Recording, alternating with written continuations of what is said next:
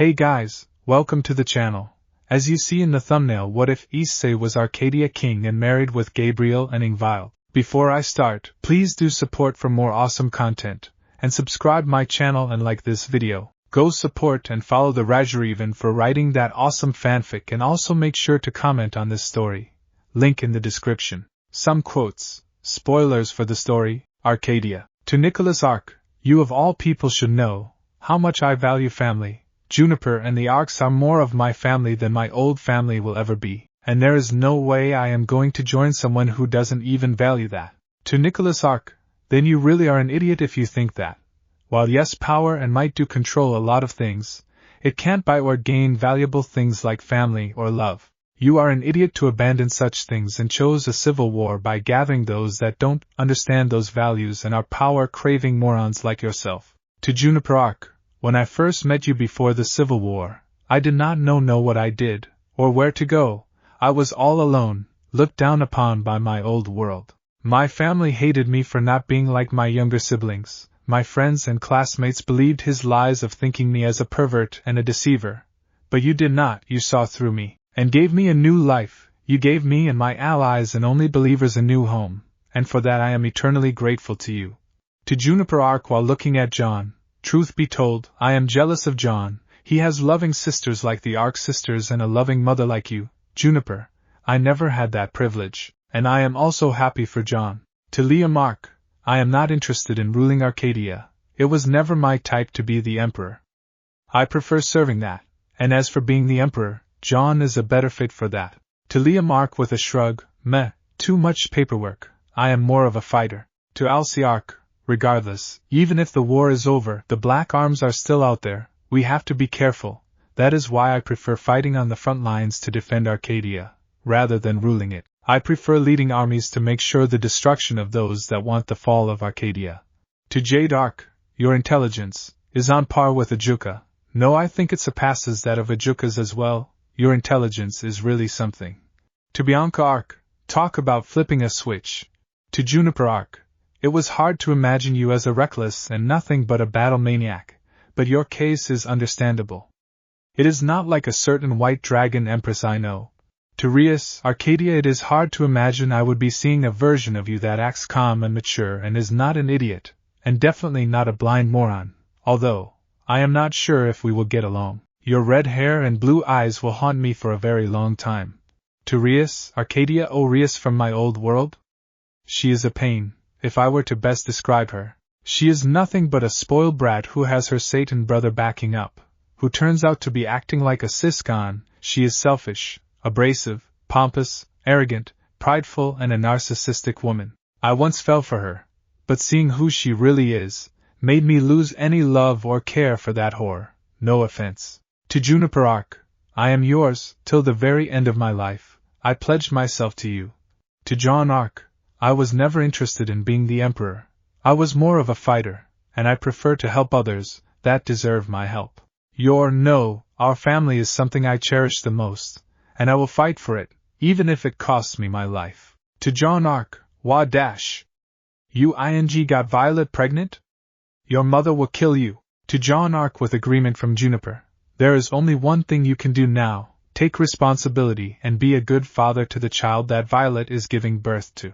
To John Arc, regardless, you will be a good emperor. The Arc Council, Juniper and myself all believe you would do a good job in being a good emperor. To John Arc with Juniper agreeing, I am not sure how the 4 kingdoms will react to the kingdom of Arcadia. From several sleeper agents present, we can deduce that they won't take us too kindly. Willow's husband Jackass being one of them. They will want to exploit us, to use advantage of us. We need to play our cards carefully. A war is something we must avoid, but not ignore. To Willow Schnee, I guess you, me and Juniper all have made bad choices in choosing the one we love. To Willow Schnee, hey, I may not be married to someone like Jacques or Nicholas, but regardless I fell for someone twice and they both hated and looked down upon me thanks to some lies from my moron of a brother.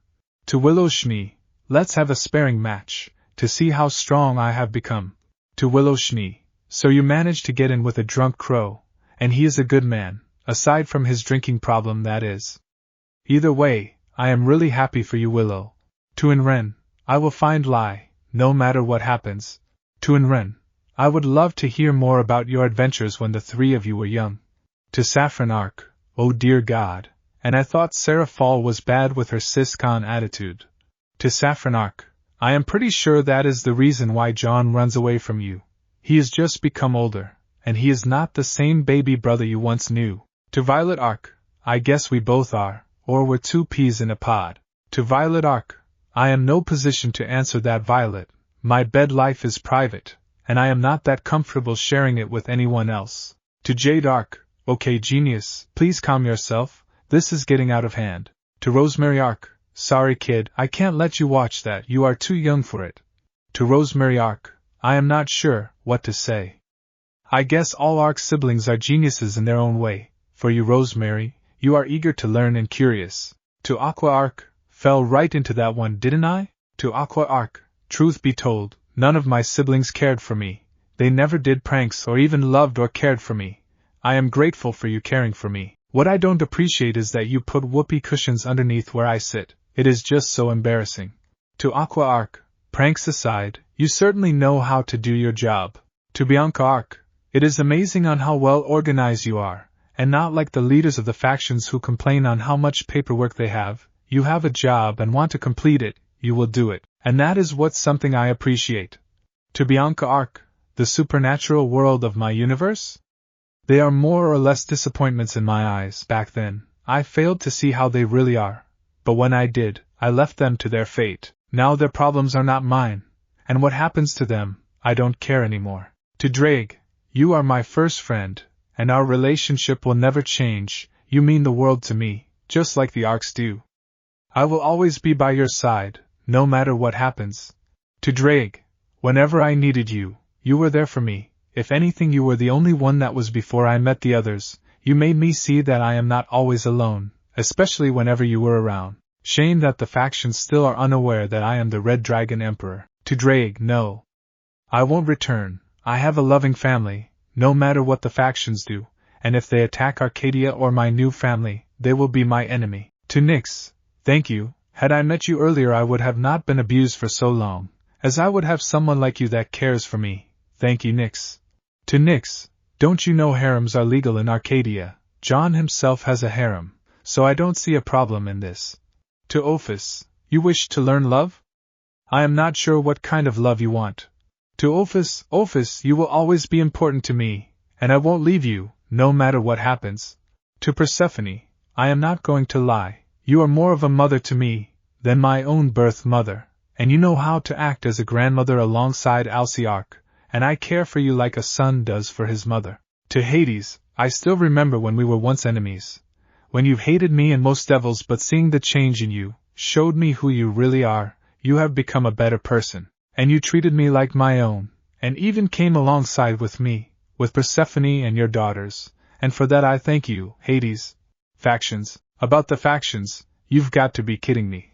To Cerzex, it's been a while, hasn't it? To Cerzex, I am not convincing my wife to join you guys. It is your call and Juniper's call to do what is right. She is the Empress, and the one ruling Arcadia for now. To Azazel, stop making perverted comments about my wife, you perverted crow. To Seraphal, I am not giving my daughters to marry any of the members of the factions. If they want to marry someone, it is their choice, no matter what you do, you midget Satan. To Seraphal, I am not the same weak boy you all looked down upon once. Try to attack me or my family, and I will not hesitate to see you as an enemy of Arcadia, and treat you as such. I will destroy you until there is no trace of you left. Seraphal Leviathan. To Rias, you are still the pampered, selfish and egotistical princess I remember, and to think you meant something to me. I have met a version of you that is 100 times better. To Rias, about Rias, Arcadia her. She is an assassin and a loyal hand of the royal family. She is a way better person than you. She is mature and understanding, unlike you who is nothing short of a selfish brat. I am glad to have met her. To Ingvild, go with die if you still think of me as a liar, and stop wasting my time. To Ingvild, about Ingvild, Arcadia, she is a way better person than you, a person that cares for her organization Shadow. She, like Rias of Arcadia, is just like how I expected Ingvild to be. You love Die, right? Be with him. I could care less on what happens to you. I have a loving family. You are on your own from now on. To Die, I am not interested in what you have to say, and stop gawking at my wife. To die while holding and twisting his hand. You never learn, do you? I was your older brother after all. To Aquino. Oh, don't be mad. Your man was gawking at my woman, and flirting with my daughters, when they clearly don't want anything to do anything with them, and believe me, it is their choice on who they want to spend their time with. To Asia. What part of they are not interested don't you get? Some of them already have a spouse, and they are not interested in your die. To Yasaka, thanks for the compliment, I really like that you think of me this way, but news flash, I have no interest in you, Fox. Your mate left you for a good reason, 'cause he saw how foolish you are. To die while fighting, shut up. Hell would freeze over before you do anything worthwhile. To die while tormenting him, you never learn, do you? Everything you just did, you never did, and the best part is that they will learn tonight. To die after exposing him. Don't blame me for this, you brought this on yourself. You have taken credit every time when I actually did something for the ungrateful factions. My life being ruined is your pathetic fault. You are responsible for what I went through. I will destroy every last achievement of yours. To Surzex after exposing Dai, pin the blame on others. That is what you can do. I could care less if they have deceived you. You brought this on yourself. But, if I ever see you or any of you leaders snooping around Arcadia, I will kill you personally. To Azazel, like I care, I am not interested in these whores. I already have women that love me for who I am, and if you try any funny business, I will do what Dai did to you, but 100 times worse. To Zeus with Juniper agreeing. Don't even think about it, Zeus. Arcadia won't tolerate any funny business you and the rest of the gods try with them. This is a warning to the other factions that have gods. Like Hindu and Norse, we have weapons, we have abilities that can kill gods, and we won't hesitate to wipe you all out. To Shiva, if you factions try anything, I won't be able to save you. Warn them if you value the lives of the supernatural. The Arcs are not people that you want to mess with, and I will be joining them. To Mickey, I have a mother, and her name is Persephone. To Goru, Mickey and Aika after renouncing them. Do you know what it feels to live in the shadow of your ex-siblings, to always be the loser? For so long, I always tried to help the supernatural and the human world, regardless of what they thought of me. I always walked on the path of righteousness, back then. But no, it was always die, and I am done with this, you know. Now I have a home and it is far away from you people, that I once called family. To the supernatural, let me tell you this, your hero turned out to be a fraud. Your real hero was admonished and hated by these morons you call leaders. The price, I won't be here ever again or helping you in your problems ever again. The leaders made some really bad decisions, trusting the wrong people and hating the wrong people. Now you all will suffer for the actions what they did. I hope you enjoy yourselves. Goodbye forever and good riddance. Arcadia. To Issei Hyoudou, you are welcome in Arcadia, young man. Normally I do not let outsiders come here, but sensing your intentions are not meant to harm, as well as you not from any of the 4 kingdoms, you exist outside of them, from a world that I never knew about. To Issei Hyoudou, even your great red, as long as he behaves himself and does not use his stunts and end up destroying Arcadia property, you all can stay. Almost all races from your world are present. To Drake, it is surprising to meet you, Drake. A heavenly dragon that wields the power of domination and can boost to an unknown limit. You and your partner Issei will make a fine ally to Arcadia. To Issei Hyoudou, I don't think Nicholas is like that, I see. He will not turn on me, the man I love won't betray me. To Nicholas Arc in shock and despair, I loved you, Nicholas. Even when you were from the 4 kingdoms, I took you in and fell for you. Did that mean nothing to you? We had children together. Doesn't that mean anything to you? To Nicholas Arc in despair while crying, I thought you loved me too. To Nicholas Arc with anger, you scummy bastard. Our children, no, my children are not your pawns. Their power will never fall into your hands, Nicholas. To Issei Hyoudou while crying, I am sorry, I see. I should have listened to you. I am so sorry. To Issei Hyoudou, I am glad you are helping me even when you are not of Arcadia. To the Arc children, I am sorry children, Nicholas has turned on us. He has turned many of my family against Arcadia. I tried to stop him, but I was too late. I trusted the wrong person, and this is what happened. Please forgive your mother for her foolishness. To Issei Hyoudou. I am planning to send my children to the Four Kingdoms for their safety. This is the only way I can think of. I can't risk their lives, especially Rosemary's. To John in shock, you wish to stay back. To John and the Arc sisters while smiling genuinely, you are all my children, and some of Issei's nature has transferred to you. I am grateful that you all are fighting this war. Let's stop Nicholas. And those that have betrayed us. To Liam Arc. I was wrong about him, father. He turned many of my family against us, using their grievances, pride and arrogance against us, and now he desires to conquer us. We must stop him. To Alcee Arc about Vlad Arc. I should have known that he would turn on us. His nature meant to be that way. To Liam Arc. We must prepare. The war will cost us very dearly. Nicholas will pay for his sins, along with those that follow him. To Issei Hyoudou.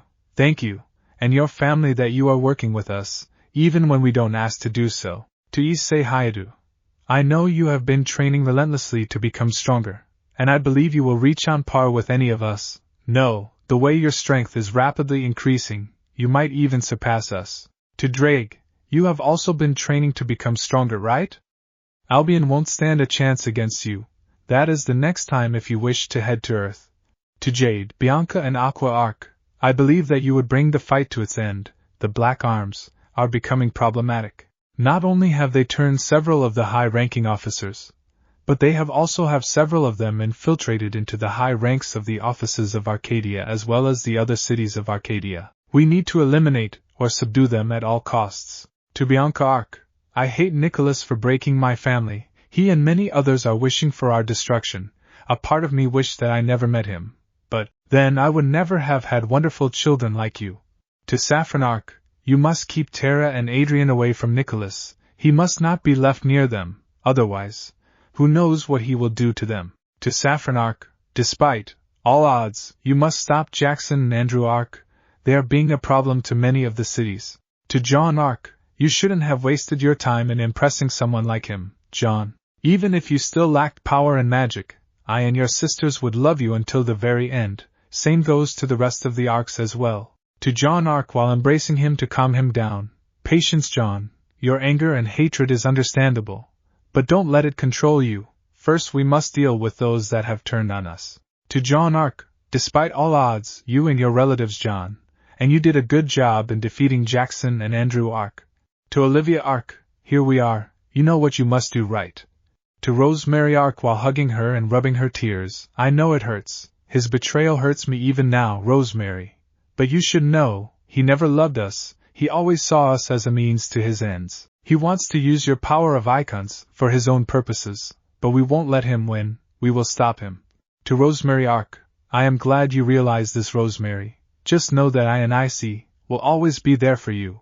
To Willow Schnee. I guess we both are married in loveless marriages. To Enrin. Just like the old days, we managed to find a way to stop her. We also can win this war, no matter the odds. To Enrin. Protect Lai and Li at all costs. We can't let Nicholas gain the upper hand in matters like this. To Nicholas Arc. You should know one thing about dragons and Dragonborn. When we love and cherish someone, we do it unconditionally. We do it without any deceit or treachery. But when we are deceived and when we get betrayed by our mates, we have hatred on par with the love we once had. However, in my case, my hatred eclipses that of the love I once had for you. To Nicholas Arc. Releasing her will doom us all, and I won't let you do that. To Issei Hyoudou. I am not giving up. Arcadia is my home, my responsibility, and I won't let Nicholas ruin the family my ancestors worked tirelessly to create. The world of Arcadia and my family is something I would fight for, until the very end. To Issei Hyoudou. Then this is a fight we would do together. I am glad to have you by my side for this, Issei. To Willow Schnee about Nicholas. It is finally over.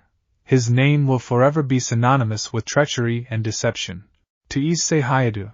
And I pledged myself to you, until the very end, and I am yours. To John Arc dumbfounded about his pregnancy with Violet Evergarden. Are you serious? You. To Issei Hyoudou with a sweet smile. Issei, it's time I discipline my little boy. Would you please head out for a while? To Juniper Arc. Issei is right. Your only responsibility is to be a good father. To Issei Hyoudou while having tears. I am so sorry. I never knew you went through so much. It is no wonder you were so hesitant to tell about your past back when we first met, and why the others asked me to ask from you. That brother of yours, Dai, he is as bad as Nicholas.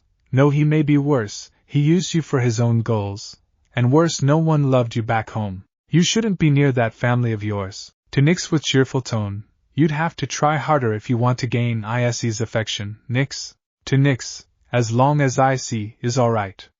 You should be alright, but hurt him, and you will suffer, Nix. To Ophis, this is just how Issei is. He is way better than Nicholas. He was there for me when I was at my lowest. My children look up to him and care for him. They have even been seeing him as a family. He acted like your brother, and chose to be your family, when all others either feared you or wanted to use you for your powers.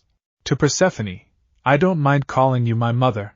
To Issei Hyoudou in disbelief, you were the first nonarch born to be chosen as the emperor, yet you declined. Why? I would love to have you rule by my side if you were an emperor, if you were my emperor.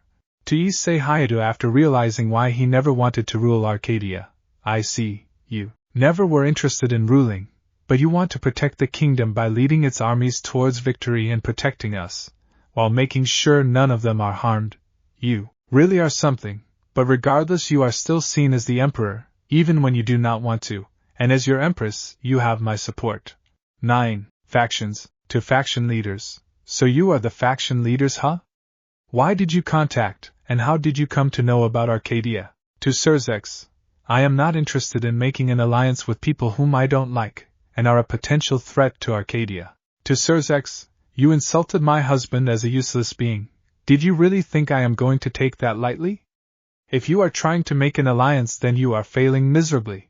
To Azazel, this is a meeting for an alliance. We are not friends. I would advise you to take this seriously. To Dai, I am not interested in you, boy. To Dai while raising her aura, I am married to your useless brother. You will either address me as the Empress or as your sister-in-law. Do I make myself clear? To Rias while holding her neck, if I ever see you insulting Issei like you did just now, I will be the one to torment you and make sure you wish for death. To Ingvild while throat-chopping her but not killing her. Oh no you don't. To Ingvild.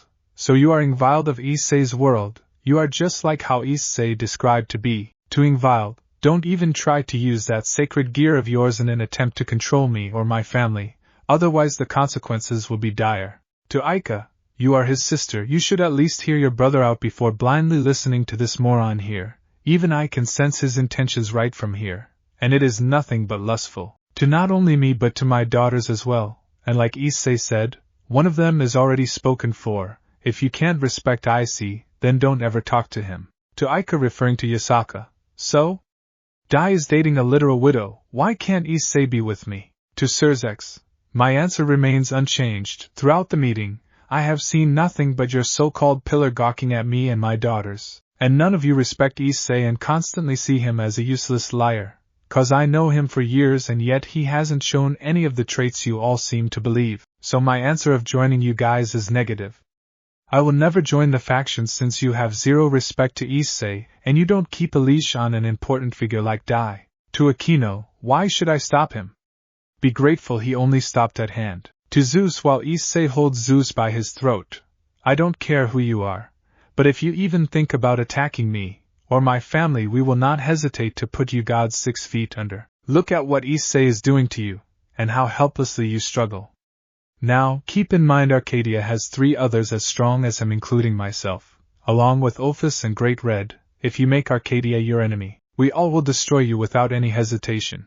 While watching Issei torment Dai during his fight, he is getting what he deserves, and I am enjoying seeing him suffer. To the faction leaders after Issei exposes Dai, I was able to see his intentions the day I met him. Even if Issei told me about Dai, I always wanted to see it for myself. But when I saw him gawking at me and my daughters and his arrogant attitude, I realized that he is a rotten person. He reminds me of my ex-husband Nicholas who brought and ruined my family and nearly broke us apart, and I have no regret of not joining the alliance. And like Issei said, your problems are not Arcadia's. To the faction leaders, a leader takes the blame on themselves when their subordinates or their people fail. It is their responsibility to deal with him or her accordingly. You should have kept Dai under control and make sure that he does not overstep his boundaries, yet you just let him do what he wants, even insulting, threatening and attacking my family when we only defended ourselves.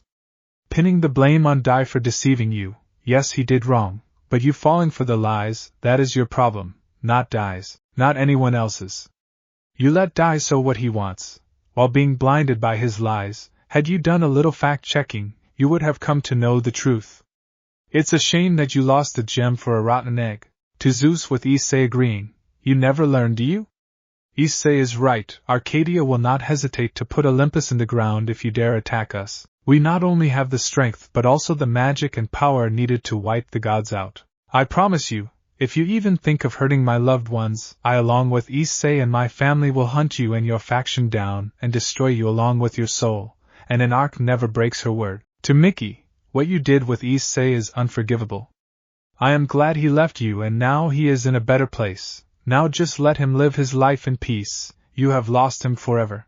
To the girls that love Dai, see, this is who your man is, a fraud, a deceiver, nothing more, nothing less. He doesn't care for you, he only liked you for your bodies and to ruin his older brother even more. The mere fact that you chose him over someone that would cherish you permanently, shows how blinded by beauty you all have been. Now be with him, since that is what you wanted. To Ingvild, about Ingvild, Arcadia, your counterpart from my world, is mature, kind and helpful. You are nothing like him. You do nothing but disappoint me, with your actions. You have hurt Issei a lot, and I will never forgive you for what you did to him. To the faction leaders, goodbye faction leaders, I hope you enjoy what is coming for you, cause I nor Arcadia would ever help you. To quote from John Arc, you've got people around you too. You don't have to force yourself to be strong. The more you hide from what you're feeling, the more alone you're going to feel. Trust me. In the heart of a bustling city, where the sky was perpetually overcast with clouds of gloom, lived a boy named Issei Hyoudou. From the moment he took his first breath, it seemed as though the universe had conspired against him. Issei was born into a life that was not his own, a life that had been snatched away from him by the very person he cared for most. His little brother, Dai. Dai, the golden child of the Hyoudou family, was the embodiment of everything that Issei was not. Handsome, charismatic, and ruthlessly ambitious, Dai had always been the center of attention. Issei's innate kindness had been his downfall. His younger brother knew how to manipulate situations and emotions to ensure that the spotlight remained firmly fixed on him. And so, Dai had stolen Issei's life, leaving him with nothing but scraps of a reality that should have been his. Issei had done everything in his power for the people around him. He had sacrificed his time, his happiness, and even his dreams to make their lives better. Yet, despite his unwavering devotion, he was met with nothing but contempt and disdain from those who should have appreciated his efforts. Only a precious few had believed in him, and even fewer had loved him genuinely. The bitter taste of rejection and injustice had become a constant companion. Issei's actions, though often unseen and unappreciated, were the reason why the supernatural world remained safe, hidden in plain sight from the oblivious human population. But his sacrifices were not acknowledged. Instead, he was blamed for the smallest of mishaps, his name used as a scapegoat for the family's problems. A tear fell from his eyes, remembering all the past he remembered from the girls he encountered, their hurtful words still imprinted inside of his head. Having a relationship with a liar like you, no thanks. Issei clenched his fist in anger, as the voices of the girls continued, I'm sorry, but I don't want to be with someone like you. Issei almost had another tear falling from his eyes, as the voices kept continuing. In his mindscape, images of the girls that rejected him were seen, but they were unable to be differentiable. Ha! You being my partner? Don't make me laugh. I don't desire trash like you. The voices kept continuing, as another spoke in his head. I thought he was a good friend, but he is just as rotten as the trash around him. Issei almost fell down, as another voice came in his head. Stay away from me. I don't want to hear excuses from someone who is jealous. 2 more tears fell from his eyes, as voices kept popping inside of his head. You're just trash, Naya. Issei saw a family photo, which showed his parents and his siblings, as another voice came inside of his head. You're just jealous that I admire Dai-sama and not someone like you. Issei grabbed the photo frame, and was livid seeing those faces of those that were supposed to be his family, yet they treated him as garbage. Engrave this in your head, we will never be a couple. He flung the photo frame, sending it crashing towards the wall. The photo frame shattered completely as the photo fell to the ground. As Issei walked towards the photo and picked it up, not caring for the glass that was stinging his legs, almost causing them to bleed. Issei was not sad anymore, he was angry as well. I'm sorry, but I don't want someone like you as a partner, since someone like you would set a bad example for my daughter. Issei tore the image into multiple pieces. As tears fell from his eyes, he did not want a family like this, that looks down upon him. He hated this, he hated them. A final voice spoke inside of his head. He saved me from Nyx, and I would rather kill myself than be with someone like you, who is nothing more than a deceiver and a liar. Issei spewed some flames, burning the photo completely as a final yet taunting voice came inside of his head. This is something you will never enjoy. Issei was about to begin the chant of the Juggernaut Drive. He had enough life force to at least put Ko 6 feet under, and if things don't go well, he could care less. He wanted to ruin those that were in Ko at the very least. He started to chant, I, who shall awaken? Issei's gear came to his side, but just as he was able to speak the next line, when, partner, no, it's not worth it. This is not what you intended to do tonight, remember? Issei widened his eyes, realizing that this is not what he intended to do tonight. Tonight was the day he planned to leave permanently. One fateful evening, with nothing but a small bag of belongings and a heavy heart, Issei made a decision that would change the course of his life. He walked away from the prison of his past, determined to leave it all behind, and he never looked back. Issei saw the duffel bag that had all of his stuff. He picked it up and brought out his 2 dragon wings. He jumped out of the window and reached the ground. As he did, 3 people teleported near Issei. The first was described to be a tall woman, and had black hair and red eyes, and her hair was raised all the way down. Additionally, she wore a white school shirt along with a red jacket, and black leggings. She additionally wore a skirt, and heels for the trip. They both were waiting for their flight announcement. The second person was described to be wore a noble black and red dress, decorated with beautiful roses, and black fishnet stocking.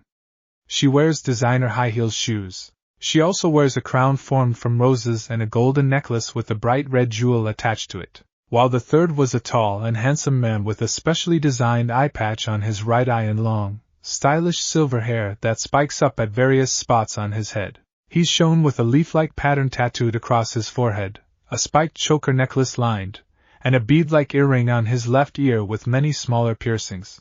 His attire is shown to be quite formal and extravagant, with a collar that spans all the way to his upper chest, and badges decorated on the left and right side of his coat. Finally, he wears long white jeans and a pair of shoes filled with square patterns.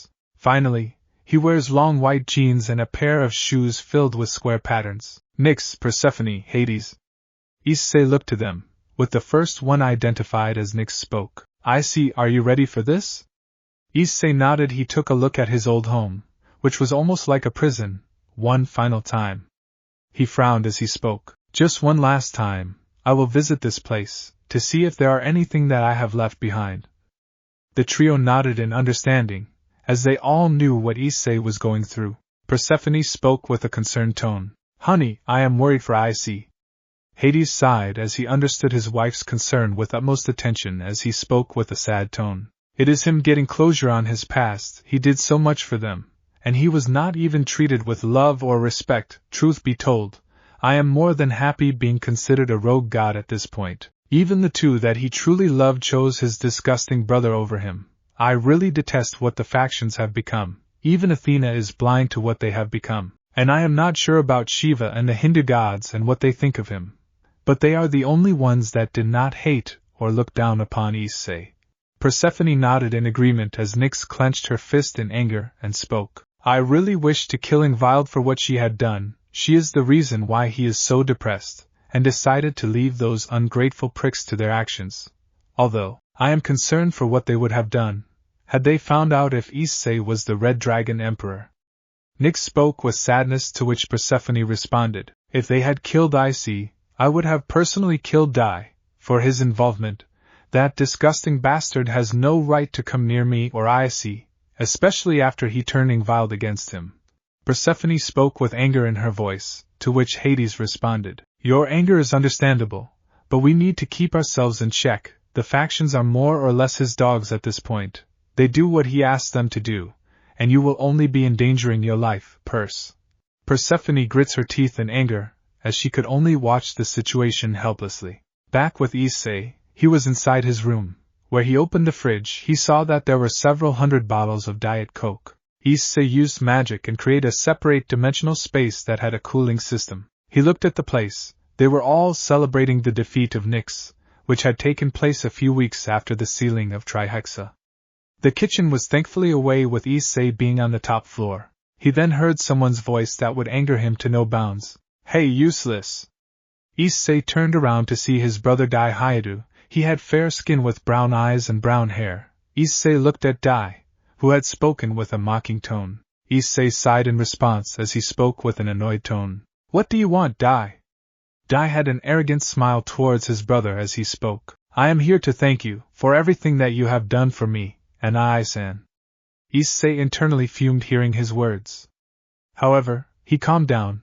He was not interested in dealing with Dai right now. He headed outside, not responding to his brother, which made his arrogant brother angry, as he held Issei's shoulder, causing him to respond with an annoying tone. "What?" Issei continued as he responded, "If you are here to waste my time, then please leave. I got better things to do than deal with your arrogance and flaunting attitude of yours." Issei was about to walk out when Dai spoke with a grin. "Oh, but am I? The fact that I have touched Ingvild at several locations including her butt and her ass makes me feel so." Dai was not able to complete as Issei straight up punched Dai in the chin, almost breaking his jawline. A/N. I don't this GIF. Dai was sent flying, crashing to a nearby wall with Issei putting a sound barrier which prevented anyone from doing anything. The reason Issei was able to do so much was because Drake taught him everything he had to do with magic.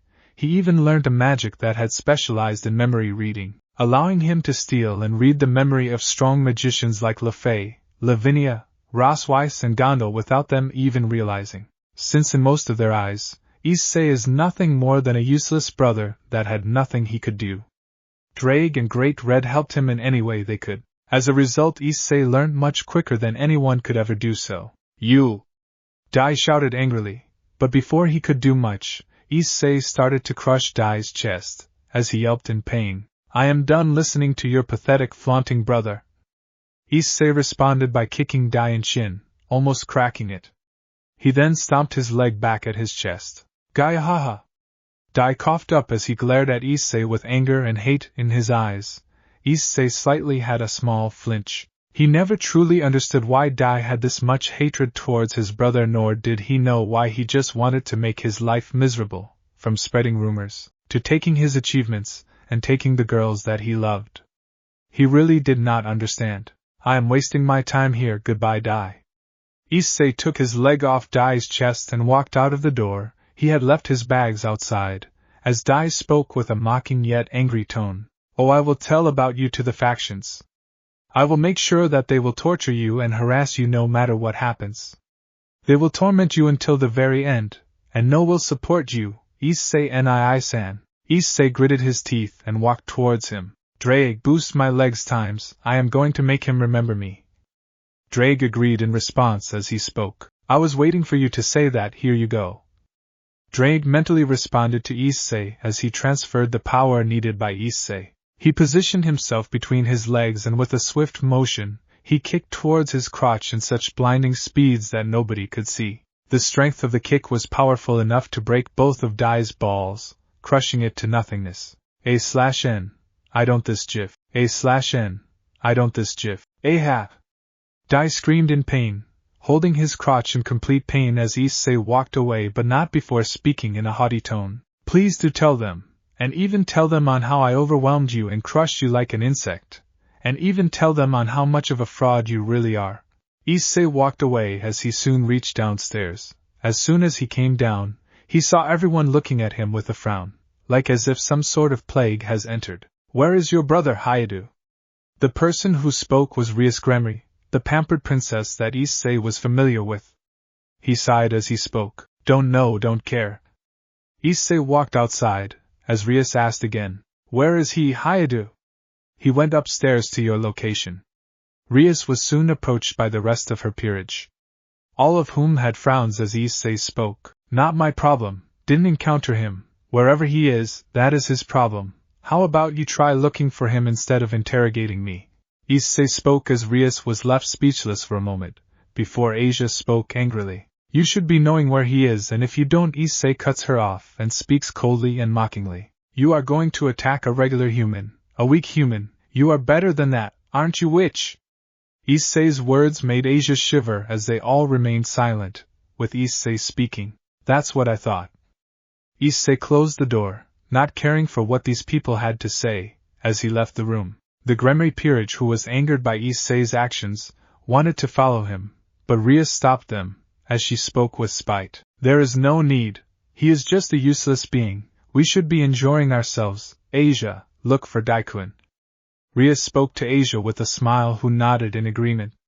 She soon went upstairs to locate for Dai. Back with Issei, he had came outside and was greeted by his real family as Nyx asked with concern. Are you alright? Issei gave a nod, as he responded. Yes, I am fine, just had a few hiccups, but that's all. Felt really good putting Dai in his place. Issei spoke with a slight smile. As Persephone spoke, you should have recorded that. I would have loved to see his condition. Issei was about to respond when Hades suddenly got a communication circle. Yes? Very well, we are on our way. Hades looked at the other two and continued. Millenoi and Macaria have already reached the dimensional gap. It is time we head there as well.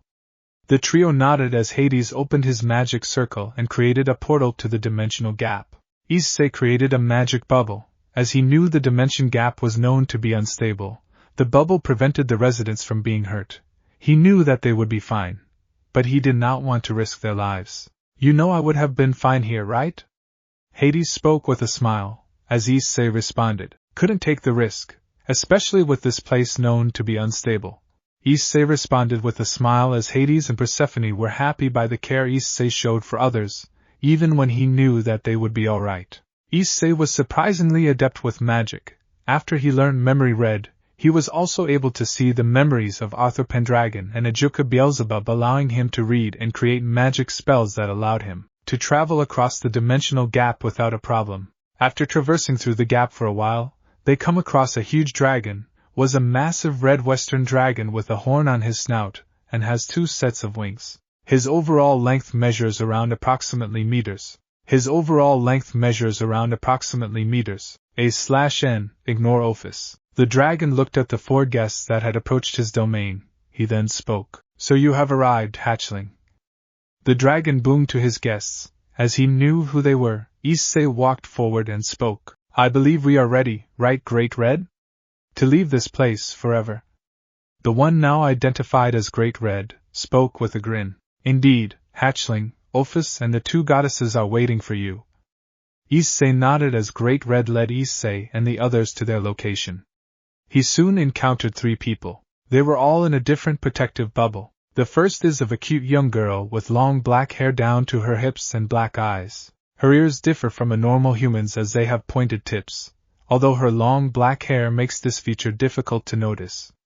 Her dark gray eyes have reptilian slitted pupils.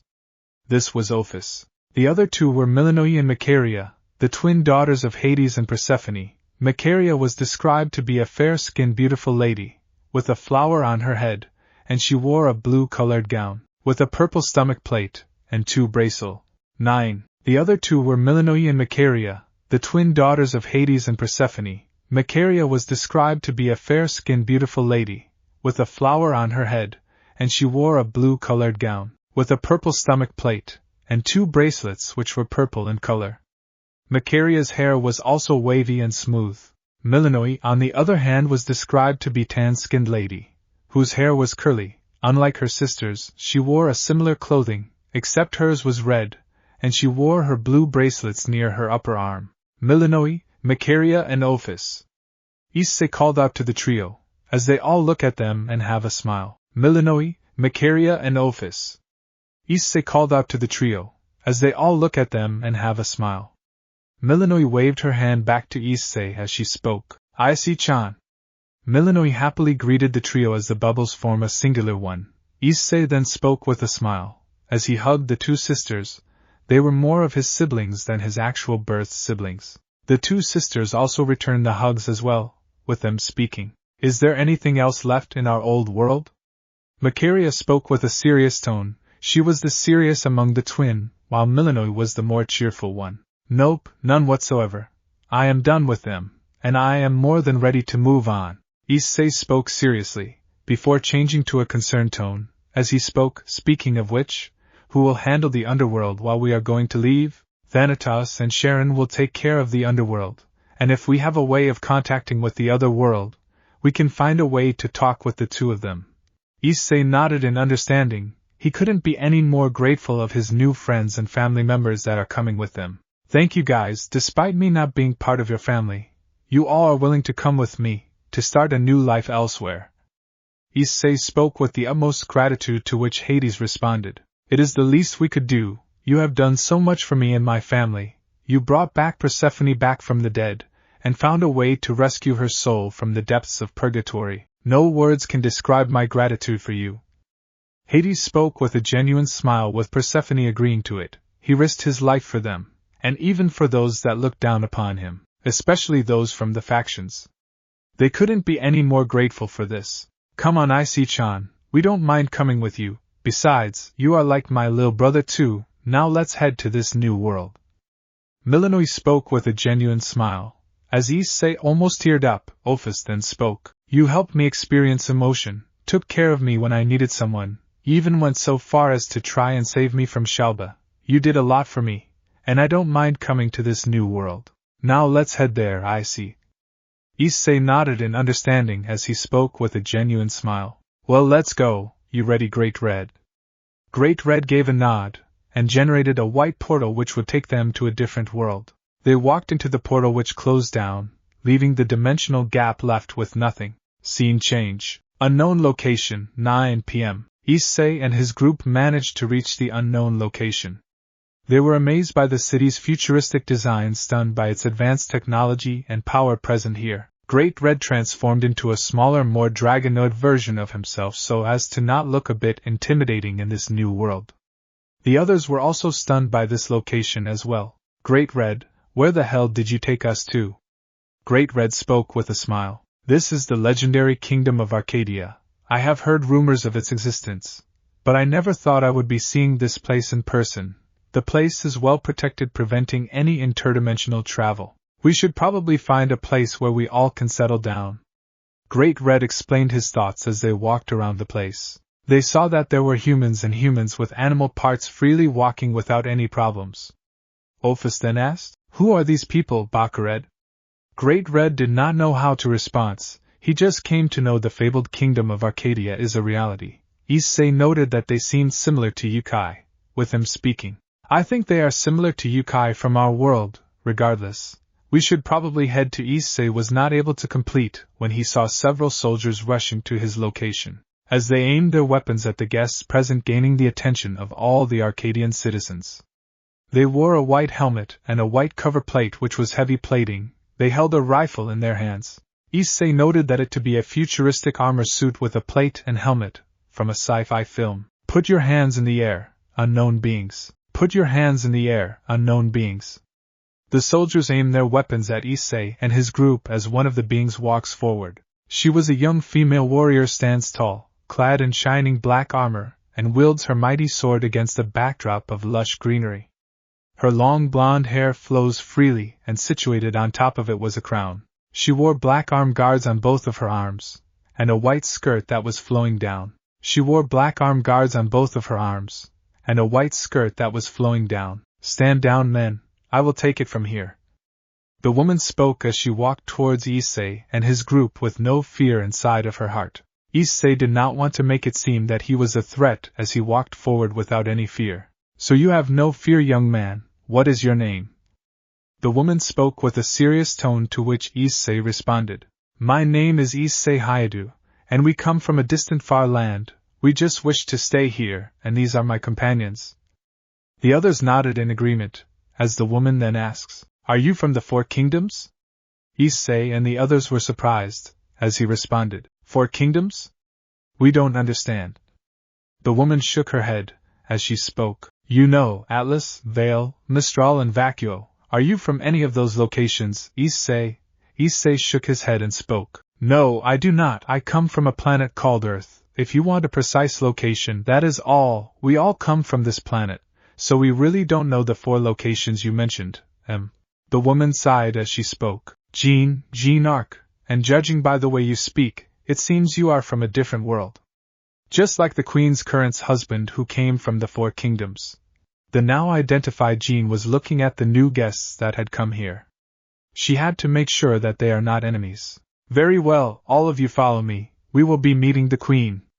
Jean spoke with a serious tone as they all headed towards the royal castle, as they knew that is where their new life would begin.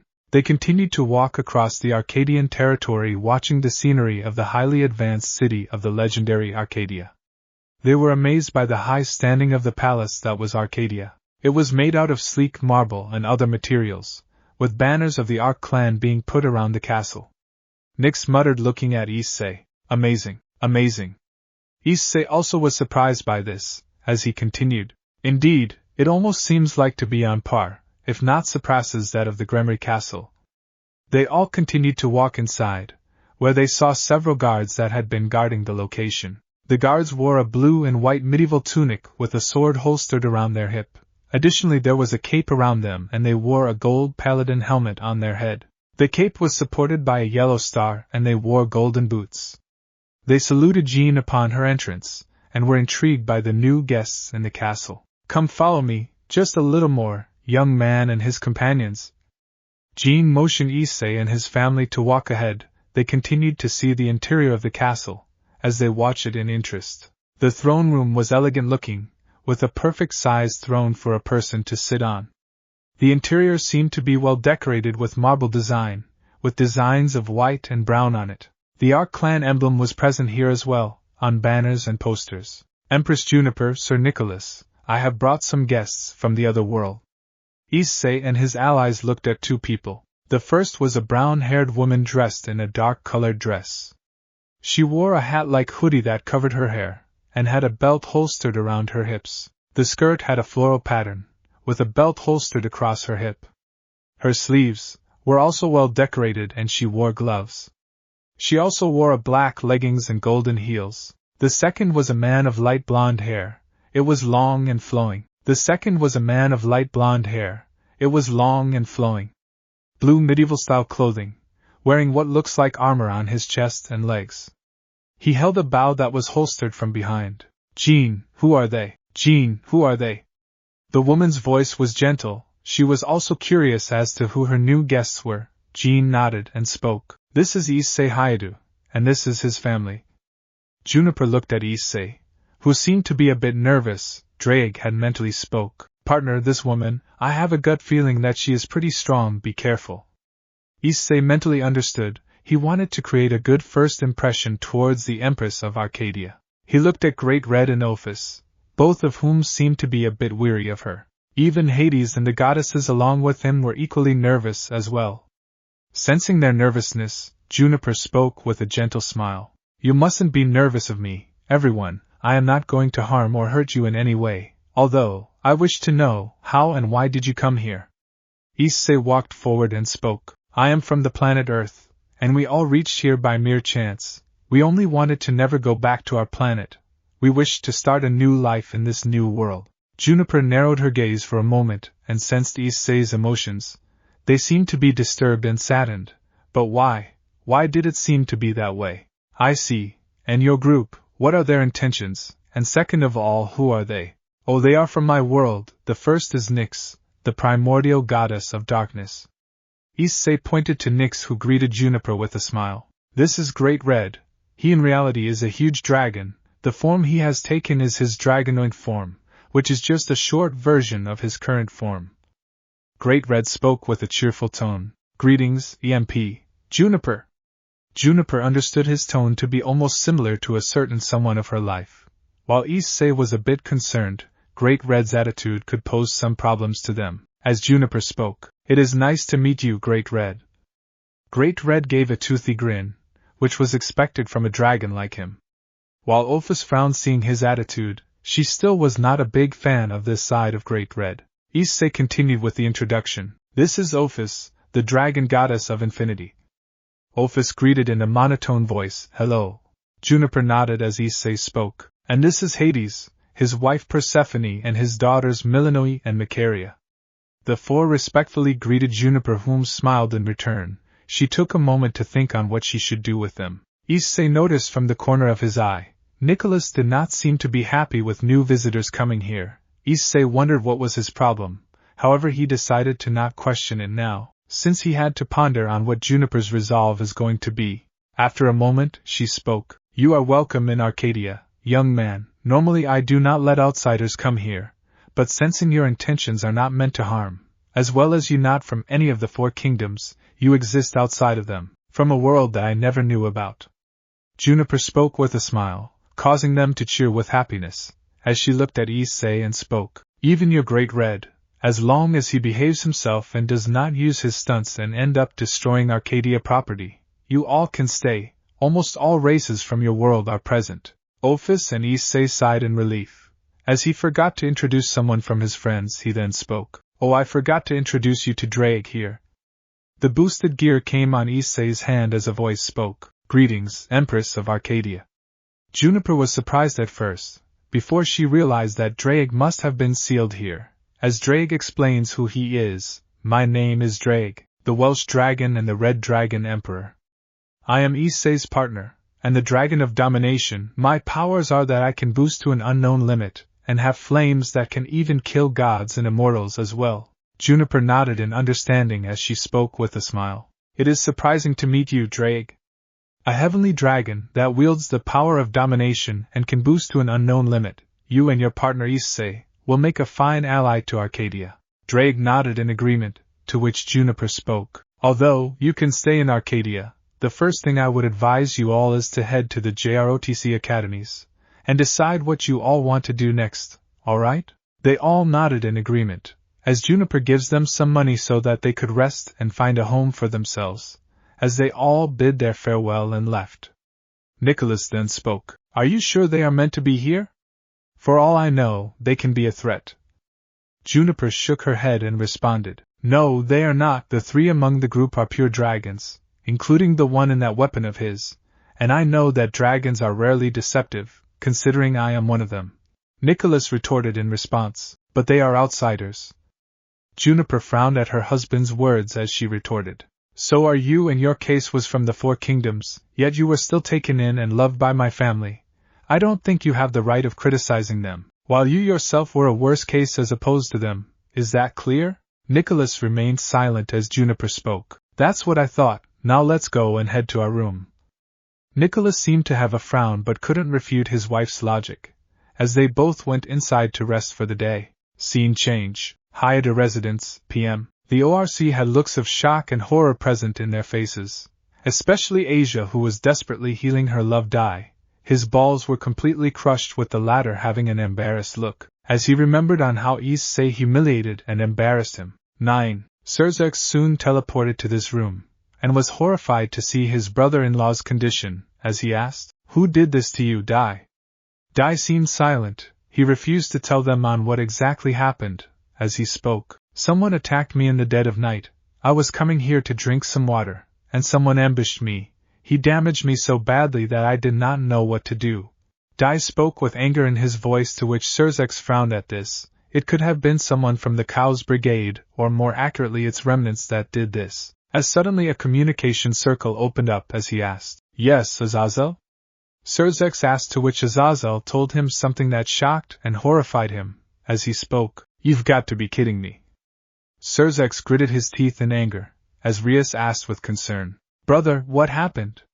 Cerzex spoke with a sigh. Nyx has escaped her captivity. Someone has released her from her prison. Azazel tried to contact Hades, but he was nowhere to be located.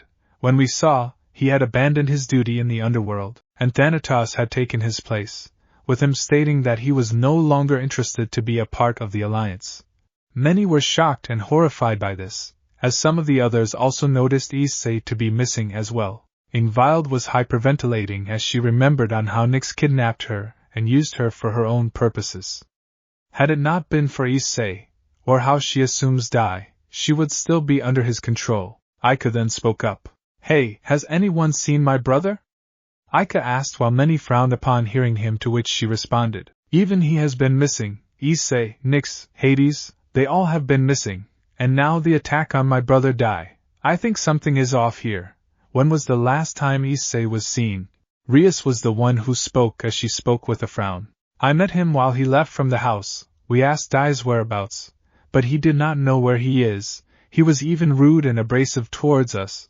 I could care less what happens to him. The ORC girls agreed to this, with Cerzek's sighs. Anyways, there will be a meeting for this. Zeus is not happy by the fact that Nyx managed to escape, and now has been considered a rogue goddess, with Hades also being considered as such. Dai, take rest for the night, recover what had happened to you. Dai nodded, albeit in a defeated manner, as Asia and Aika helped their brother up. Rias and the others also settled down for the day as Cerzek teleported back to the underworld. He knew what had happened today will bring some problems to the Alliance, and everything that they had done so far. They could care less for Issei, but what happened to Dai as well as the disappearance of Nyx and Hades could pose an additional problem. They had to deal with it as soon as possible. A few days later, Issei and his family have already settled down in Arcadia. He remembered the history of the kingdoms. The entirety of the kingdom of Arcadia was made by the 4 founders of Arcadia, who were the daughters of the immortal Grim Queen, Witch, Salem and the wizard Ozma. They were Aurora Arc, Aurelia Arc, Anastasia Arc and Apricity Arc. They were the images that he had seen while he was walking across the academies deciding on what he needed to do next. Juniper personally decided to take him around. Issei was considering having a mastery in magic, since he was quite adept with magic. He realized this when he was able to see and create magic that even top-tier magicians of his world would struggle. That was how he created concealment magic, which allowed him to hide Drake for so long. He knew if the factions found out about Drake, they would do anything in their power to remove Drake. He would never part with his best friend, and he would destroy everything if they would attack Drake. Another thing that took interest was the Academy, which he wanted to create technology weapons that would benefit Arcadia and himself. He had a few ideas in his head. Speaking of the others, Nyx, Macaria and Milanoy was interested in many of the academies, with Macaria being interested in Strixhaven Academy, meant for those that were highly intelligent, while Nyx wanted to learn magic just like Issei did. And finally Milanoy was still deciding on which academy she wanted to go. In the meantime, Ophis and Great Red decided to go to the Dragon Kingdom, where they were welcomed without a problem, given that they were dragons. However, Ophis wanted to stay with Issei, as well, which Issei suggested her that she can visit him any time. Hades and Persephone also were interested in the academies, with Hades being interested in Megalocene Academy, where he would love to learn about military strategy, while Persephone wanted to head to the Academy of Carano. They all have decided to agree on the said academy. Hey Drake, what do you think we should begin? Issei spoke, to which Drake spoke. I'd say we should head to the magic one, that being the aptly named Magic Academy. But I would say you should prepare yourself for that one. From what Olivia Arc spoke, it is supposed to be one of the hardest academies to get into. Issei nodded in understanding, as he then spoke. Now I wonder when are the entrance exams going to happen? Issei spoke in deep thought, as suddenly a voice was heard. In that case, you are in luck, Issei-kun.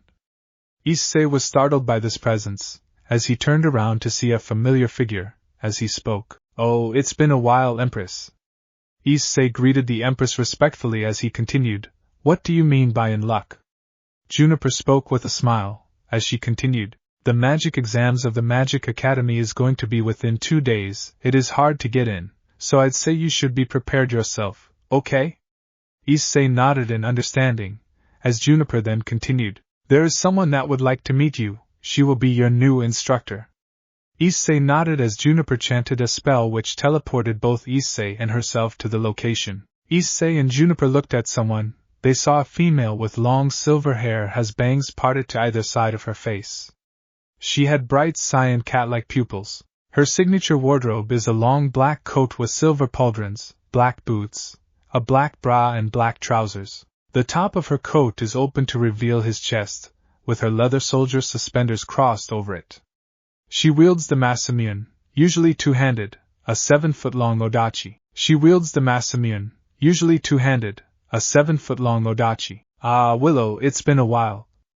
The now identified Willow turned around to see her old friend as she greeted with a smile. Juniper, good to see you again. Willow then looked at Boy and spoke, so he is the boy you wanted me to train. Indeed, Willow, meet Issei Hyoudou, the boy from planet Earth. I believe he and his family come from far away, a place that even we are not aware of. Willow nodded in agreement.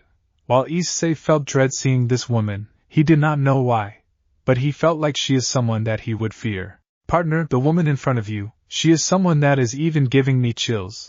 Even Great Red's aura did not give me chills, like she does. I would advise you to not get on her bad side. Issei was stunned by this revelation as he gulped in fear. Willow sensed his fear, and dashed towards him. Before Issei could react, Willow was just a few inches away from his body. She's fast. Issei flinched and became defensive. Despite his fear, he stood his ground. I sense your fear, young Issei. Willow looked down on Issei as she easily towered on Issei. Her FT inch easily surpassed Issei's FT inch. If you have fear, young man, then I would advise you to back out from being my apprentice. I don't wish for you to become my apprentice out of fear. You have a choice. You can either become my apprentice with your own violation, or leave with your fear intact. My training will make even the toughest of men back out, so tell me, boy, do you still wish to train, or do you want to leave, boy? Willow looked at Issei with a glare. Juniper remained quiet seeing this scene. Many refused to train with Willow because of her ruthless and obsessive nature. Her obsession with Cloud knew no bounds, although she was uncertain about where Cloud was. What will you choose, Issei, run away or power? Many chose to run away. What will you choose? Will you be like the others or be like a new man? Juniper thought seriously, to which Issei walked forward and spoke to Willow while staring her in the eye. He controlled his fear, or managed to do, and spoke seriously. I will be your apprentice, Willow. I will not let my fear guide my life. I shall accept to be trained under your tutelage, Willow-sensei. I refuse to let my fear make my life's decisions. Issei's tone made Willow stunned. It has been a long time since anyone had said this to her. Issei reminded her a bit of Cloud, with his lack of fear showing her a memory that she had a long time, long before she had a change of heart. Willow and Juniper seemed to have a smile on their faces. Willow then spoke with a smile. I see. Congratulations, Issei, you have passed the first test. Issei was a bit stunned by this, as Juniper spoke with a cheerful tone. See, I told you, Willow, he will pass the test. He spoke without any fear. He is a good kid. Willow nodded in agreement, as Juniper looked at Issei and spoke. Issei, it was more or less to see whether you are strong enough to handle the training Willow will set up for you. The first test is to display fearlessness, and you just like we wanted you to do so. Now we can begin your real training. Issei nodded in understanding, as Juniper then spoke. Now I will leave you to enjoy your training, alright? Issei nodded in understanding as Juniper teleported back to her mansion, leaving Issei alone with Willow. Let's perform our introduction again. My full name is Willow Schnee. I never got to properly introduce myself to you, due to the test. What is yours? Willow introduced herself, as Issei responded. My name is Issei Hyoudou. I am the current Red Dragon Emperor. It is nice to meet you. Willow nodded in understanding. She was told everything about him by Juniper, and was requested to look after her. She then spoke with a serious tone. Now, Issei-kun, we will begin our training. I want you to show me what you have gotten. Willow walked to a distance as she unsheathed her odachi, and got into her stance. She held it over his left shoulder with the blade curving downward, known in the Japanese sword stance as Teiyura Gasumi no Kami. She held it over his left shoulder with the blade curving downward, known in the Japanese sword stance as Teiyura Gasumi no Kami. A/N. I don't own this GIF or Final Fantasy. Issei activated his boosted gear, something that got the attention of Willow. She knew what it was, and what were its potential. Issei summoned a magic circle and brought out a very significant blade. It had typical Western sword with a length of 90 centimeters and a width of 12 centimeters, and it has fairy letters inscribed on it to show that it is not the work of mankind. This was Excalibur, the sword of promised victory. I see, so that is your weapon. Issei gave a nod, remembering on how he had achieved the Excalibur in the first place. Flashback to a few months ago. Issei had visited the Pendragon mansion, although he would not be treated as a proper guest, but like always, as a nuisance. He decided to venture away from his friends and head to the lower areas of the castle. Once he did, he saw that there was an empty room. He realized this was an unused storage room, and he decided to leave, until he accidentally stepped on a tile which was on the deep right side of the room. Oh shit, what did I do?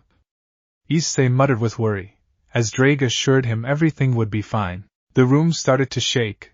As the room suddenly changed with a portal situated at the center, he decided to head into the portal, despite Drake warning him to be worried about this. Once he entered, he was in a grassy landscape. He looked around to see that it was nothing but an endless plain of grass, with the exception of a pathway that was leading to the front. Drake then spoke. Partner, I have a feeling that we should follow the trail. Issei nodded as he continued to walk towards the trail, which was situated on the left direction of the portal. He walked on it for a few minutes, until he reached a pedestal which had a sword placed inside of it. Issei was in complete disbelief, as he heard stories of Excalibur. But how was this possible? How can this be possible? And why is there Excalibur present on the stone? He asked Drake for this, who was as puzzled as he was. I also don't know, partner. All I know is that what I see is the Excalibur. It could be fake, or it may even be the real Excalibur. I also don't know, partner. All I know is that what I see is the Excalibur. It could be fake, or it may even be the real Excalibur. I would advise you to walk with caution. Issei nodded as he walked towards the sword. He placed both his hands on the hilt of the Excalibur. He started to pull it for a while. He knew that he is not worthy. However, again to his surprise, he was able to pull the blade out. How in the world? Issei exclaimed with surprise. He looked at the blade, awed by its design. He still can't believe that Issei was worthy of being the wielder of Excalibur, since this was because Issei never was seen worthy in his life. Michael or Azazel refused to give him any weapon to defend himself, as he gave Ascalon to die. Now, he is worthy to be the king. Before he could comprehend next, a man's hologram came on the screen. He wears a white robe that has a hood and cape-like covering over his shoulders with a lilac triangle trim. His long hair is colored a pale white and lilac. He has bangs as well. Merlin? Issei recognized him, as he had read LeFay's memories by that time thanks to Memory Red. Merlin? Issei recognized him, as he had read LeFay's memories by that time thanks to Memory Red. Merlin looked at the boy and sensed him. Surprise was seen on his face, as he spoke. You don't seem to have Pendragon blood, and you are the current Red Dragon Emperor. Who are you? Merlin did not doubt Excalibur's choice, however he was concerned on Excalibur being in the hands of a non-Pendragon. Issei was surprised by this at first. How was he able to sense his sacred gear? But he soon realized that Merlin's magic far eclipsed that of present-day Pendragons or any human magicians. My name is Issei Hyoudou. You are Merlin Ambrosius, the closest friend of Arthur Pendragon. You went missing after Arthur's death, aren't you? Merlin gave a nod and spoke with a gentle tone. You have done your research, young man, and I don't have the power to stop you, even if I want to. I have been watching over Excalibur since centuries, waiting for a Pendragon to one day find this room and take the Excalibur, putting me to rest. But who knew fate would have a different opinion? A random boy from a faraway land would be able to lift the sword.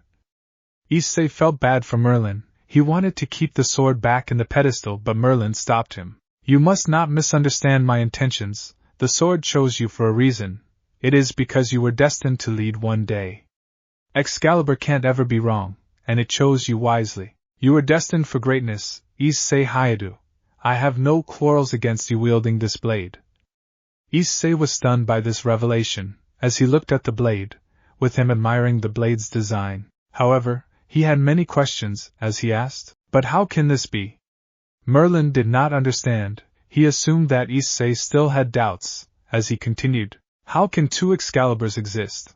One being the one in my hands, and the other being broken and with the church. How was this even possible? Merlin was stunned and shocked by this revelation. It only took him a moment to realize that someone must have recreated or tried to recreate the Excalibur only for it to be broken, as he asked. Issei, may I ask who was the one recreated the Excalibur which you speak of? Issei looked at him and revealed everything. Merlin narrowed his eyes. He frowned on the church's action of recreating the Excalibur, and even took down several of the orphans, as Merlin understood everything what Issei told him. He then spoke seriously. I see, there is only one explanation.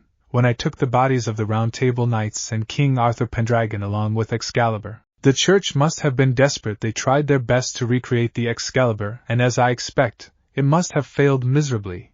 Am I correct in my presumption? Issei gave a nod as he responded. Yes, Merlin, you are right. And what do you mean took the bodies of Round Table Knights and the king? Merlin spoke with a smile. As he pointed to the graves that were present in this dimension, he hid this so that the supernatural does not tamper with them in any way. Issei looked around, seeing the graves of the Round Table and the king all situated, hidden from the rest of the world. I did not want the Excalibur to fall into the hands of the supernatural. It was made by the fairies, and the angels had no right to use the blade. It was meant to be with the Pendragons. But I think that even after so long they did not find it. Instead you, Issei, were the one to even locate this. If the blade were broken or used by the other supernatural, then the fairies will not be happy. They loved and cherished humanity, and did not desire for the supernatural to manipulate them. Alas, they still do. Merlin spoke with a sad tone. As Issei understood to some extent Merlin's point of view, many supernaturals still looked down upon humanity. Merlin sensed that he did not have much time left, as he then spoke with a serious tone. Issei, I wish to make a request. Since that you are now the wielder of Excalibur, please accept this request. Issei nodded and spoke with a smile. I shall. Tell me what happened. Merlin spoke with a serious tone. Promise me this. No supernatural of this world will wield this blade, unless you deem anyone to be worthy to wield this blade. Until you deem worthy, you must be the only one to wield Excalibur. Please, Issei, do not deny my request. Issei nodded, understanding how much Excalibur meant to Merlin as he spoke with a serious tone. I accept, and I vow to never let the supernatural of this world wield this blade. Merlin seemed to be satisfied as he spoke. Thank you, Issei. Now I think you must leave. I sense some people coming to your location. Issei nodded as he waved goodbye to the fabled wizard before heading to the portal. Merlin closed his eyes as his hologram disappeared. He knew that Excalibur is in safe hands. Once Issei reached the exit, he jumped into the portal as the room reverted to its old state. He used magic to put Excalibur in a separate dimension. When several people entered his room, it was Dai and his friends. Issei, why are you in this location? Issei feigned ignorance, as he lied. I was looking for you guys when I got lost. Issei spoke while rubbing his head, as Lefei commented. I believe he must be going after other maids in the mansion, and must have gotten lost. Some of the girls glared at him in hatred, while Issei did not deny it, seeing this to be pointless to deny at this point. Rias then walked forward and spoke coldly. Just follow us and don't lose us, otherwise, we won't be looking for you, Hyoudou. Issei nodded, controlling his anger, as he walked with them. It was a good thing that they won't be able to find out what really happened. Drake, meanwhile, congratulated him for his achievement of being the new wielder of the true Excalibur, as Issei lost his anger and internally chuckled at the factions using false Excalibur for their purposes, not knowing or suspecting that Issei is the true wielder of Excalibur. Flashback ends. Issei gets into his stance. He puts forward his blade as Willow motions him to come after him. He dashes towards Willow, who is easily blocking her strikes. Willow noticed few flaws. She understood that Issei was a power-type fighter, using brute force to overwhelm his opponents, considering his strikes were meant to overwhelm his opponents. Additionally, she noted that Issei can also enhance his strength and other attributes after every boost. This meant that his power will rapidly increase, although she wondered if his body can handle that. The second thing she witnessed is that Issei had no swordsmanship training, since his strikes were unpredictable and reckless. While being unpredictable was advantageous, there is a chance that by luck the opponent could overwhelm that ability. The reckless part made him even more vulnerable, allowing Willow to attack at several locations, defeating him at many locations. Additionally, Willow noted that Issei's strikes were almost similar to a newbie striking his sword for the very first time. The third and final thing she noticed that Issei often prefers to fight close-ranged, making him susceptible to far-ranged attacks. This was a weakness he needed to counter or eliminate, otherwise it could be a problem. Despite the mentioned flaws, there were several abilities that Willow had to praise him for. The first thing was that being a power-type fighter meant that many of his opponents would be forced to defend himself from his attacks, and the fact that his strength will only multiply along with his other attributes made her flinch, knowing that he could hypothetically reach Juniper or even her level if his body could handle it, keyword being hypothetically. The second thing was that his age, children the age of 9 were not known to possess this level of power and abilities this boy did. She did not know whether he was stronger, and if he was, then he has got tremendous abilities and tricks up his sleeve. The third thing was that due to his abilities, he possessed untapped potential, meaning that he was only going to get stronger as time passed by. Willow was pondering on how much potential he had, and wondered if he has the potential to reach the level of the Big of Arcadia. He has the boosted gear and that sword, which Willow noted to be extremely strong and powerful. She felt like he will become a very strong person once he completes his training with her, if he manages to survive her training. Willow decided to end the fight, as she closed her eyes. After a nanosecond, faster than Issei's eye could see, she dashed towards Issei and made one slash as she was on the opposite side. Issei was on a different side. "It's over," Willow spoke in a cold tone, as Excalibur fell down with Issei falling to his knees, gritting his teeth in pain. He saw that his clothes had been torn and there was a gaping wound in his stomach. Using healing magic, he patched his wounds, as Willow walked towards him. "You okay?" Issei looked at her, and gave a nod in agreement. Willow gave a small smile. She was happy that Issei managed to survive that. Despite his loss against her, he proved to be persistent. As he got up without any support, Willow helped him a little bit as she spoke. "Take a small break, we will begin our intense training soon." Issei nodded as he went to drink some water. Still stunned by the prowess of what Willow was capable of, he drank some water as Drake spoke. "That Willow, her speed is really something." Drake commented, still stunned by how fast her speed was. Even he would be unable to detect that. Her speed was unmatched, anything like he witnessed. Indeed, our world wouldn't stand a chance against Arcadia, if it were to ever go to war against them. I really hope that they don't try to ally with Arcadia. Issei spoke with slight worry as Drake agreed, with him continuing. "Or your stupid brother tries to look at any of the Arc family with lustful looks. He will be the reason they will be killed." Issei agreed to this. If Willow was able to easily beat him, he was pretty sure she was not even at her strongest. Either way, they should know better, but if they want to provoke Arcadia, that's on them. Issei spoke with a shrug, as a few moments later, Willow showed up as she spoke. "Break's over, I hope you are ready." Issei looked at her and nodded, as she spoke. "Juniper told me that in days you have your academy exam, right?" Issei nodded, to which Willow spoke. "You must prepare yourself, Issei. The Magic Academy exam is known to be the toughest examination in all of Arcadia.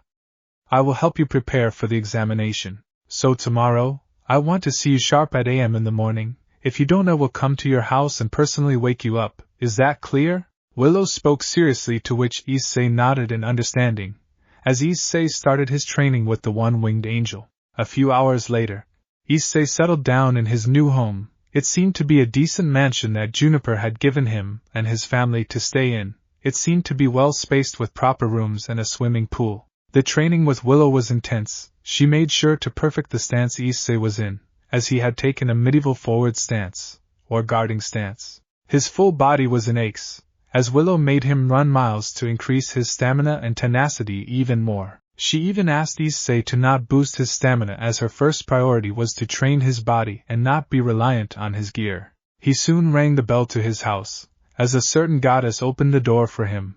This was revealed to be Persephone, as she greeted Issei. "Issei-chan, welcome home." Issei nodded as he asked upon seeing the others missing. "Hi Persephone, where are the others?" Persephone spoke with a smile. "Hades is giving his application for Megalocene Academy, while Macaria is helping Millenoi decide on an academy. Nyx, like Hades, is giving her application for Magic Academy, while Ophis and Great Red are with the dragons of the Arcadia. Anyways, I have prepared food for you." Issei nodded as he headed inside. Persephone also added, "Oh, and before you eat, take a bath first, okay?"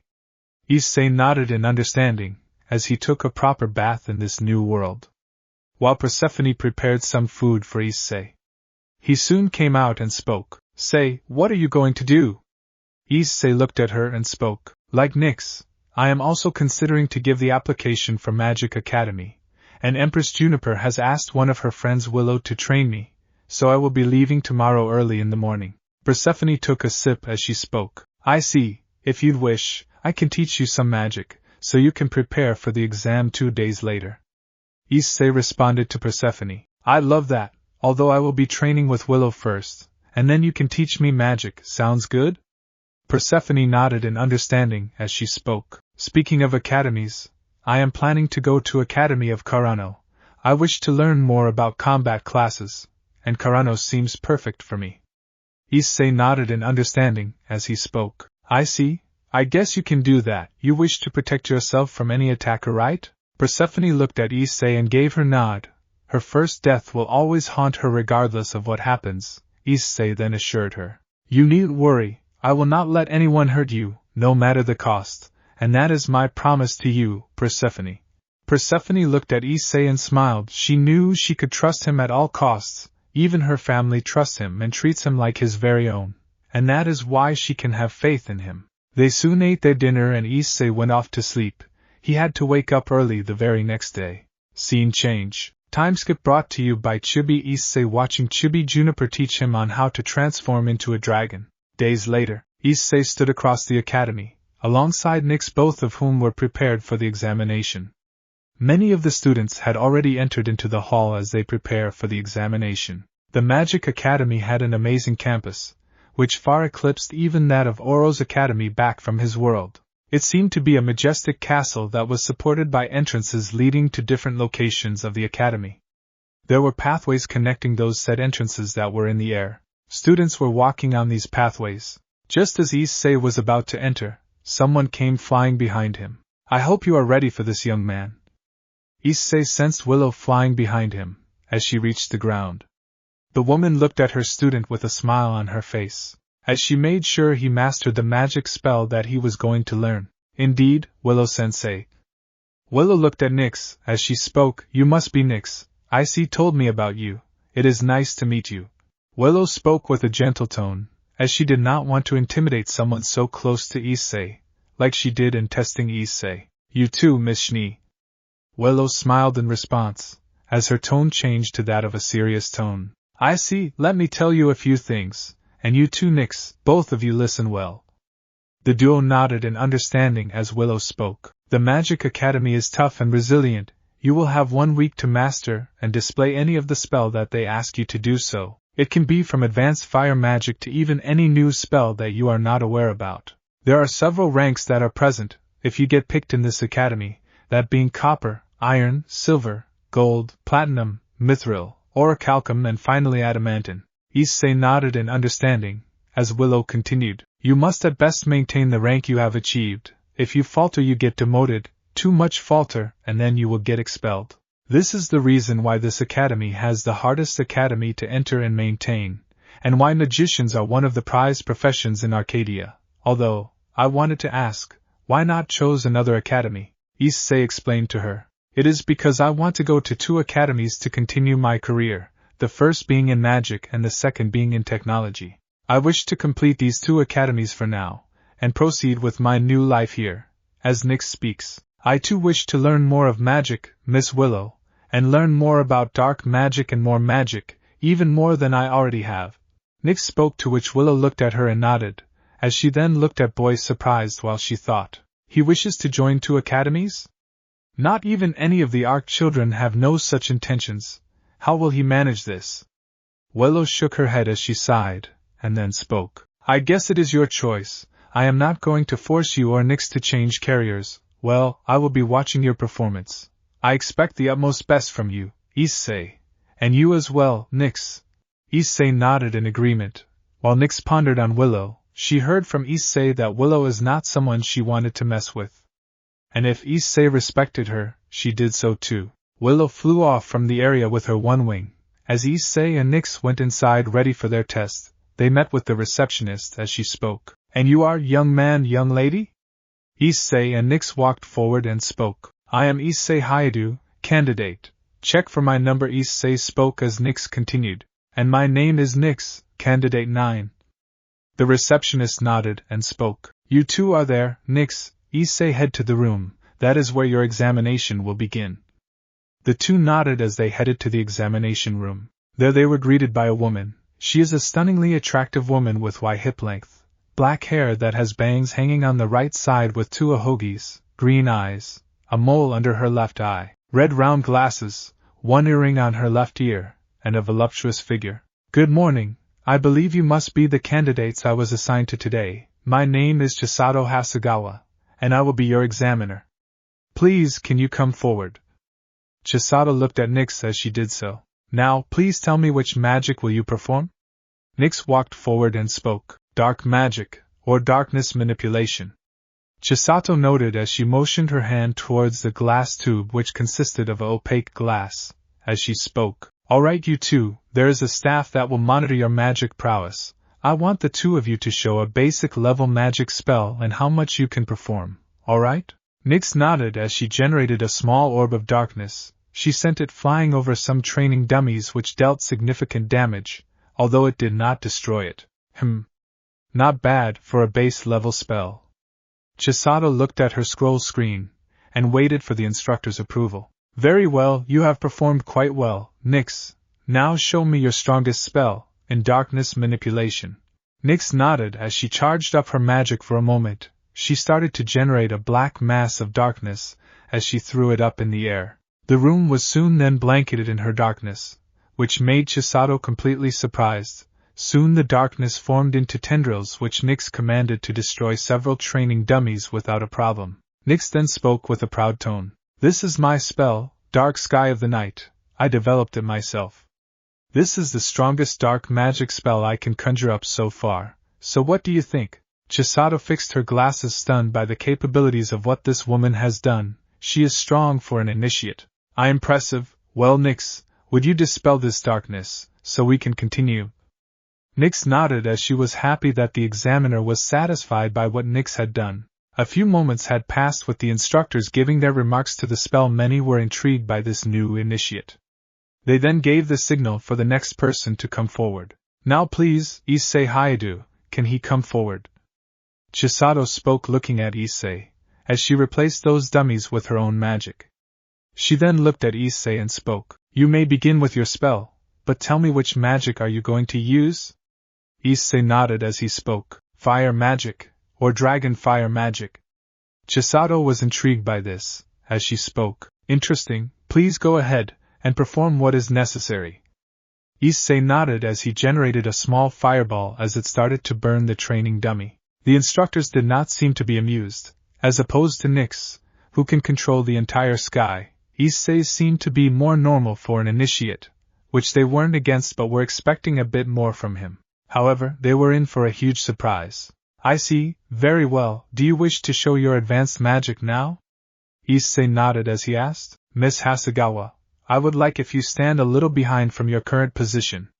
Chisato was surprised, but nodded regardless, as she walked behind, a little bit near the initiates. Issei soon walked ahead as he started to breathe in flames. He then sent the flames towards the training dummies, scorching every last one of them. Even the surrounding walls and the surrounding shields were starting to get burned by the flames. It felt like Issei's wrath raining down on those dummies.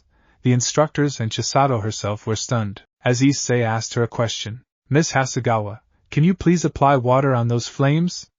Chisato nodded. She was taken aback by the foolish question Issei asked, not knowing the flames Issei used were Drake's flames. A storm of water has applied on those flames, however it did nothing to douse the flames. Chisato was taken aback by this. She looked at the flames in horror. There seemed to be no way to stop it. The instructors were taken aback. They underestimated the boy. But now they knew that this boy was very well adept in fire magic, if he was able to unleash that level of flames. Both of their contestants were prodigies. I call this blazing inferno of scorching flames. My best friend taught me this spell. Not my original spell. Anyways, even if you apply water or cold, the flames won't go. They will keep burning the target all the way down to their soul. Chisato gulped in worry. while the instructors were amazed by the flames. Issei managed to control the flames, only limiting them to the dummies. Although the shields were damaged, they can be easily repaired, which Chisato did so. Amazing, I have no words, both of you performed excellent for the test, you two may wait outside, your results will be shared to you soon. The two nodded as they headed out. The instructors were discussing on what rank to give the two candidates. They were all in agreement that the two are confirmed to have a place in the academy. Some of the instructors wanted to give Issei the adamantine rank, while some wanted to give him orichalcum, others wanted to give him mithril rank. Regardless, they were certain that he was going to be in the top 3. As for Nyx, there was also a tense discussion, and in her case it was either mithril or orichalcum due to her excellent control of the magic. A few hours later, Issei and Nyx were waiting for their results. As soon as they came in, the receptionist called them. Candidate 9, please come forward to the table, your results have arrived. Issei and Nyx nodded as they reached the receptionist. Congratulations, you two. Issei and Nyx were given their results. As she spoke, you both are now officially students of the Magic Academy. Both looked at their results, and were stunned as it stated. Both were happy by this, they were able to get in. With flying colors, as Nyx exclaimed with happiness. We did it! Nyx exclaimed with happiness as Issei responded. Yeah, we totally did, we can now proceed with our new lives. Nyx nodded in happiness, as they headed back home to give the good news to the rest of the family. The two were being watched by Willow, who had a gentle smile on her face. As she was happy for her student's success, she then spoke. Good job, kid. Willow flew off, undetected by anyone else, as she headed back to her home to deal with someone. Scene change. Hidden location, Arcadia, PM. Unbeknownst to anyone, someone else also watched the initiation with great interest, as he had a smirk on his face. He then spoke to himself. You two will be useful, for when I conquer Arcadia, I will need the two of you. No, you two are the key, so that I can rule Arcadia with an iron fist. The figure heads into the darkness, sinisterly smirking as if he managed to get them too. Conquering Arcadia will be much easier. Juniper was having a discussion with Willow, both of whom were talking about the grading examinations. Juniper held a copy of the offer letter that Issei had received in her hands. She was stunned when she heard that Issei was given the rank of orichalcum in the Magic Academy, something that only high-level mages could get. Those that could also get were those that had serious magic training. This made Juniper even more curious about this Earth. In all her life, and despite being familiar with outer space, the planet Earth was the first time she had heard of this planet that housed beings like this. She wondered where it is, and if they could head there. Willow, the kid, is he that capable? Willow gave a nod as she spoke. Indeed, Juniper, the kid was able to generate flames that could even burn a target all the way down. Not even the soul is spared, and these flames cannot be doused with regular water or even cold. Juniper was surprised by this. His potential was pretty high, and he could be pretty strong in the future. The kid needs proper guidance, I believe. If used for righteousness, he can be one of the strongest mages Arcadia has to offer. His power is something that our enemies can use to their advantage. We must not let him and his allies fall into the right hands. But Issei is not the only one that can use this spell, Blazing Inferno of Scorching Flames. His best friend can also do that. Willow told her about this, with Juniper understanding who else could do it. Drake. Juniper mused in agreement, causing Willow to nod. She was aware that Issei called only one person his best friend, and that was Drake. Anyway, I will talk to the council about this. His power must be well known to the Elder Arcs at this point. Willow, please guide the boy. If we can get him in his full potential, who knows how strong he can get? Willow nodded in agreement, as she spoke. I will not let my student fall down the path I once did. Juniper nodded in agreement, remembering her crimes as the one-winged angel. Willow soon flew off, leaving Juniper alone. She soon sighed, knowing that it will be a long day today, since the Elder Arcs will also see what kind of a person Issei is. They heard of the boy, and had no objection of him staying here. But with the power the boy displayed, she was worried that they may be a bit weary of him. Regardless, she believed that they would make the right decision, no matter what happens. Well, time to get ready for the day. Juniper spoke as she walked out from the balcony. She saw Nicholas long gone, as he was preparing for his work as well. A few hours later, the elder Arcs had gathered in the Arc Council chambers. It was described to be a royal chamber room with several holographic statues of Arcadian monarchs placed on it. It had been well decorated and had the Arc clan banner situated on it as well. Soon enough, the elder Arcs decided to begin the meeting with Liam Arc, Juniper's father, beginning the meeting. Liam was described to be a blonde-haired man with white dragon horns and white scales. He also had light gray eyes. He also wore a white inshirt and a brown coat, with brown pants and brown shoes. His arms had dragon scales on them as well. I believe I know why I have called you here, right? Liam spoke seriously. The boy Issei Hyoudou gathered his attention. He wouldn't deny this, but the boy's power is something that can't be ignored. He wanted to know more about him. Indeed, Liam, we are aware, the boy Issei Hyoudou, his skills can be useful, but we must be wary. We have to guide the boy to do what is right, and make his own life without a problem. The one who spoke was his wife Alcée Arc, and the mother of Juniper Arc. She was described to be an elf that had navy blue hair, and hollow eyes. Her hair is short length, and she wore a veil covering her face. She had pointed ears that had earrings on them, which were crescent moon in design. She also wore royal clothing. She wore gold ornaments, a light blue cape and navy blue shirt. His power has potentially attracted foes and friends alike, flames that can burn someone all the way down to their soul. It seems like the dragon known as Drake found a way to kill a deathless. The one who spoke was considered to be a man whose stature and look is giving off an intimidating appearance. He has black hair and bright gold eyes. He wears black robes that have gold ornaments all over him, especially in his chest where it resembles a necklace. He is Galith Arc. We should just leave him alone. He just wants to live his life without a problem. Alcée spoke with some of the Arcs agreeing to it. He is just a 19-year-old teenager. We should let him be, not involving him as long as he does not intend to do so. The one who spoke was Artemis Arc, Juniper's younger sister, and Alcée and Liam's youngest daughter. She was a woman of average height, who gives off an appearance of a fairy. This is due to the wings that are on her back, which are blue. She has white hair tied into a ponytail, has pale skin, and bright blue eyes. She wears a light blue dress with the chest part having a floral design. But his flames, are there any limitations, since if the boy is unable to control, he can cause some serious damage? We are just concerned, that is all. The one who spoke was Elizabeth Arc, Juniper's younger sister, but she is Artemis's older sister. Elizabeth was the next to speak. She is a tall, beautiful woman with reddish-orange hair and blue eyes. Much like the other elder Arcs, she is wearing a formal dress which is dark blue and has added gold ornaments around her dress. Much like the other elder Arcs, she is wearing a formal dress which is dark blue and has added gold ornaments around her dress. In that case, someone must talk to the boy. He cannot fall into the hands of our enemies, or they will use him against us. If he desires to live a simple life in Arcadia, we are no one to stop him. But I think we should deal with him in a friendly manner. He is not our enemy, and we shouldn't make him an enemy. The one who spoke was Arthur Arc. He was described to be a man with blonde hair, whose hairstyle is similar of that to John's. He has gray eyes and is wearing formal wear, mainly white with gold ornaments and lining all around, as well as purple clothing by his chest.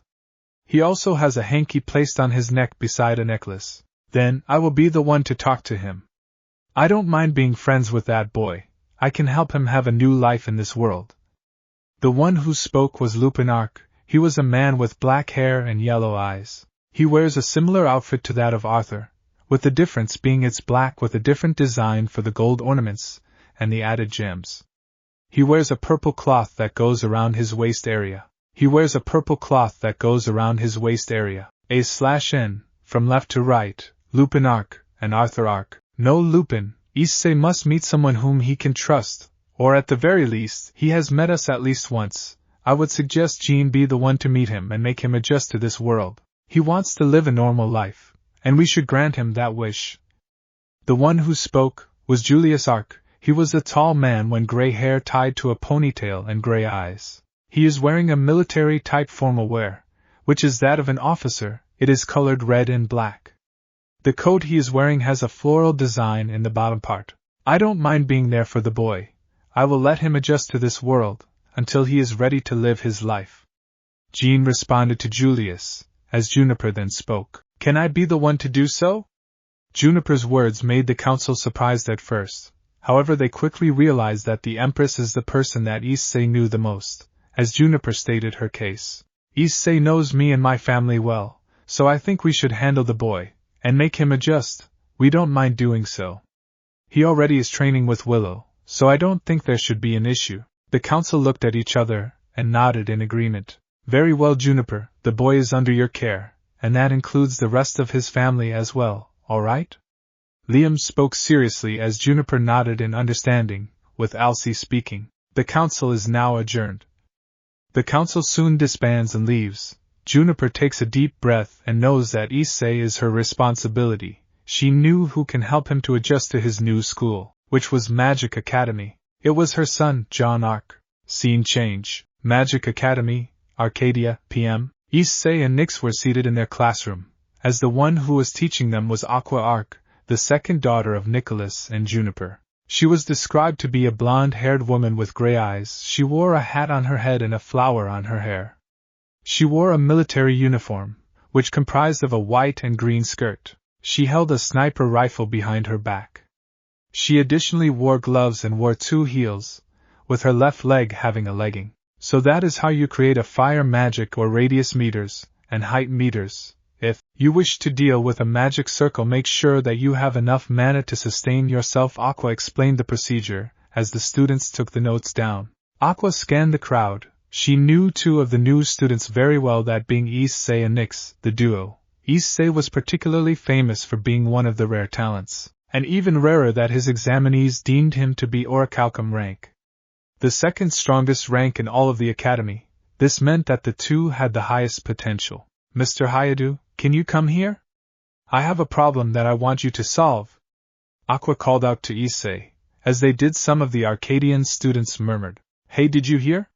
One of the students spoke as another one responded. He was the first in my life that was crowned as Orichalcum upon his entrance examination. He is a prodigy. Another female student spoke as Issei seemed annoyed by the attention he was getting. I told you to not reveal my flames to them, bestie. Drake spoke telepathically with a mocking tone. As Issei retorted, Oh, shut up.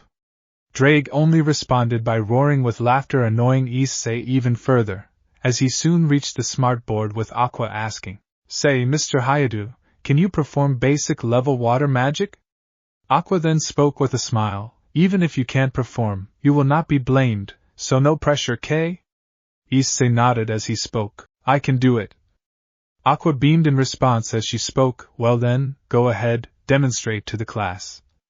Issei stepped behind, and generated a small ball of water magic in his palms. He then displayed it to Aqua and spoke. Like this, Professor Arc? Aqua nodded and gave him a smile. She soon spoke cheerfully. Good job, Mr. Hyoudou, you may get seated. Issei headed back and walked to his seat. As he did, he remembered more of his past. The day he was able to unlock his massive potential with magic. Flashback.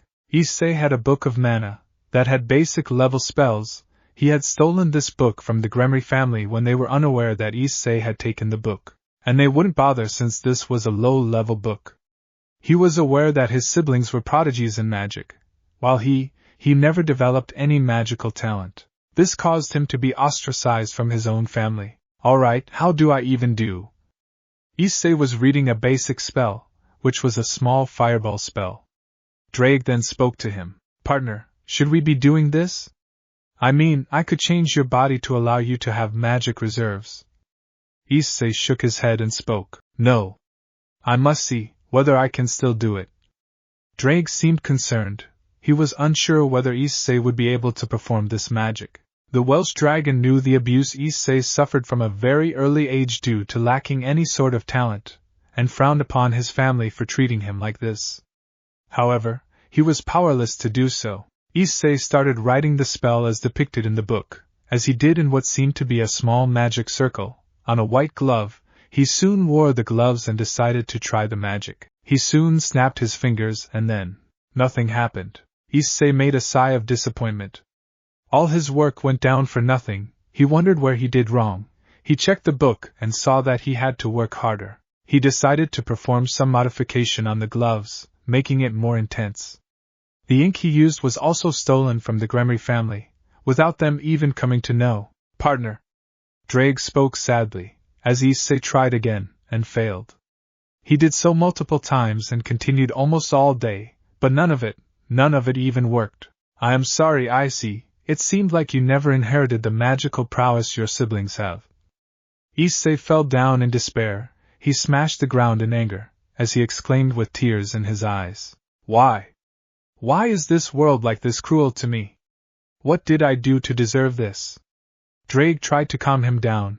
In his anger, he punched the ground one final time. All his life was nothing short of being miserable, pathetic punching bag. However, in his anger, he accidentally scorched the ground. Issei was caught off guard by this, as he jumped in the air. He was shocked and stunned by this. Drake was also caught off guard as he exclaimed, I never knew.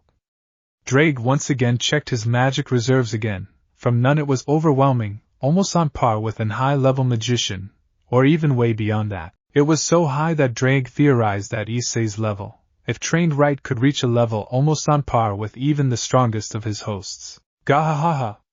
You have some really amazing magic potential, even surpassing your brother and sister. You are a late bloomer, Issei Hyoudou, and you have the potential to be a strong magician once this is all over. Drake exclaimed cheerfully as Issei was happy. As he wanted to calm the fire down, he learned it was relatively easy. He closed his eyes and reduced the fire till it was doused. So what should I do? I can't let them know about this. They never saw me as their own, only caring for damned potential.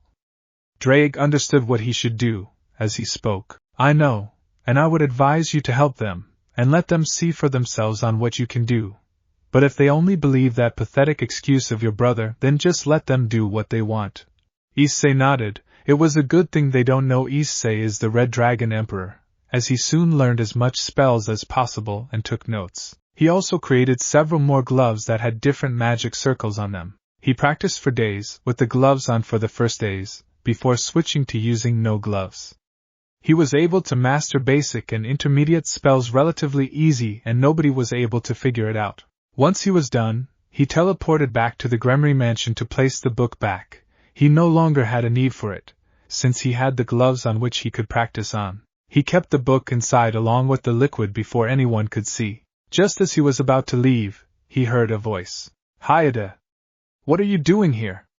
The person who spoke was stated to be Grafia, is a beautiful young woman appearing to be in her early 20s with back-length silver hair that features a long braid on each side with small blue bows at the ends, while the rest is let down, which ends in twin braids and silver eyes. She is seen wearing a blue and white French-made outfit with long sleeves and a white-made headband over her head with red lipstick as a cosmetic accessory. She is seen wearing a blue and white French-made outfit with long sleeves and a white-made headband over her head with red lipstick as a cosmetic accessory. Oh, Grafia, I was just reading some books. I will be taking my leave soon.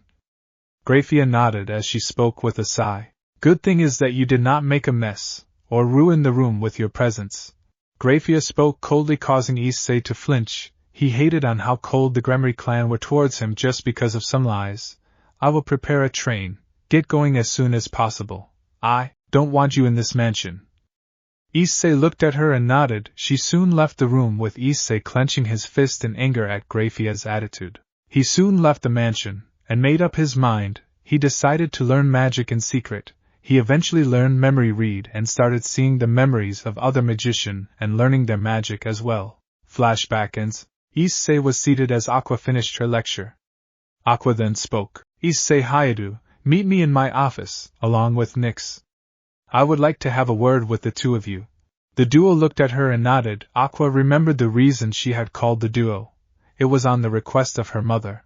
Aqua soon left, with the rest of the students packing up and heading out to their own businesses, leaving Nyx and Issei alone, both of whom decided to head to the office. They headed to Aqua's office, where Issei knocked on the door. Come in. Aqua's voice was heard from the other side of the office, as she finished some of her papers. She looked at the two that visited her in her office, as she spoke with a smile. Ah, Mr. Hyoudou, Miss Nyx, welcome. Issei and Nyx looked at her with Issei asking, Why did you call us, Professor Arc? Aqua spoke with a small smile. Just wanted to ask, how is your time in Arcadia? Issei spoke with a good tone. It was good, this is the first time I actually felt peace in this place. Aqua nodded as she responded. That's good. So I have heard you can generate flames that is immune to any water or cold, and the only way the flames can be stopped till there was no trace of the target left, right? Issei nodded as he spoke. Blazing Inferno of Scorching Flames, the spell was taught to me by a very good friend of mine, from my old world. And yes, the flame, as far as I know, can even defeat gods. Aqua nodded in agreement, as she spoke. You seem to have a proficiency in magic, young man, but fret not, as your teacher I shall guide you, alright? Issei nodded in understanding as she turned her attention to Nyx and asked, From what I have heard from my mother, you come from the same world, Earth, as Mr. Hyoudou did, so tell me, how is your time in Arcadia? Nyx looked at her and spoke with a smile. It is good, I am at least no longer alone. I was in my own world for a very long time, Professor Arc. Aqua nodded with a smile, as she then spoke. You excel in darkness magic, right? Is there any other magic that you can perform, aside from darkness magic? Nyx nodded as she spoke. I can perform elemental magic as well as hypnosis and sealing magic, Professor Arc. Aqua nodded in understanding. The two that came from Earth were really adept magicians. It made her wonder if there were others that were capable of magic just as these two were. She wondered if there was a spell like Blazing Inferno of Scorching Flames that could destroy everything till there was nothing left. Well then, are the two of you liking the campus? You will have to stay in the dorms for a while. Issei and Nyx nodded with Nyx speaking. I like the campus, and it is nice to be treated as a student of the academy. Aqua nodded in understanding, as Issei agreed with her words. Aqua then got a message on her scroll as she had a smile on her face. Oh, your dorms are ready, you should head there, my brother is waiting for you. Issei and Nyx understood who they were talking about. They decided to head there. They said their goodbyes to Aqua, and they left the room with them walking to their dorms. Scene change. Dorms, Arcadia, PM. Issei and Nyx managed to reach the dorms, with some students talking about Issei. With his prowess in magic, it did attract the attention and admiration of many students. However, they made sure to not let Issei hear about it. But no matter what happened, Issei unfortunately heard everything and made a wry smile. He was not used to getting all this attention. Once they reached their designated dorms, they saw someone waiting for them outside. He was described to be a blonde-haired man with light blue eyes. He wore a knightly armor and a blue shirt. He held a huge broadsword in his hands.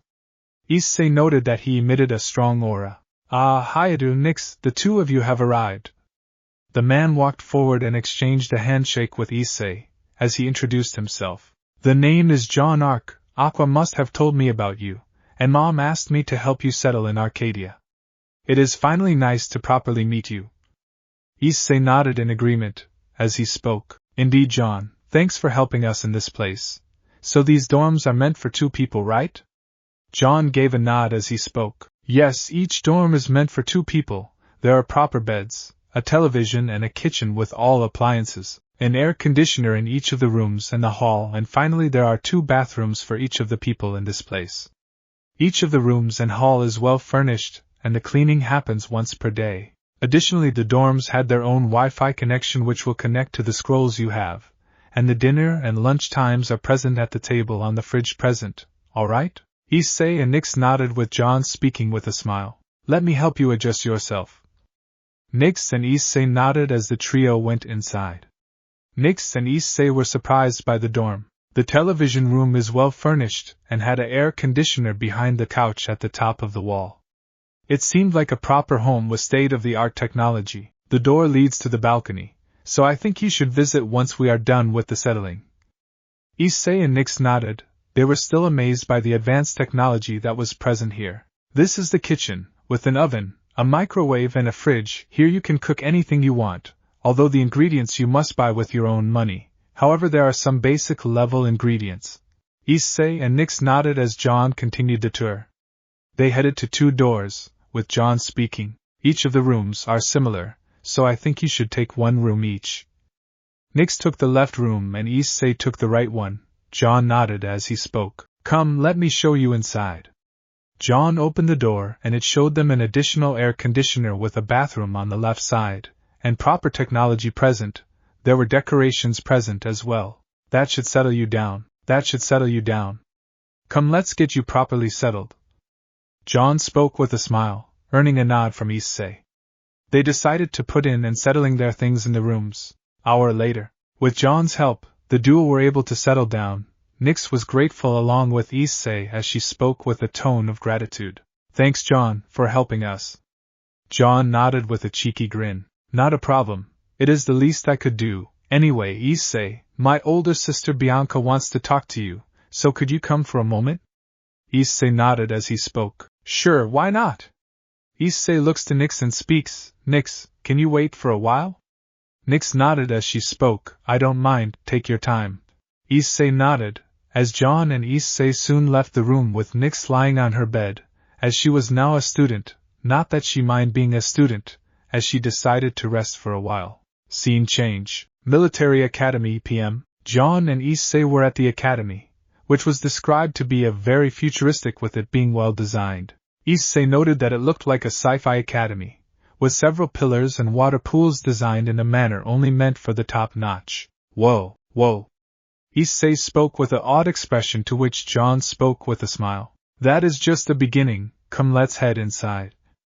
Issei looked at him and nodded. They were also walking inside. There they saw some students talking about Issei and John. Both had a name for themselves, one being the mage who reached Orichalcum in his initiation, and the other was the Prince of Arcadia, famous for his kindness. I am so not liking this level of attention.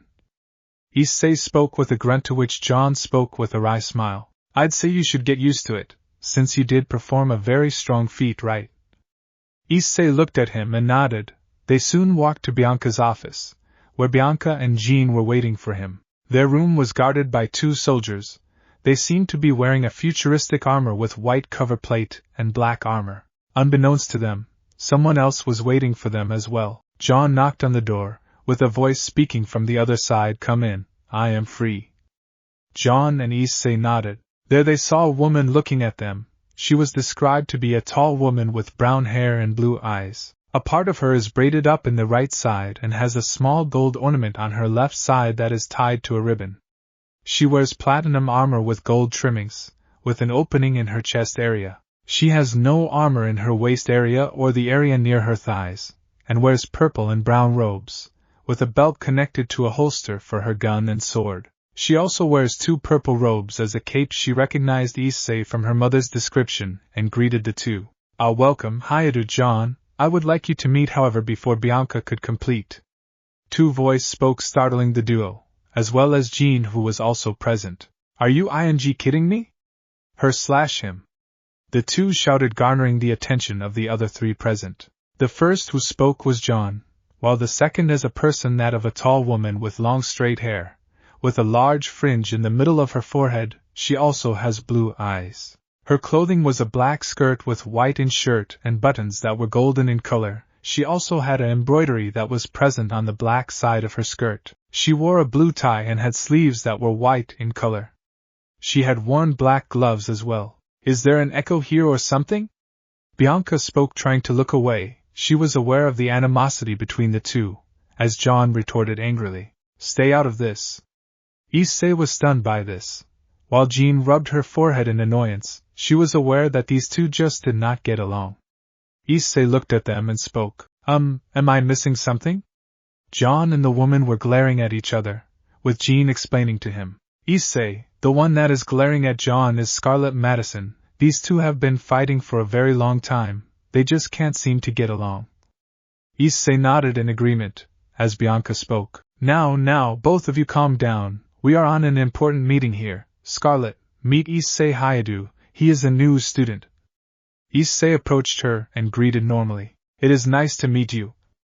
Scarlett scoffed in response as she pushed his hand away. Issei was clearly startled by this, as John responded. Hey, greet him properly. This is no way to greet a new student, Scarlett. Scarlett retorted in a very cold and angered manner. You may be the Prince of Arcadia, but you are no one to tell me what I need to do. Scarlett's words made both Jean and Bianca frown, while John was fuming. Issei wondered why she had this level of animosity to someone so nice. Alright, be that way. John then looked at Bianca and asked, why is she here? Scarlet looked away as Bianca spoke. John, you will be her commanding officer, and you will be part of the battalion under Officer Clover. Are there any objections?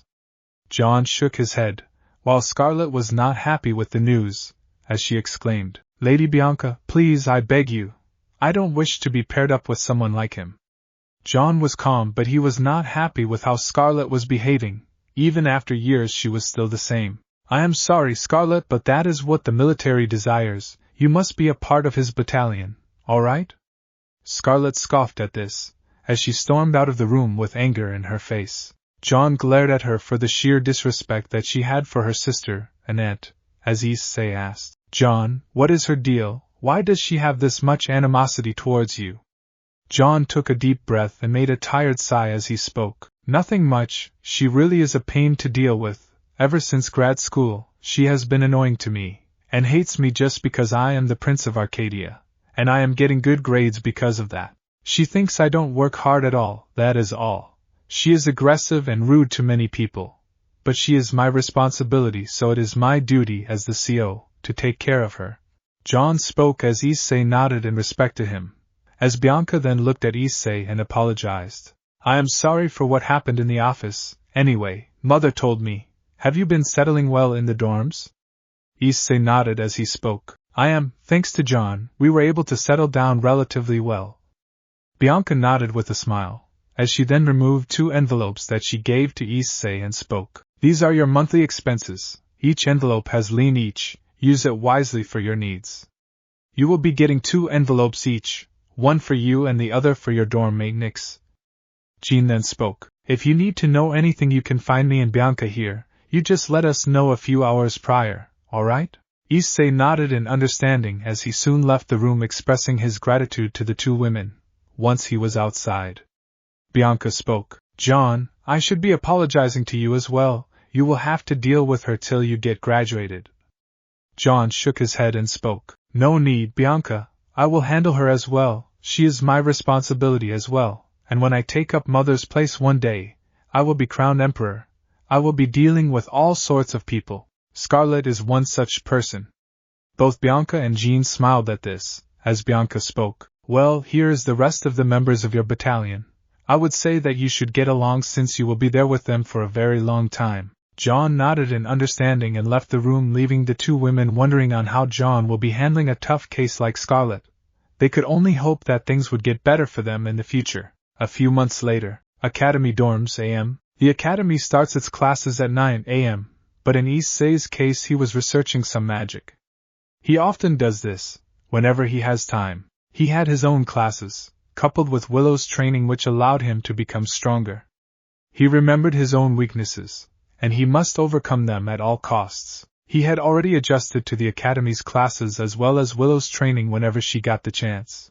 Meanwhile, Nyx was asleep in her bed. She wanted to sleep for some more time, while Issei was reading some books on magic that Aqua had given him, when he headed back to his dorm. So that is how you use holy light magic. Issei spoke as he started to draw the magic circle on the gloves, with Drake commenting, This brings you back, doesn't it? Issei looked at his best friend and responded, Indeed, I can't deny it. It is just like memory read magic and even concealment magic. The factions were so blind by their own hubris that they did not even know I was capable of magic. My own brother stole glory, but only trained to show that he was strong, just to maintain face. Either way, I wonder how they are handling the situation. Drake shook his head and spoke. Doesn't matter, if anything they are on their own. Well, I think we should try this outside. Issei nodded as he got up and headed out of his dorm room. He knew Nyx would be awake after a while, and he still had time before class. Once downstairs, he reaches the training area, where he sees a few dummies just like his time at the initiation. The gloves in his hands start to glow a bright yellow in color, as several energy blasts were starting to appear from his side. Issei jumped up in the air and chanted, Light Storm Barrage! Issei commanded several holy light energy, as he aimed it at the training dummies. The barrage was able to land on several of the dummies, easily damaging it. However, the dummies were damaged, not destroyed. Issei nodded. He would be needing to put in more mana into the spell. However, he first needed to master the spell without having to use a glove for it. Issei. Someone had called him from above. Issei turned to see a familiar-looking one-winged angel floating down from above as she greeted him with a smile. "How is your training going on, young man?" Issei looked at her and responded. "It has been going quite well. I have been learning holy light magic. It would be useful against demonic enemies."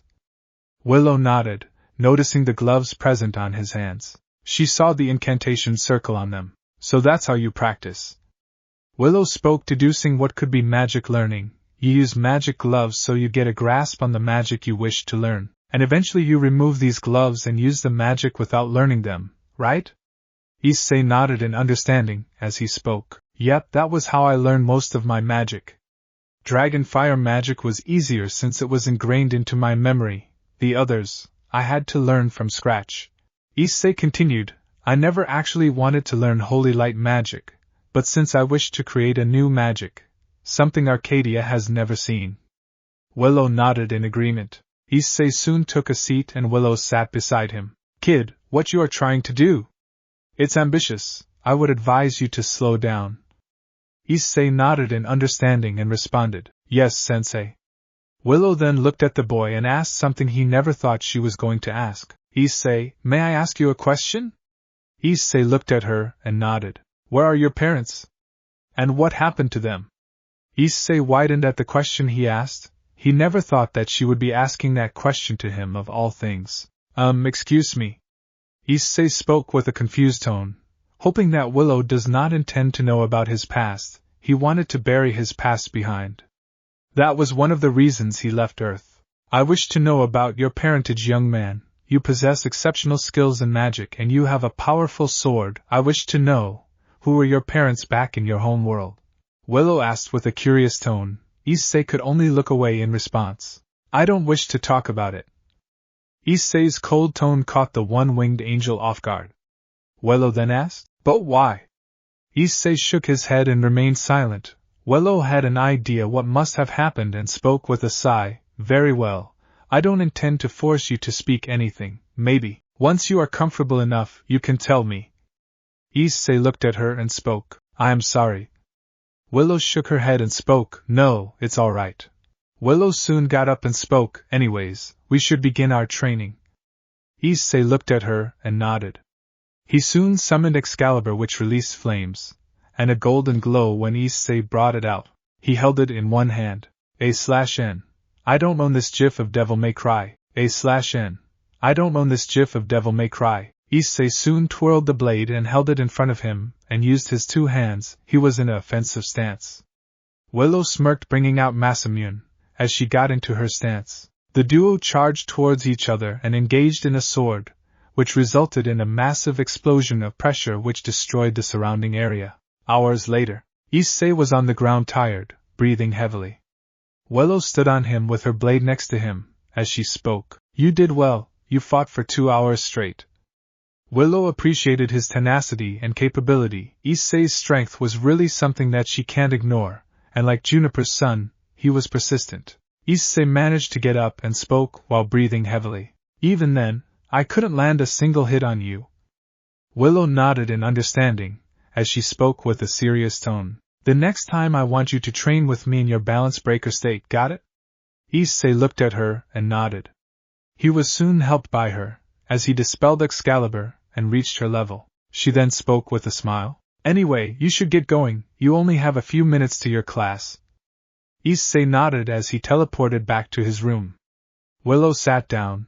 As soon enough Juniper teleported in the field as she spoke. "So how's the kid?" Willow looked at her and spoke. "Persistent, that is all I can say about him."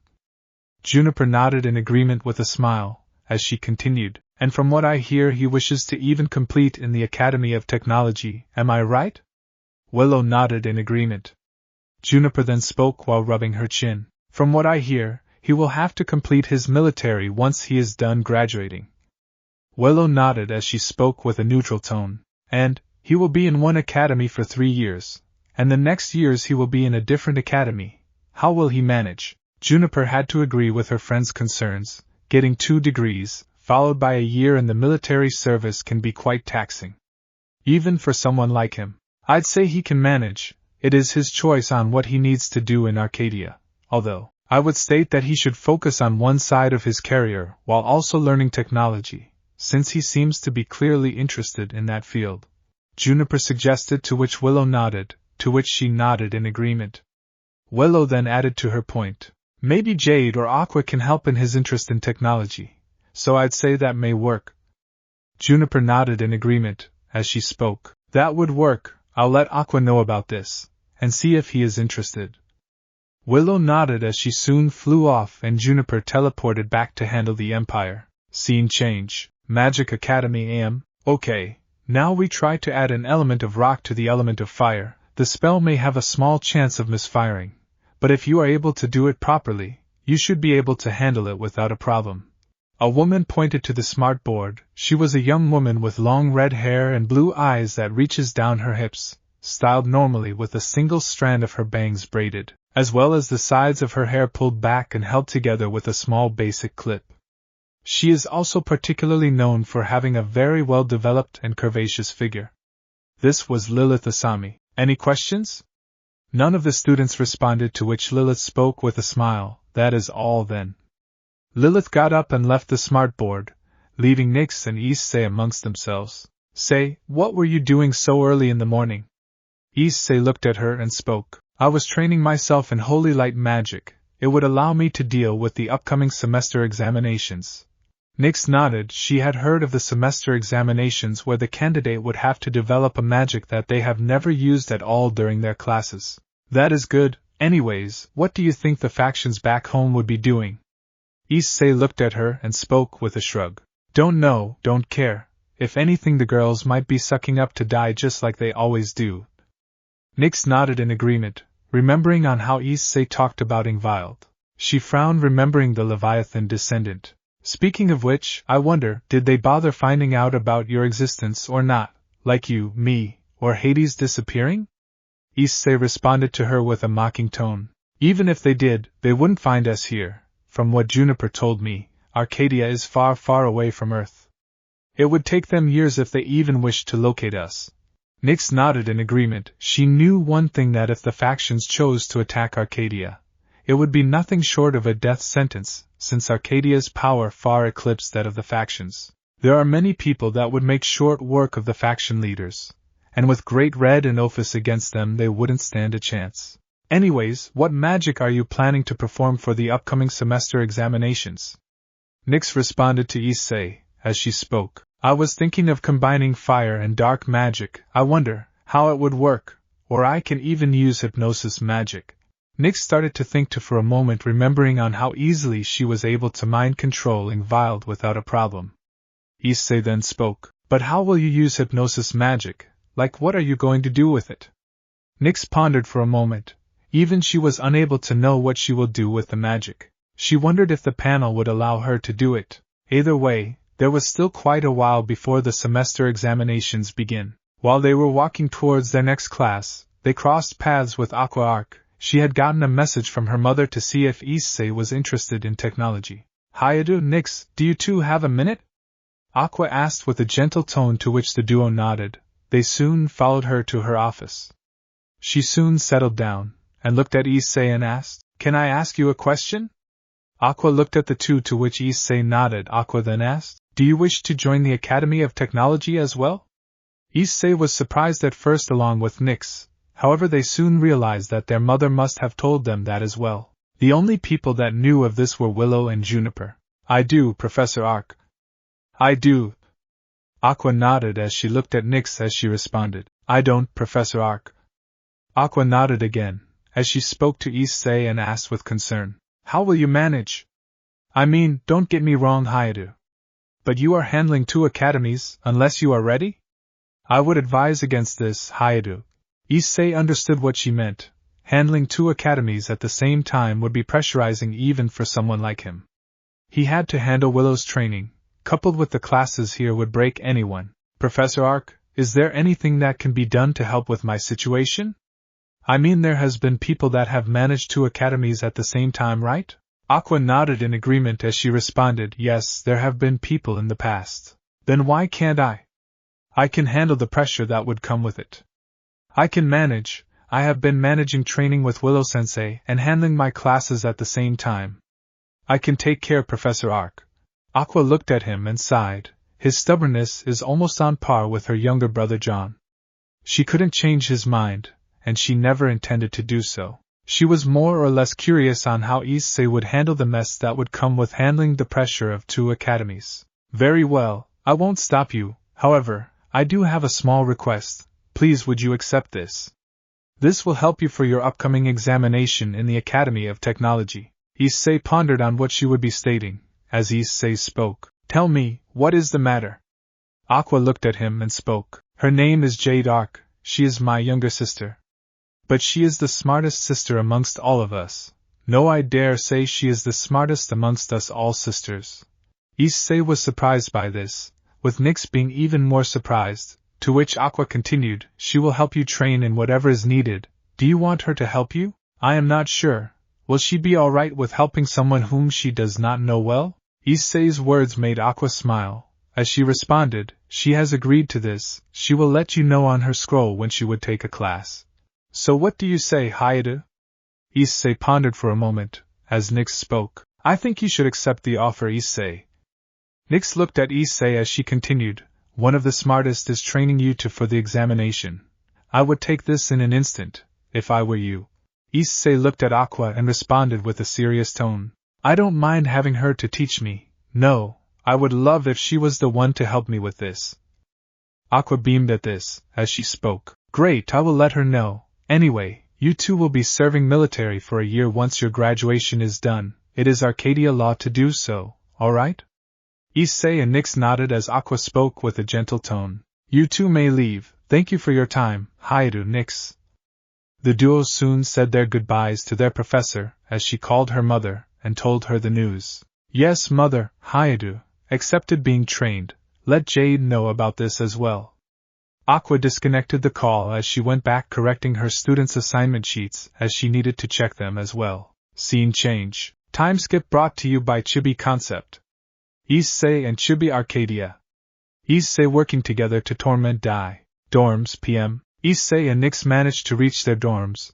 They had settled on the couch at this point as they were watching some television. They were interested in the anime of this world, since Earth had different anime. This world had a different set of anime, as opposed to Dragso Ball which existed on their Earth. In this it is called Dragon Ball Z and its sequel Dragon Ball Super. 9. Hey Nyx, wanna watch some anime with me? Nyx looked at Issei for a moment, pondering on what she wanted to watch, as she responded. Sure, but shouldn't you be working on the magic you have been for a while now? Nyx asked with a surprised tone, to which Issei shook his head and responded. Not now, I will work on that later. I mean I still have a few months before I completely learn this. Plus I haven't been having a breakthrough, so I am uncertain whether I will be able to do it, or not. Nyx sighed. She looked to Issei and cupped his face towards her and spoke. Be patient, it takes time to create an original spell, something no one has ever achieved before, and from what you are able to work with, you are doing quite well, even if you did not have a breakthrough. Nyx soon separated from him and looked at Issei with a smile. She believed in him no matter what happened. Issei nodded and spoke with a grin. Then I will work even harder. Nyx happily nodded in response. As suddenly the doorbell rang, Issei and Nyx looked at each other, with Issei asking, Did you order something? Nyx shook her head in denial as Issei walked to the door and opened it. You must be Issei Hyoudou, right? Issei looked at the girl that had spoken to him. She was described to be a tall woman with short dark yellow hair and green eyes. She wears a black long-sleeved shirt, outfitted with a red sleeveless shirt that looks to be made out of metal. Top it off with a white corset and belts wrapped around it. She also wears brown gloves, a green cape and skirt. Finally, she wears black pants and dark brown boots. Who even are you? This is the first time I am seeing you. The woman realized this and internally blamed Aqua for not telling more about her. She had to introduce herself. My name is Jade Arc. Aqua must have told you about me, right? It is nice to finally properly meet you in person. Issei realized who she was. He had only properly met 3 of the Arc sisters so far, not considering Jade herself, that being Olivia, who was the one to take them a tour across all academies, and he met Bianca during the time he was getting to know those from the military, including the infamous fight that had happened between John and Scarlet, and finally Aqua, the Arc sister he interacts almost on a daily basis, since she is his teacher. Aside from that, he is aware of the rest of the Arc family thanks to talking with Juniper, Olivia or Aqua. Oh, welcome, Jade, or should I call you Miss Arc? Jade shook her head, and responded, please call me Jade. Issei nodded as he spoke. Please come in, Jade. Jade stepped inside, removing her boots outside the door, and Issei introduced her to Nyx. Meet Nyx, the primordial goddess of darkness. Nyx greeted Jade with a smile, to which Jade returned it with a smile of her own. Anyways, Issei, sorry, can I call you Issei, if that is alright? Issei nodded as he spoke. Sure, why not? Jade responded with a smile, as she asked. Anyways, Issei, what I was going to ask you was that, do you have a plan to prepare for the academy examination? Issei thought for a moment, and spoke. I have a small idea. I want to make 2 twin revolvers. Jade looked at Issei for a moment, and responded, okay? What else? Issei thought for a moment yet again, as he continued. And I was thinking of using bullets based on my fire magic, that would create blasts as hot as the sun. Jade was baffled by this. So far there are metals that can withstand the heat of the sun, no matter what happens. Issei, what you are saying, it's impossible. The metal that would at best be hot enough to be hard to hold, or worse it would turn into a mush. The heat of the sun is Celsius on the surface, and it gets worse when you head to the core, which is Celsius. Only a few metals can handle that heat. None can be wielded by anyone. Issei realized this and pondered on something that could be done. However, she realized that it was taking longer, causing Jade to twitch her eye in annoyance. She took a deep breath to calm herself down and spoke. But there is one way. We can make a gun similar to that. We have to make our own metal from scratch that has the following properties. High heat resistance, while having coils that can conduct heat of such a temperature. Then we have to make sure that they have a good magic conductivity. And then Jade is cut off when Issei asks her something. I was thinking maybe we can use a crystal that contains the blasts that would be as hot as sun. It would be in a pocket dimension, and Jade cuts off Issei and exclaims, that's a good idea. Jade then thinks for a moment and responds, but we would still be needing some metal that would prevent any aftershocks, and that would damage the nozzle, or the barrel. So, those are 2 things we must keep in check. Aside from that, it is not a bad idea. But is there a name you are going to give this project? Jade asked with curiosity. She knew that Issei was quite adept with magic, however she wanted to see his technological prowess. I was thinking, Project Honkai. Jade nodded in acceptance. She was satisfied by the name, as she then asked, are you planning to extend this project in the future? Issei looked at her, and gave a nod. Issei then spoke, if this project is successful, I am planning to make others like the ones I have, different capabilities. Although I haven't given thought into the future plan, since I haven't even thought of the design. Jade nodded in acceptance as she spoke. Very well, I will help you in this case, but everything you are doing will be done by you, is that understood?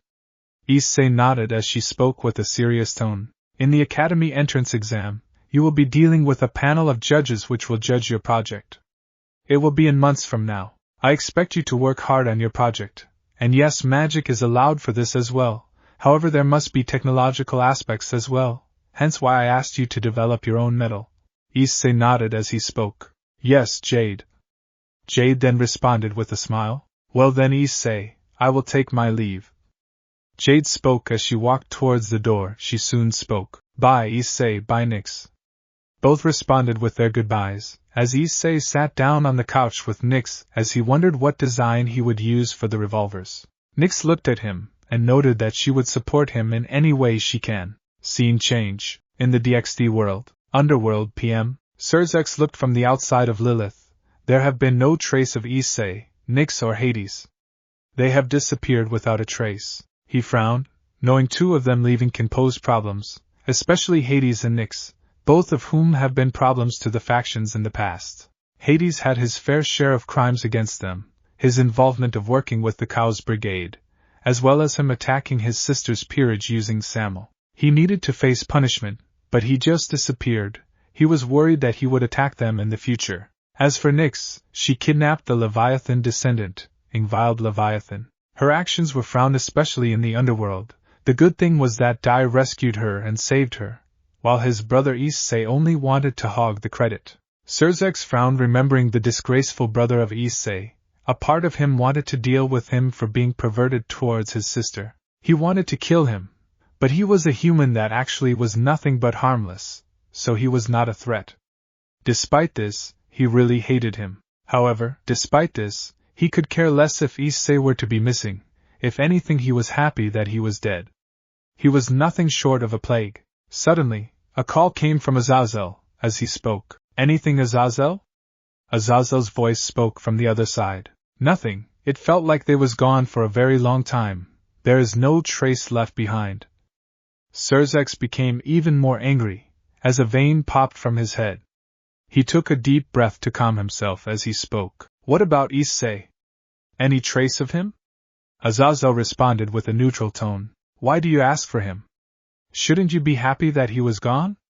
Cerzex gave a sigh and responded. No, Dai is asking for his brother. He still worries for where he is. Azazel nodded. Dai is a good brother as opposed to his glory-hogging brother. Azazel then spoke. In that case, we will locate him. However, our first priority is between Hades or Nyx. Cerzex nodded in understanding, as he continues, from what Zeus has told me, he has approved of the relationship between Athena and Dai. Cerzex beamed at this and responded with a smile. That's good news. Soon enough the two will get married, although, we will do the marriage of his current girls with Dai first. Azazel nodded in agreement, as he spoke. We shall, anyway.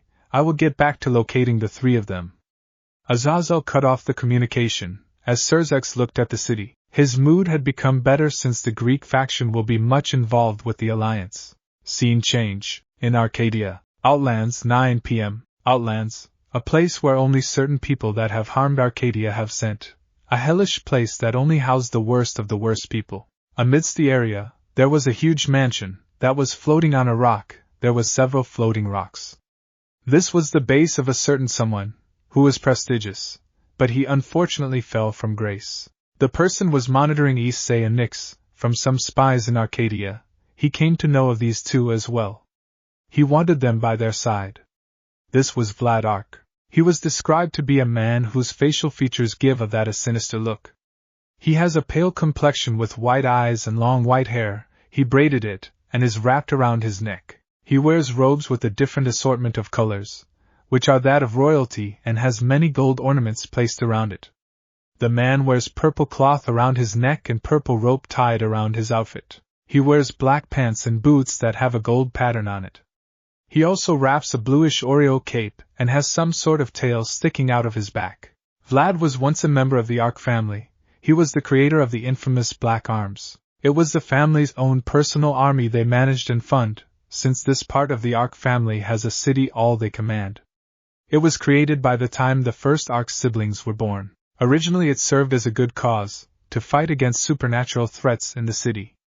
But Vlad wanted more and manipulated the family into giving him the power, thus leading to a conflict between the Arks. In his defeat, what's left of the Black Arms were exiled. Same goes for Vlad. But during that time, he continues making plans against the Arks. He had already met someone, and he had been fast-forwarding the plans, and he was brought into attention, albeit after a while, thanks to his spies, Issei and Nyx, both of whom had garnered their interest. I will need to know more about them, especially this boy named Issei Hyoudou. His power can be used for the destruction of Arcadia. But we need to find a way to bring him in. Vlad spoke with a thought. He knew Issei's ability the very first day. He was watching the boy's capabilities. He wanted to get him to his side. Soon we will meet. I wonder whether I can bring you to my side, or by force. Vlad spoke with a sinister look as he decided to continue to monitor Issei. He was going to get him to his side one way or another. The next day, dorms p.m. Issei was in his room. He was already on the laptop that was designing the revolver of Project Honkai. He had created a D model of the revolver. He was almost done with the de-modeling part of the revolver. Issei wore a white shirt which had the Arcadia label on it, and some stripped shorts. He also wore white socks. He was soon greeted by Nyx, who had come in with a glass tray and some snacks. She herself wore a red sleeveless shirt, and a white knee-length jeans. She additionally had her hair tied in a ponytail. They were wearing their home clothing. Here, I brought you some snacks. Nyx had kept the snacks on the table, along with the juice tray. She looked at Issei and spoke. Na Issei? Issei looked at her, and responded, yes. Nyx looked at the revolvers and spoke. Why did you choose to use 2 revolvers? There are many other weapons that could be much more, and you are not a person that uses far-range combat. You are a close combatant. Issei looked at her. He turned his chair, which was a rotating chair, towards her, and spoke with a smile. I always loved heroes which wielded revolvers. One of my favorite was a white-haired eye-patch-wearing man that shot his enemies with a revolver. Issei spoke, remembering the anime he used to watch. It was the only thing that gave him comfort at a time like this, when he had no one. Watching anime was something he enjoyed. Back then, I wanted Azazel or Michael to help me create a revolver that would help me protect my family. Back then, I was a naive idiot who thought that if I helped others, they would notice me. Alas, they were too blinded by their lies. Issei shook his head, remembering on how foolish he was in the past. So that I could let you perform your deeds, you disgusting liar, get out of my sight. Issei looked down, remembering Azazel's words. He soon remembered Michael's words. I am sorry, but I am not interested in helping someone like you. I would advise you to leave. Issei became even more sadder, remembering the past. Soon enough, Nyx came up to his face and got his attention. She spoke with a gentle tone. I see, don't remember the past. They are selfish idiots who only care about themselves. Remember why you came to Arcadia in the first place? Nyx brought him closer to herself and spoke. You came to start a new life here, away from those that wanted to only see you suffer, that never actually cared for you. I mean, look here, not even a few months in and many of Arcadia knows about you and your capabilities. You have 3 mentors that are actually helping you achieve your dreams. And, once you are done, I am pretty sure you can settle down. Even your family is learning something or the other, both Macaria and Milanoe being in Strixhaven Academy. Hades and Magicalian Academy, and finally Persephone has also joined an academy of Carano, Olphus, and Great Red have been routinely visiting you whenever they can, and they are supporting you in any way they can. They are busy getting along with the other dragons as well. From what I hear, they are learning more magic in that world. Nyx spoke with a tone of hope as Issei became almost teary-eyed. He looked away as he spoke to Nyx. Thank you, Nyx. It means a lot. Nyx smiled in response. It was a genuine smile. It was no secret the primordial goddess fell for the Red Dragon Emperor. He was kind, compassionate, and understanding. He understood why Nyx kidnapped Ingvild. She was alone for a very long time, and only wanted someone to talk to. She eventually did find someone, not Ingvild but Issei, and she couldn't be any more grateful to fate for bringing a man like Issei in her life. Nyx started to approach even closer to Issei. Her eyes suddenly started to close as her lips were being brought closer to Issei, who was himself in a trance. He did not seem to move. However, just as they were about to. Ding-dong, someone had rang the bell, causing the two to snap out of their trance. Issei immediately fixed his face, as he wiped out the tears, as he shouted to the one outside, allowing them to hear it. Coming! Issei headed inside the bathroom to wash his face, while Nyx cleared the table. She had a feeling that it was either Jade or Willow that must have shown up for training. She sighed. They had unintentionally ruined a good moment. Jade had entered inside the room. She had already removed her boots like she usually does. She sat inside Issei's room with her legs crossed, with Issei sitting on the moving chair. Soon, Nyx comes inside with a juice glass as she accepted it without a problem. Thanks. Nyx responded with a smile. Jade then looked at Issei and asked, Have you designed a model for the revolver that we are creating? Issei nodded and showed her the design that he had made. Jade seemed intrigued by the model he was creating. She liked the model style that Issei used. Interesting. So the crystal that was planned to be used for the magic will be at the center, right? Aside from that, it is a regular revolver, right?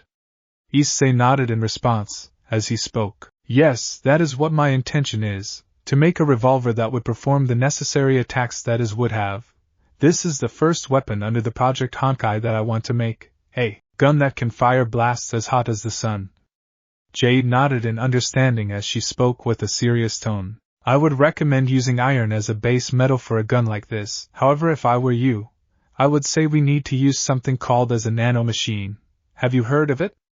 Issei nodded as he spoke. Yes, they are the size of nanometers, which is ℏ9 meters. They are so small that it is impossible to see one unless they are grouped. Silicon is the most valid choice for making nanomachines, although there have been instances of gold, silver or copper being used for it. Jade smiled in response. He was well defined in some aspects of technology. That is good, and silicon is the most used material when it comes to technology because its property of electrical conductivity can be used with other metals like iron or nonmetals like carbon polymer. It can be used to replicate itself when damaged, and we may need a replicating property if the gun's blasts do end up damaging the gun itself. Additionally, we need to even make some iron to add with the silicon, increasing its heating structure. Jade explained as Issei took notes. He knew that this would be the base he would have to work with. She was making Issei explain on what he needed to do. Come with me, Issei. We will fetch some materials needed for the project.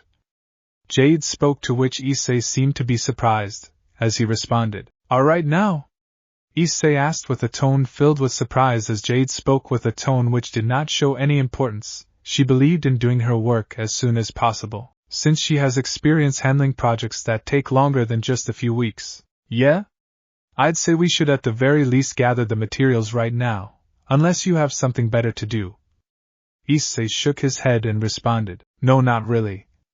Issei got up from his seat, as he continued, Well then, let's go.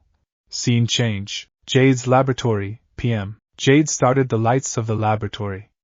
Issei was amazed seeing how the laboratory was designed. It had several machines and other devices attached to it. Additionally, it also seemed to be a futuristic lab.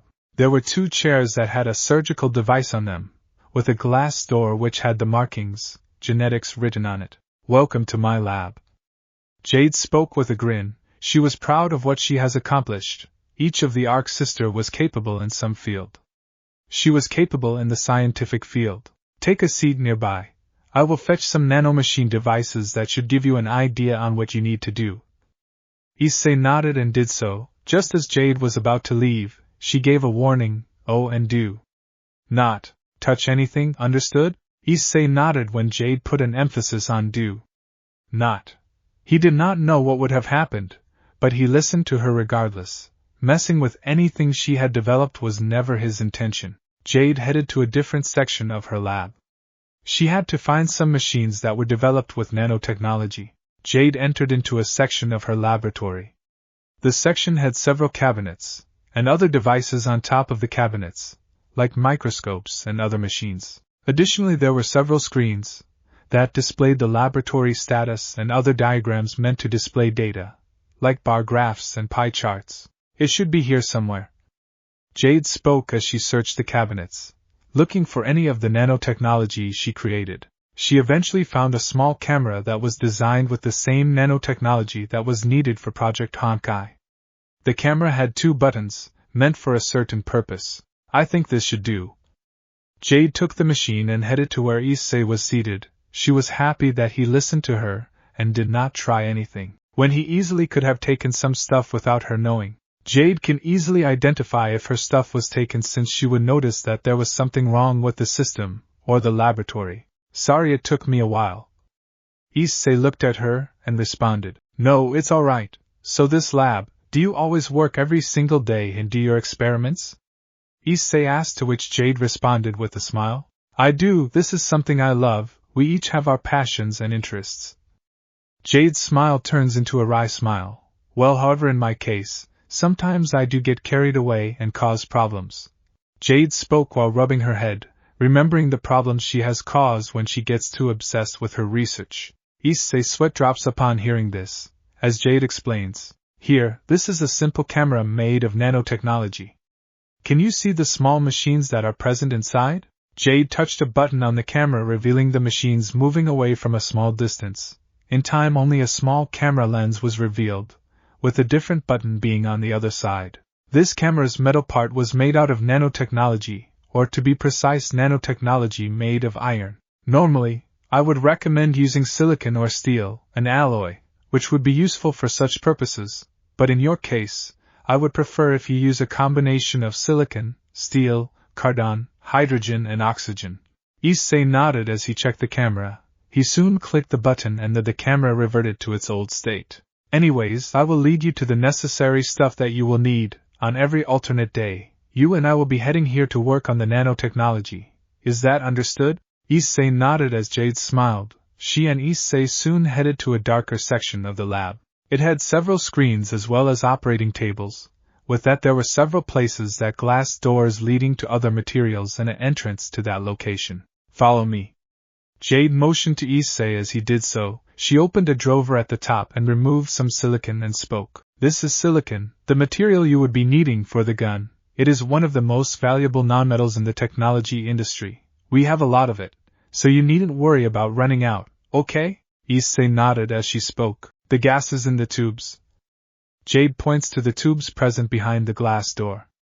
Issei looked at it and spoke. Yeah? Jade then speaks. It has oxygen, hydrogen and carbon needed for this. You will be doing this yourself. I will help you, you needn't worry. Issei nodded as Jade spoke with a smile. From the 2 days and once in every 2 days, we will be heading to the lab to perform the lab experiment, okay? Issei nodded to her, and they soon decided to head back. Jade made sure to lock her laboratory. Issei then walked to his dorm. While Jade teleported back to her room in the castle, he was greeted by Nyx, who asked, "So how did it go?" Issei nodded as he spoke. Once in every 2 days I will be heading to Jade's lab to do the work, so I will be working on the gun. Until then, I will also be working on the magic spell that I wanted to create my very own spell. Nyx nodded in understanding. She was happy for Issei, who was working hard. Soon enough, the duo decided to have their dinner and head to sleep. Tomorrow was another day that they could work on. Scene change. Outlands PM. Vlad Ark was monitoring his army. He knew that the time will soon come for his comeback into the Ark clan. His goal was to gain even more power. He failed to do so once, but there is going to be even more opportunities. He looked at his soldiers, all of whom seemed to be dressed in top military gear. They had a light gray faceplate, with black-colored military gear. There was also partial gray coloring inside their black-colored gear, which was their inner shirt. These were the black-armed soldiers. Vlad, however, did not seem satisfied. Their forces were running low.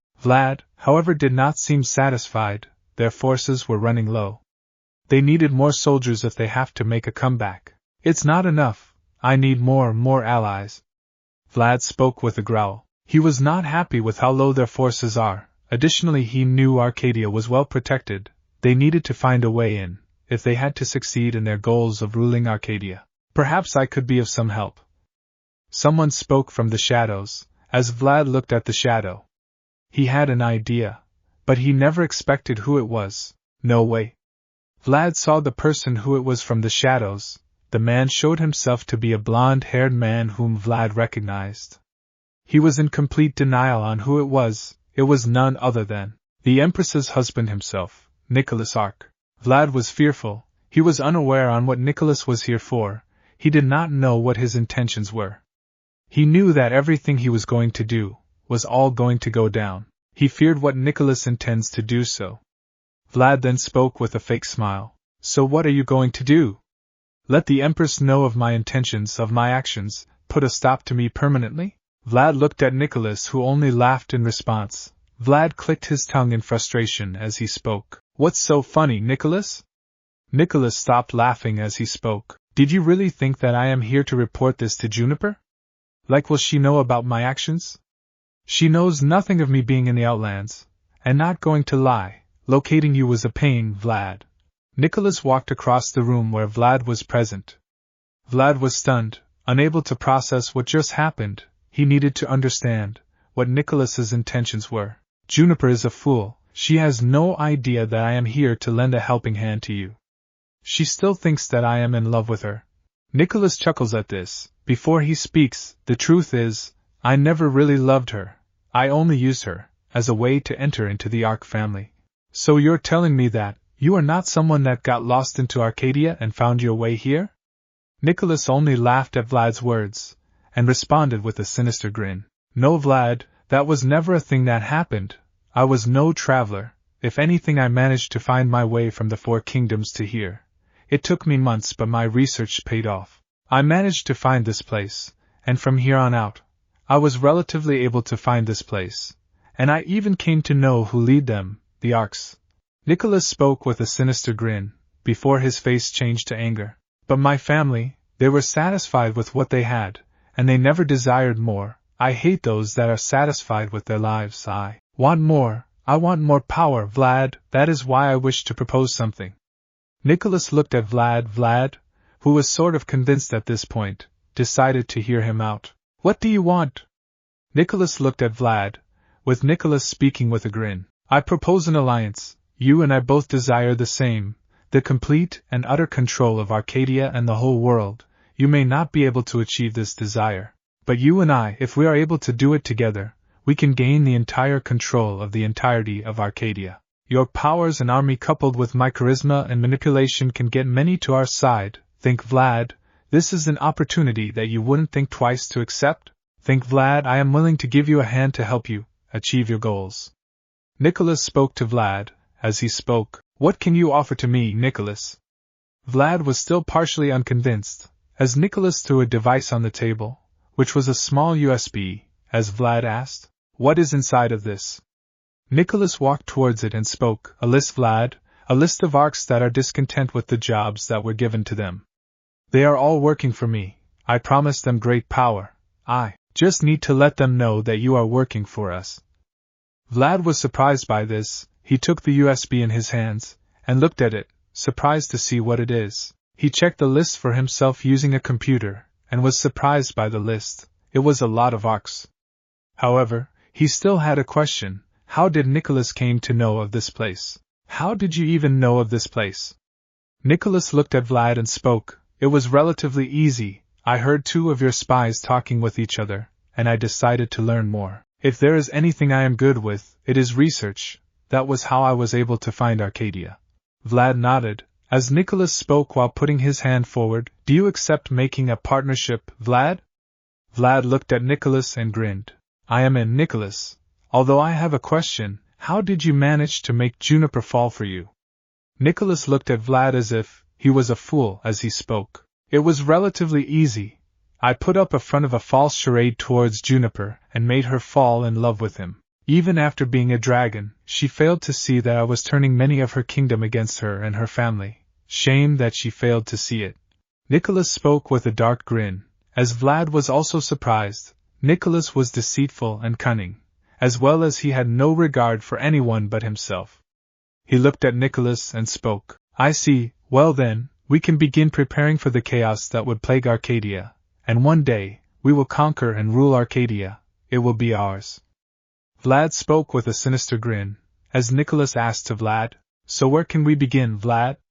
Vlad responded with a smile, as he decided to make some plans to make Arcadia fall apart. Scene change. Time skip brought to you by Chibi Issei creating a space station. A few weeks later, Jade's laboratory, 9 p.m. Issei were working on the element. It took them several days to find the right composition of elements, but he managed to do so. This caused something else to happen.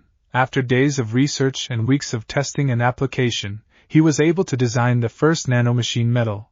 He managed to combine them successfully. Jade helped him in any way she could.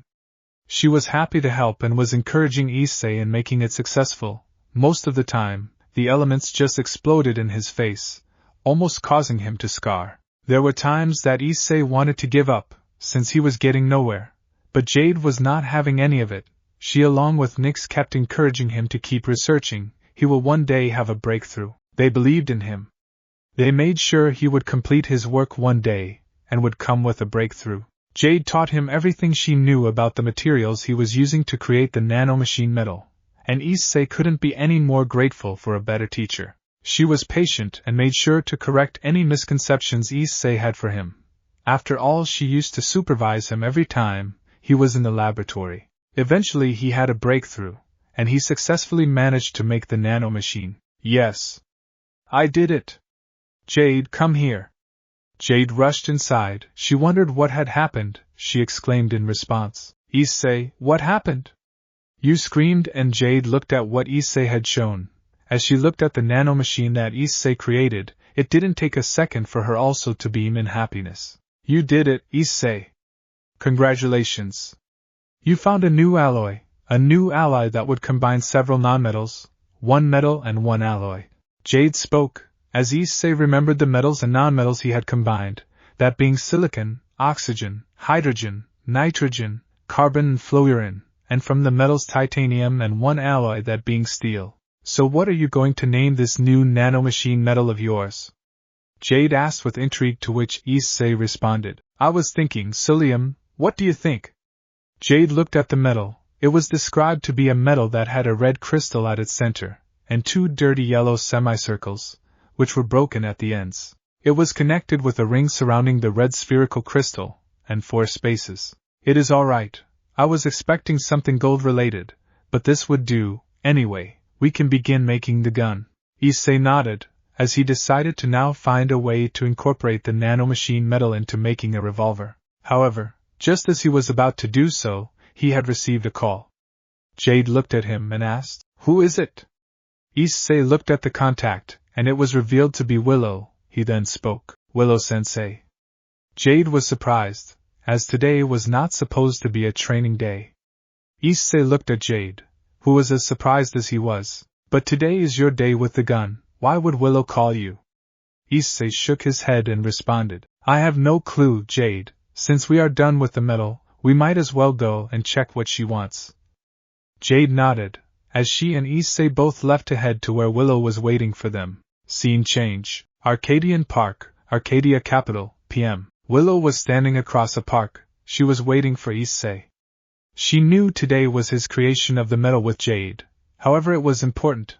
There was someone curious who wanted to meet Issei Hyoudou.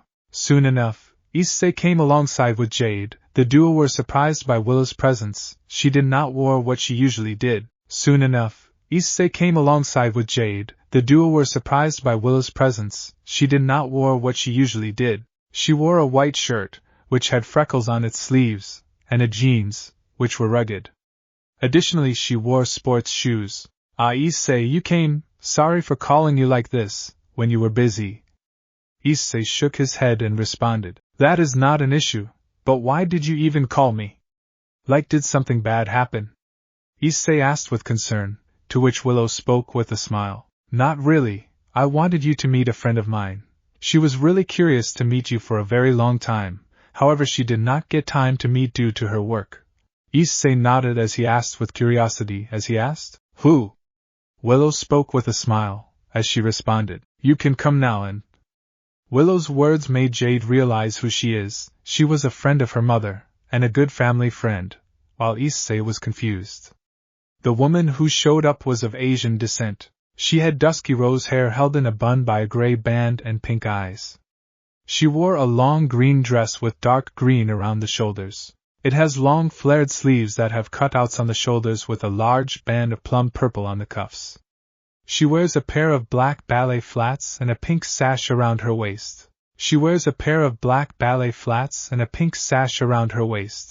Issei Hyoudou. It is finally nice to meet you in person.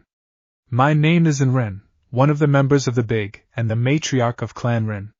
It is a pleasure to meet you, Issei Hyoudou, the Security. Issei had heard of the Big and knew of them very well, but he had never known Ren. He respectfully bowed to her and spoke, It is nice to meet you, Mrs. Ren.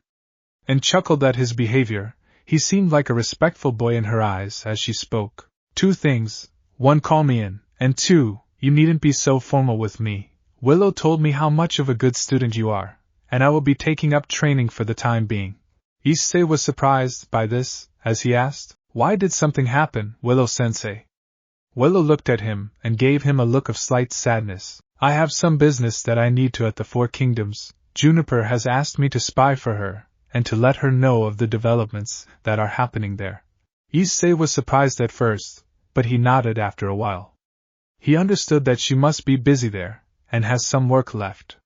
He then spoke, I understand, Willow-sensei. Willow looked at him and spoke, "But worry not, I will be back after a few months, until I am away, and will take up your training." Issei nodded in understanding. He was a bit saddened that she had to leave for the Four Kingdoms, a place even he was not a big fan of, considering he was aware of their situation. He knew Arcadia must keep tabs on the Four Kingdoms, as they needed to know the situation there. She was a spy for the Four Kingdoms. "Take care, Issei." Issei looked at her and nodded, before she flew off using her one wing, and then looked at Issei and spoke. "Well, I may not be as strong as Willow, but I am a capable sword master. I will teach you anything you want me to, young man. Just let me know if you have any difficulties, and I will help you there, okay?" Issei looked at her and nodded, as he spoke. "I will be under your care and nodded with a smile. She was ready to train the boy in whatever she can. She already heard of the boy's achievements. She was going to make sure he is trained properly, and becomes one of Arcadia's strongest. The next day, Arcadia Training Center, Jupiter City, Arcadia, AM, and was standing in the opposite direction wearing her samurai armor. She was ready to face Issei. She wielded a katana that she held in her left hand, however she was much more calmer. Issei sensed a high level of tranquil aura from her body. Her aura seemed calm, almost serene, like it was composed of no hostility. The reason the training happened early was due to the academy having an holiday. "Alright, Issei, we will be learning my sword technique," Nitin Ichiryu spoke, removing another sword. However, its size was smaller than that of a regular katana, and meant for close combat. It was a wakizashi. "Nitin Ichiryu? I have heard of that style's name, although I don't know much." And smiled in response and spoke. "You see, Issei, Nitin Ichiryu. It is a sword style developed in the very early days of Arcadian samurai. I will be teaching you specific sword styles, Issei, so you must learn them proficiently." Issei nodded as she gave a specific book to Issei. "This is the Book of Rings. I personally wrote this myself. Once I see what you are capable of myself, read the book, whenever you can, alright?" Issei accepted the book and kept it in his pocket dimension. He looked at and who spoke with a serious tone. "Now for a fight, I wish to see your skills by myself." And got into her stance. As Issei nodded, he summoned Excalibur in his hands. He charged at An, who easily blocked her strike. Despite this, his strike was quick, with an understanding that Willow trained the boy relentlessly, and pushed him back with her strength, with Issei jumping backwards to avoid a slash she had quickly followed up with, right after she pushed him back, and once again, followed up with a strike of her own. She used Earth style, using her wakizashi. Since Issei was a close combatant, this would be perfect. She was able to parry Issei's strikes without a problem. She unleashed devastating counterattacks that made Issei more on the defensive, preventing him to focus on the offense. This posed a problem to Issei, as he knew that he could only use more strength if he had to defeat her. "Drake, keep boosting my strength and speed, and focus it on my hands." Drake nodded as he responded. "Understood, partner." And was quick. She sensed a sudden increase in Issei's power, sensing his strikes becoming faster and stronger, and realized that she was being pushed back. She held back against Issei too much. She smirked. She underestimated the boy all too much. She knew that this level of strength was too much for a newbie. However, Issei was no newbie. He was trained by Willow for months. She decided to add a new layer of strength. However, despite this, she did not decide to go all out. Just not yet. And backflipped, avoiding a slash. She took some distance.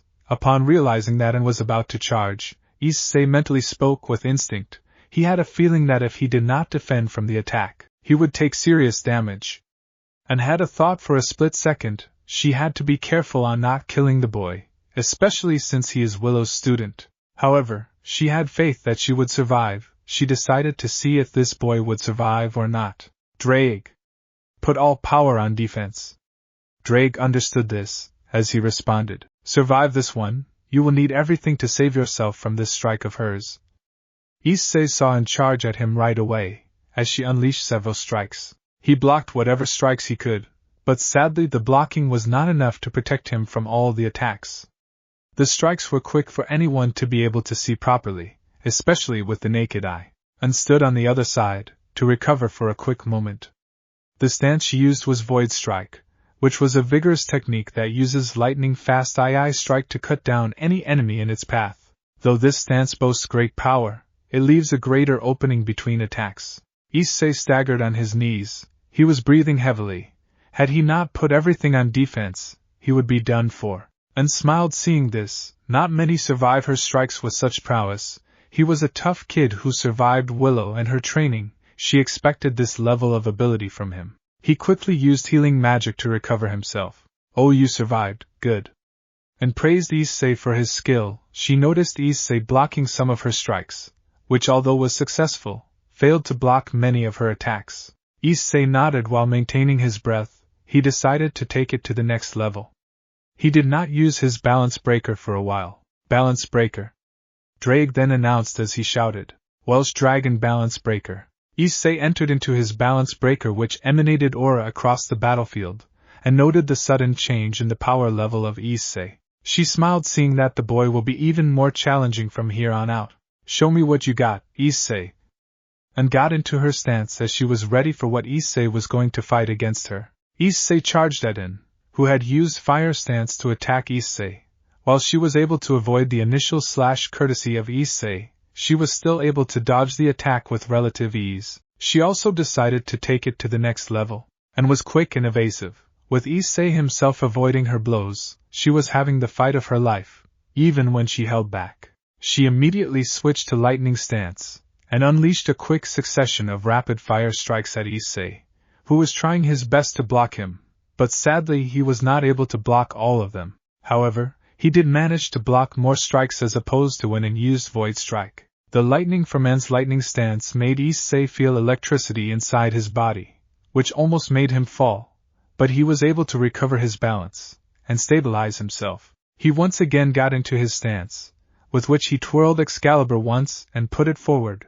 One of his leg was behind while the other was in front. So this balance breaker increases his durability, good. And noted with a smile, as she blocked another courtesy of Issei. She gracefully was able to put his sword to the ground by her sheer strength using her katana, leaving Issei stunned by her sheer strength. He couldn't deny that In was one of the strongest duelists of all time, as she like Willow was able to keep up with her strikes. This made Issei wonder, how strong would Juniper be? If these two are monsters in terms of strength, then he wondered on how powerful the Queen of Arcadia would be, knowing that she was one of the strongest Arcadia has to offer, and pushed the sword even further down, making Issei unable to even lift the blade. He was struggling in his balance breaker state, and decided to end the fight by using her steel stance, the blade that was the wakizashi. She was ready to strike Issei, ending the match. Unbeknownst to In, however, Issei's strength was increasing over time. He was able to overwhelm and completely catching her off guard. She staggered momentarily and was taken aback. Issei jumped backwards and made some distance from the Arcadian samurai. She was far more capable than she ever was, and had to give it to Issei. He was a learner, and a capable person, who in a few months had achieved an ability that many of her samurai brethren would struggle. It is to adapt to any situation and find a counter to it. She was happy to have the boy as a student. She can see why Willow developed a liking to training this student, because no matter how harsh the training was, he can still be a capable fighter. Issei once again charged at In, at blinding speeds, something that was noticed by her. The capabilities he showed was surprising to her as well. Unblocked the strike. As she looked at Issei with a serious look, it was time to go close to her full strength. Kicking Issei behind, she started to use even more magic, which she only did when she used one of her strongest stances and a few magic. So as to let Issei used to it, she decided to use even more magic. Her both blades started to glow, just like it did when she used steel stance. However, the light was even more brighter. Issei could sense the magic power emanating from the blades. This was light stance, one of Anne's strongest stances, and only muttered one word, "Come." Issei twirled his blade as he dashed towards Anne, and slashed in an upward manner who only had blocked it with her wakizashi. Issei soon followed up with a side slash, only to be blocked with her other blade. She soon noticed Issei follow up with a different strike, which she blocked with both of her blades. Issei then followed up with a left slash, only for Anne to evade it and block it with her blade. She managed to also move to the side as she followed up with her strike. Issei ducked to avoid it, and blocked an oncoming strike from an. Issei's strength was increasing at a surprising rate, which was something Anne noticed. She quickly followed up with using an X slash, which he avoided. The slash was powerful enough to completely create a dent on the nearby wall, making Issei momentarily flinch on how powerful Anne really was, and put one blade in front of her and dashed towards Issei. Issei jumped back and twirled his blade, and followed up with a few of her strikes, which he evaded. He soon followed up with a powerful upper slash, which Anne used both her katana and wakizashi to block. Not bad, not many are able to keep up with me. Willow has trained you well. Issei smiled in response, happy to have gained some recognition from one of the big. However, just as the fight was going to continue, "Alright, that's enough," a voice called from the side, causing the two to split up and return back to their original positions. They looked at the person who had called them, and this was revealed to be Juniper Arc. The Empress herself had shown up. She was accompanied by two people. Issei and Anne recognized the first one to be John, however the other, only Anne was able to recognize. This was Rosemary Arc, the youngest of the Arc siblings. She is described to be a young woman with long dark yellow hair with bangs and green eyes. She wears a long sleeve polo and a black sleeveless polo with yellow lining. She also has a ribbon tied around her neck. She wears a blue and white skirt, with a strap wrapped around her right thigh. Is wearing black leggings and golden brown boots. "Hey Juniper, been a while. Hey Juniper, been a while." Juniper smiled at her friend, as she spoke. "You have been improving quite a lot, young man, even able to keep up with him." Anne nodded in agreement, as she spoke. "He is strong, capable of adapting and learning very quickly, and his strength and speed keeps on increasing. I'd say he would be a capable warrior. It's a good thing I did not bring those for the fight." And commented, to which everyone understood what Anne was talking about, minus Issei, who asked with a tone of surprise, And what are you talking about?" Anne looked at him and gave a sweet smile. "If I had used the Makluan rings, or if I went all out from the start, this fight would have been over in less than a minute." Issei gulped hearing this, and was also a monster like Willow. He had seen Willow's strength and remembered even she refused to go all out, otherwise the fight would have been over. "Oh, cheer up, Issei.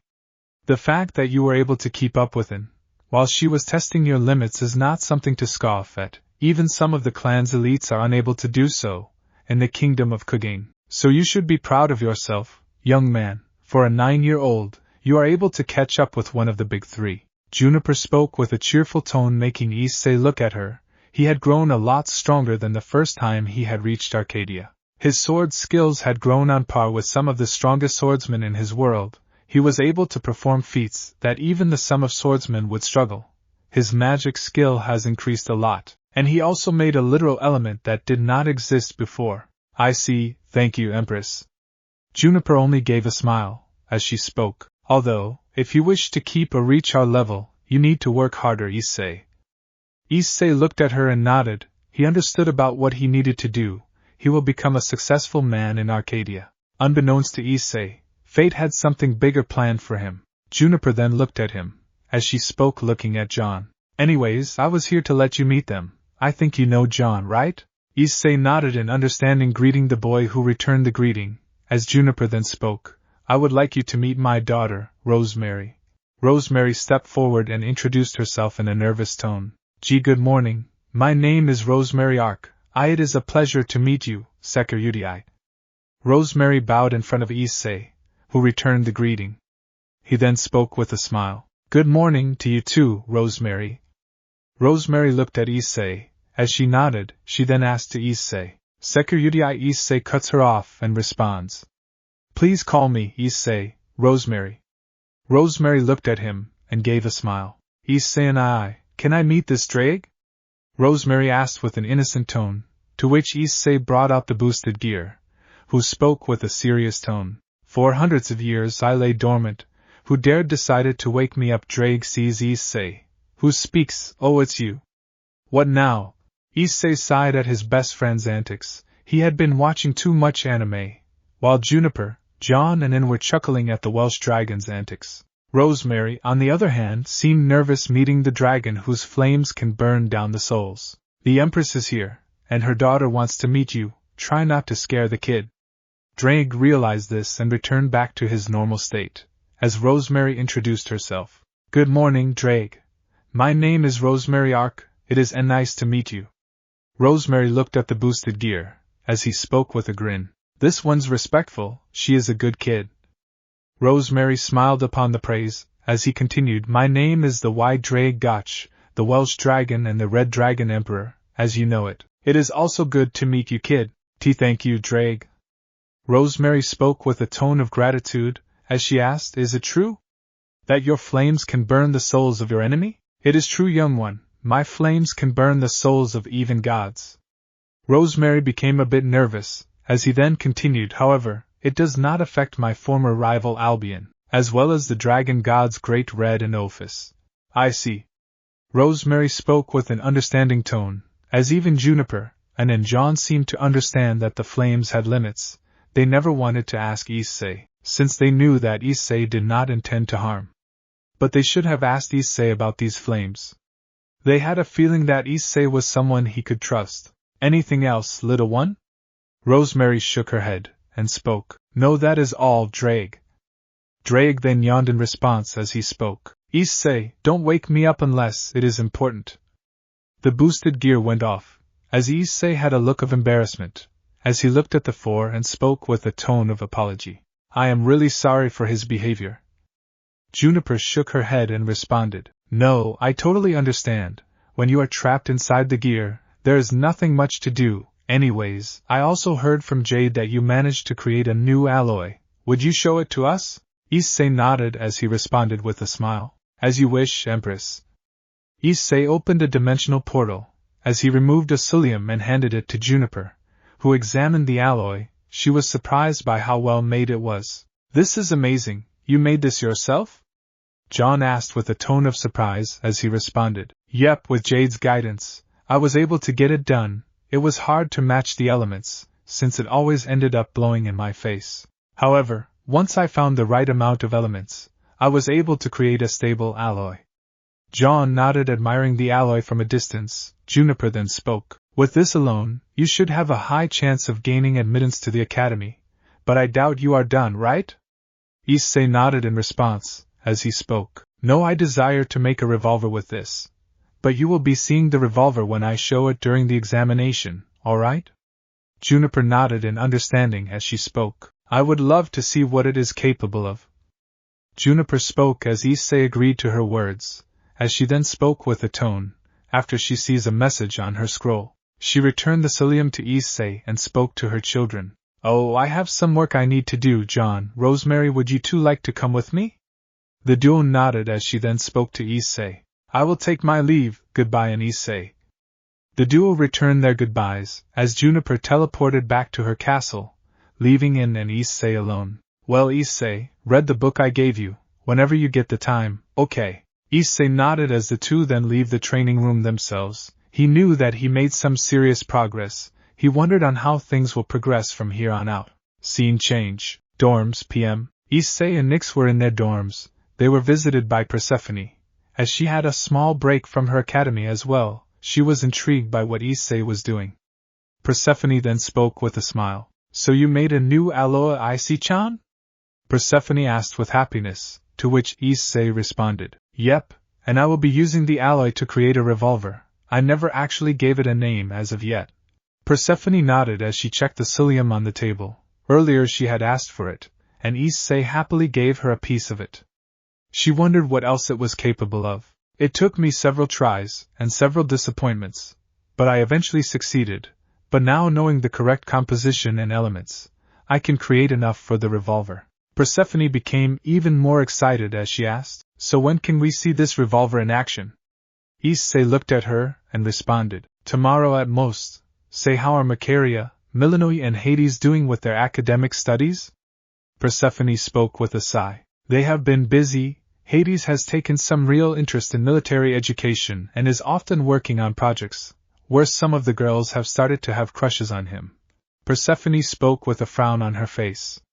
She soon clenched her fist and spoke with an annoyed tone that held jealousy. I wish I was there to show that we are already married. I would crush those man-stealers.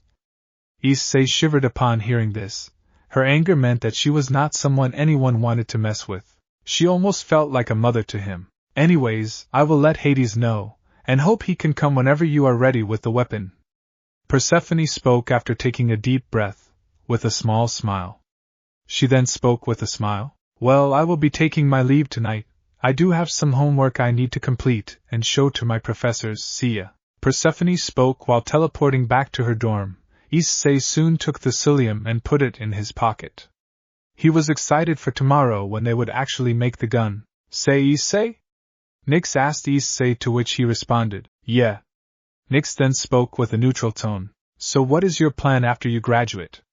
Issei looked at Nyx, as he responded, well, according to the Empress's decree, I will be in the military for a year, and then we can choose our career path. I was thinking of entering into military permanently and become a mage, so, at the very least I can help Arcadia. I mean, I have to repay them back. Nyx nodded in understanding as she spoke. I see. Well, in that case, I would love to follow you. I don't mind being a part of your legion. Issei looked at her and nodded. He was happy that she would support him till the very end, and he was happy to have someone like her in his life. He made a mental vow to protect her at all costs, just like he would have done for anyone else. They soon decided to have their dinner and head off to sleep, since there was nothing else they could do at the moment. Scene change. Time skip brought to you by Chibi Issei researching about more properties of Solium. The next day, Jade Laboratory, 9 p.m. Issei was creating the final piece of the revolver. It was almost done and was ready to be tested. Once the metal was made, the revolver creation was relatively easier than he had expected. He looked at revolver and was happy by how it was developed. The revolver itself was described to be a black revolver with orange glass colorings at its barrel, with the coloring increasing towards its muzzle. It had a white coating on its ejector rod, grip and hammer. The cylinder and trigger were orange in color, as well as had a cartridge which would store the crystal needed for the revolver's firing. It also had a covering that was black and orange color combination that had covered the cylinder and hammer. Issei soon took a small orange crystal that had fire magic, or his dragon flame stored inside of it, and inserted in the crystal, causing an orange glow in the orange crystal parts of the cylinder, cartridge and the covering. The revolver glowed with a sound that seemed to be of starting of an electric car. Issei smiled happily, seeing the first weapon of Project Honkai working with success, as he exclaimed, "It's working!" Issei took the gun in his hands. Either he could feel the heat nor he could see it being damaged. Jade soon came inside, hearing his voice. As soon as she did, she had a look of happiness in her eyes, as she exclaimed cheerfully, "Good job, Issei! You finally made your first weapon!" Jade was happy that Issei succeeded and she was able to help in any way she could. He made his first weapon in success, and Project Honkai was able to work well as well. She then asked, "So what name are you going to give this gun?" Issei thought for a moment, as he spoke with a smile, "Judgment of Sahamsh." Jade nodded in understanding, however she couldn't deny that the name sounded too extravagant. "Isn't that too much, Issei?" "The name seems a bit extravagant," Jade commented as Issei spoke. "I like the name, so I want to keep it like that. I doubt it is too extravagant in my opinion." Jade's sweat dropped at this, as she spoke while narrowing her eyes with a defeated tone. "Well, you are the one who made this, so I am not against it. Well, shall we begin testing of the weapon?" Issei looked at her and gave a nod. He soon decided to call Hades, Persephone, Nyx to the laboratory. Soon enough the two headed to the testing room. Scene change. Hades, Persephone, and Nyx stood behind a glass case for their own safety. Jade was standing on the other side, at a control panel to control the experiment, while Issei stood in the testing room. In front of him was an ore of tungsten, one of the metals that is known to have the strongest melting point. If it works, then the tungsten would turn into mush, or worse, nothing would be left of thing. "Alright, Issei. Your goal will be to turn this tungsten into nothingness with the judgment of Shamash. The tungsten has a melting point of °C. Since I used magic to increase the melting point, on my signal fire the weapon, alright?" Issei gave a thumbs up from the testing room, as he prepared the crystal while muttering, "Moment of truth." Drake cheered for his partner. As Jade looked at Issei wishing him good luck, she hoped that their experiment would go well. "Fire the weapon!" Jade exclaimed as Issei pulled the trigger, when an orange magic circle indicating the Welsh dragon insignia on it, meaning that he was able to successfully access his flames from the crystal. Issei decided to take on Drake's insignia as his own to commemorate his best friend. Soon enough, an orange blast was generated from the gun, and was aimed at the tungsten. The blast damaged the gun a little bit, due to the recoil, however the psyllium regenerated any damage that was done by the weapon. Issei checked his gun. He could feel the heat emanated by the gun due to the recent blast. He spoke. Holy smokes, that is hot. The heat surprised him a bit as he looked at where the blast had struck. He saw the tungsten being converted into mush, meaning it was reaching degrees Celsius. The gun seemed to be partially a success, however he soon saw the mush being converted into nothingness, which made him ecstatic. I did it! It works! Issei looked at his creation with pride. He was the designer of almost a weapon that could be on par with a sacred gear. He saw the glass case, where Persephone, Hades and Nyx were all cheering for him. You did it, Issei. I would say it would be needing some tweaks, but it is battle-ready. Issei nodded as Jade motioned him to leave the training room, with Jade clearing the mess up using cooling mixtures she created, as soon as he came out. Persephone hugged him, and responded, Good job, Issei-chan. Issei had a small blush seeing Persephone act like this, with Hades speaking to her. Persephone looked at him and soon released him after realizing that he is not a child. She rubbed his head, making him even more embarrassed. She often used to treat him like her very son. Nyx smiled seeing this side of Issei. She was happy that even he was getting some love. It was much better since the last time she had seen him like this. He never received any love from his own birth mother, and instead, he was alone for a very long time. And now he had people that loved and supported him. Regardless, I must say, you did a good job being able to make a gun that could create blasts as hot as the sun. Making such a weapon is incredible. Issei looked at him and spoke with a tone full of gratitude. Thank you, Hades. Hades smiled in response. As Jade soon came into the room and greeted everyone, she then spoke to Issei. Not bad, you did amazing, and you exceeded my expectations for you. I am proud of what we know what you created. Jade spoke with a cheerful tone, as she praised Issei, to which Issei spoke, Well, couldn't have done it without you. Jade smiled in response, as she spoke, Let me know if you ever wish to continue Project Honkai, okay? Look at the things we can make. We can make galaxy-level weapons that can summon black holes, and even a lot more stuff, just imagine. Jade continued blabbering as the forced sweat dropped with Issei speaking, trying to calm her down. Whoa, genius, slow down, I am in no hurry to create more weapons. Issei spoke, causing Jade to snap out of her trance, and she realized what she had done. Rubbing her head, she spoke with a smile. Anyways, it was nice to work with you, Issei. Jade puts forward her hand, and Issei does so. They perform a handshake as he speaks. Likewise, Jade.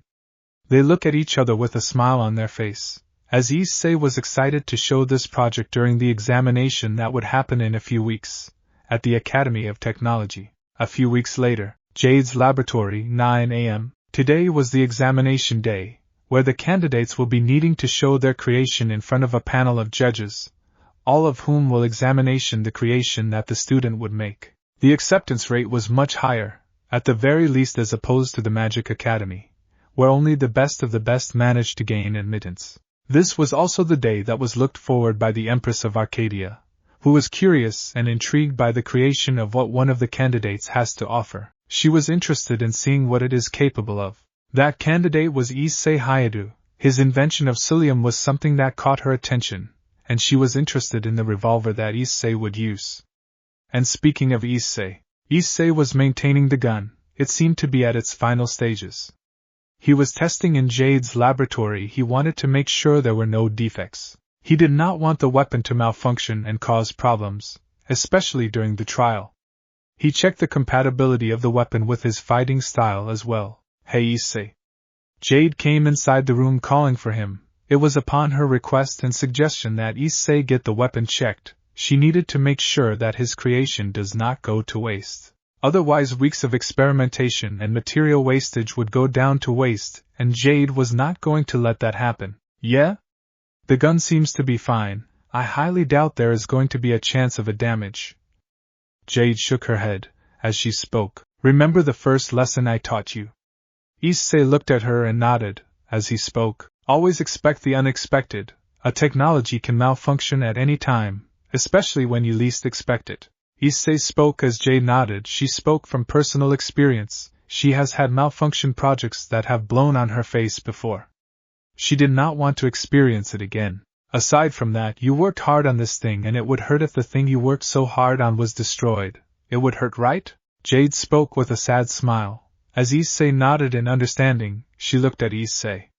She helped Issei succeed, but at the same time, Issei was the one that did most, if not all of the work. Jade only guided him. He did the project and successfully finished it. Now Issei, tell me the second rule I told you. Issei looked at her and spoke. No technology or algorithm is perfect. There are flaws in everything, and these flaws can cause damages to your weapon. Good, you remember everything I taught you. Jade's face changed into a genuine smile. She soon spoke while walking towards the door. Well, this is it. Like I said before, you can let me know whenever you wish to continue with Project Honkai. I would love to help you in any way or work with you again. Just give me a call, K. Issei nodded as Jade smiled at Issei and spoke with a tone full of gentleness. All the best. Academy of Technology, PM. Issei stood across the academy. He had a smile, ready for the test that the academy has to offer him. He had the judgment of Shamash in his hands, which he kept in his inventory. He looked at the academy, which was advanced as opposed to any academy he had seen before. It was described to be as tall as a skyscraper, with 2 pillar buildings, and a center glass buildings. The entrance was stated to be a dome-shaped entrance with a lower level that had glass doors. Additionally, the building was next to several centers which were stated to house other laboratories meant for Arcadian institutions. Okay, here we are. Issei was not amazed, not because he was not awed by the design of the academy. It was because he has seen it before, when he came to check the campus, earlier alongside Jade. He wanted to see how good the academy is. Jade allowed him to tour the campus, wondering whether he would change his mind. To her expectation, he did not deny and continued preparing for the examination. Soon enough he was about to enter the examination hall, when someone came into his view. This was revealed to be Nyx, as she spoke. Hey! Issei looked at her and gave a smile, as he looked at her, and responded. Your classes? Why are you not attending them? Issei asked with a surprised tone. He had asked from Aqua for a holiday, which she agreed to do so. She knew why he wanted to have a holiday. This was due to the examination of Academy of Technology. Right now, it is break time. So I decided to come here? I mean, in the school there is no one that I can talk to. Nyx looked at Issei, giving her reasons, as Issei sighed and responded. You should make some friends. Folks in Arcadia are not like the people from our old world. We have been given a second chance to live your life. I mean, even though many people only want to become my friend because they wish to know more about me, that shouldn't stop us from making friends, right, Nyx? Nyx looked at Issei and gave a smile. She wondered on which friends she could make. She had to decide on who she would befriend. She hoped that the military would give her a chance to befriend some people. Okay, but I believe you should head inside. The examination is going to start. Issei looked at her and gave a nod. They headed inside, where, just like the Magic Academy, the academy was filled with students. Some of the students recognized him and were discussing amongst themselves. Hey, isn't that Issei Hyoudou? The boy that reached orichalcum in his examination. A female student then spoke. Yeah, he is, and look who is next to him, the black-haired beauty Nyx. Another student agreed, to which she responded. Indeed she is. Her magic power and darkness is really something. But why are they here? The student asked, to which her partner responded. It seems like they are here for the examination, just like us. The students started to murmur even more, as Issei and Nyx heard the two speaking. Nyx enjoyed the attention she was getting. Being the primordial goddess of darkness and night, she had her fair shares of devotees and her followers, that worshipped her all night in some cases. However, as time passed, and when Greek civilization fell, her followers dwindled and there was no one left to worship or even talk to her. The Greek gods that people often talked about were Hades, Zeus, or Poseidon most of the time. She was eventually forgotten and was all alone. It felt nice to be getting some love. On the other hand, Issei was not a big fan of attention, but he tolerated it, since many talked about his abilities and capabilities. But as time passed, he was also starting to enjoy a little bit of fame and love towards him. Nyx looked at Issei and spoke, "So how does it feel to enjoy love instead of hatred?" Issei looked at her and responded, "It felt good." The duo headed to the registration as they spoke, "Good afternoon." The receptionist responded to the words as she spoke, "Good afternoon, tell me what is your name and your purpose?" Issei looked at her and responded, "I was here to give an examination for the Academy's admittance. My name is Issei Hyoudou. I registered alongside Miss J. Dark a few days ago." The receptionist nodded as she searched her files for Issei. She eventually found his name. She then spoke, "Issei Hyoudou. Welcome, your examination will be in minutes. Please head to room number when your turn is called." Issei nodded as he and Nyx settled down in a nearby seat. She looked at Issei and spoke, "Nervous?" Issei shook his head and responded, "None, although I am surprised there has been no aptitude or even proper interviews like most colleges or office interviews have."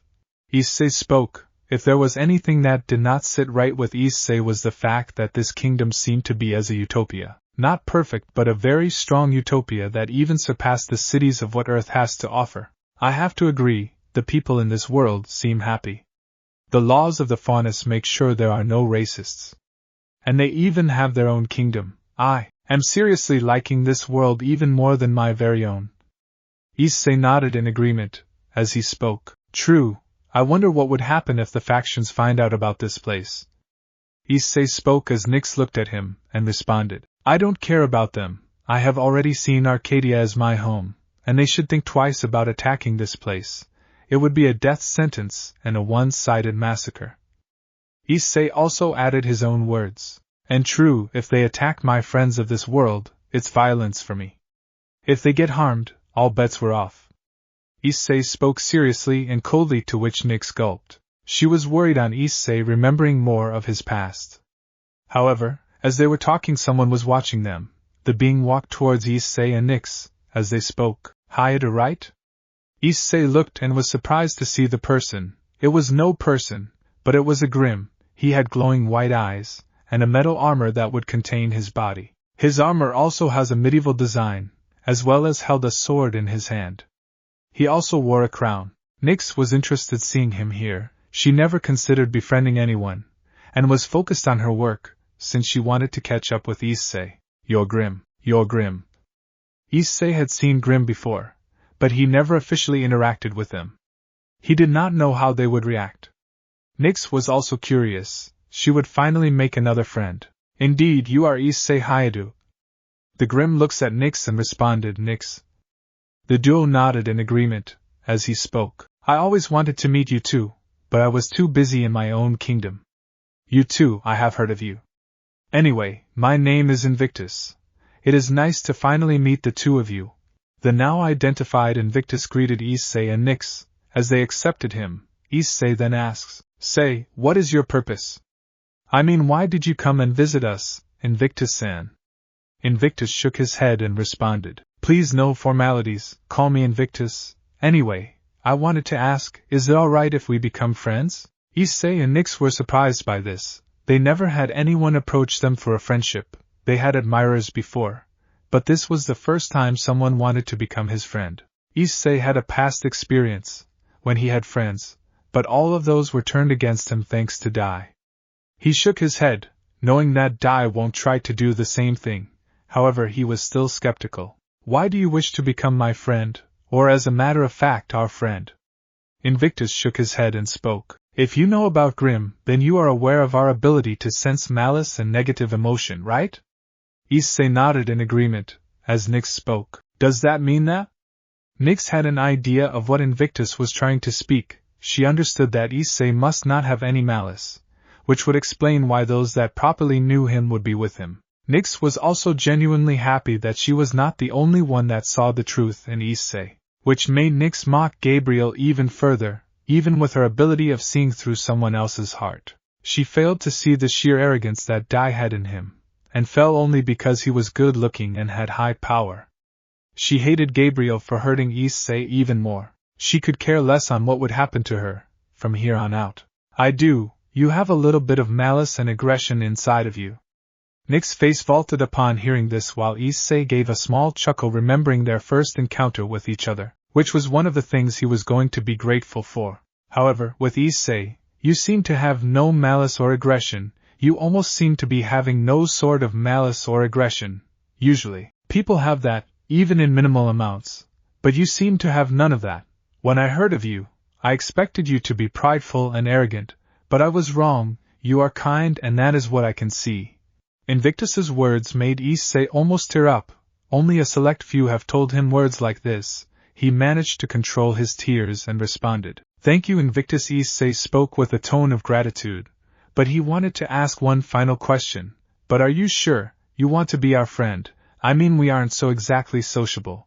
Invictus shook his head and spoke, "I don't mind. After all, you only need a select bunch of a few friends in order to live your life." Invictus spoke the words to which Issei agreed to it. He did not need the whole world like Dai did. He was not greedy and arrogant like him. I guess you are right. Issei puts his hand forward and Invictus happily accepts it. He shakes his hands, as Issei was surprised by how cold it was, so cold. Invictus gave a hearty laugh as he responded, "I am grim, so it is natural for me to be like this." He soon turned his attention to Nyx and spoke, "I wouldn't mind being your friend as well." Nyx smiled and happily responded with a cheerful tone, "Me too, Invictus." The trio then soon heard a call as the receptionist spoke, "Issei, Hyoudou, Invictus, please head to the room and room respectively." The duo looked at each other and Issei asked, "So you are also here for the exam?" Invictus nodded as he spoke, "Yep, and all the best, let's hope that we both get accepted." Issei nodded as the duo headed to their rooms, where Issei saw 3 smiley faces. Understanding that they were panelists, one of the panelists asked, "So you must be Issei Hyoudou, the one that earned orichalcum in the Magic Academy?" Issei nodded as he responded, "Yes sir, that is who I am." Another one then asked, "Young man, don't consider this as me dissuading you from your dream, but will you be able to handle the stress that comes with handling 2 academies at once? We just want to make sure that you are ready for what comes in this academy." Issei nodded again and spoke, Yes, I am. I can handle stressful situations as well. I will be ready for whatever comes in the academy." The panelist then spoke to Issei, "In that case, you show your technology that you have developed, although you must keep in mind that you need to explain the working of your technology as well. You will be graded according to the usage of your technology as well as your explanation." Issei nodded in understanding. He knew that, considering Jade had briefed him on what exactly he needed to do in order for him to reach the academy, Issei soon brought out 2 revolvers which were the Judgment of Shamash in his hands, as he explained to what they are. "This is Judgment of Shamash, my personal creation that can generate blasts as hot as the sun, which is a yellow star. Do you wish for me to demonstrate?" The panelists had an expression of awe, as one of them responded, "So it can generate blasts as strong as the heat of a yellow star. Here you must use the weapon to burn down a block of metal that can withstand that level of heat." Soon enough a block of purple metal was formed right in front of his eyes. Issei took aim and fired with the Judgment of Shamash. The metal was starting to catch on fire, before it was starting to be burned all the way down, and reduced into nothing but mush. The mush was soon reduced to nothingness, as Issei was about to use water magic, until one of the panelists responded, "No, Issei Hyoudou, allow us to cool the flames and energy." Issei saw 2 hoses that generated an icy blast that completely froze the entire energy in flames. The other panelist then spoke, "Now please do tell us, how did you make something like this?" Issei nodded and spoke, "You see, my gun is made of psyllium, an alloy I developed myself, using several metals and nonmetals. It is a nanomachine that can repair itself and correct itself when it is damaged, while using the gun. Additionally, the crystal has magic that can use blasts that are made from flames generated by me. This allows me to fire blasts that are as hot as the sun." Issei explained to the panelists, who were all overjoyed that he managed to make a new discovery, while Issei was saddened he couldn't reveal Jade, since she mentored him in making this gun. Additionally, she personally told him to not mention her mentorship since, while it was allowed in the academy, it may be frowned upon by some of the panels, who believed that one should work alone, since projects they expected were basic level, like a chatbot, not a literal gun that can fire shots that could rival the sun. Congratulations, young man, you outdid every expectation we had for you, and I believe you would be a perfect fit for this academy. Issei was overjoyed by this. He was considered being selected for this academy. He seemed to finally have a proper place here, as the panelists spoke. Although, you must keep the recipe to the alloy a secret, your alloy can be considered as one of the most powerful that has ever been witnessed by Arcadia in general. No one must know what psyllium is made out of. People would want to know about its powers, so keep that gun and your alloy safe, alright? Issei understood the meaning of the words of the panelists. He knew that in the wrong hands anyone could do anything with it. Especially some factions who hate him would want the weapon, and there was no way he was going to let them receive it. Very well, you may leave now. Issei nodded as he left the room, while the panelists were expecting their next contestant. Hours later, Issei, Nyx and Invictus were seated waiting for their letters of admittance. All of the three were happy that Issei and Invictus, both of whom got selected for the academy, now all that waited for their letters.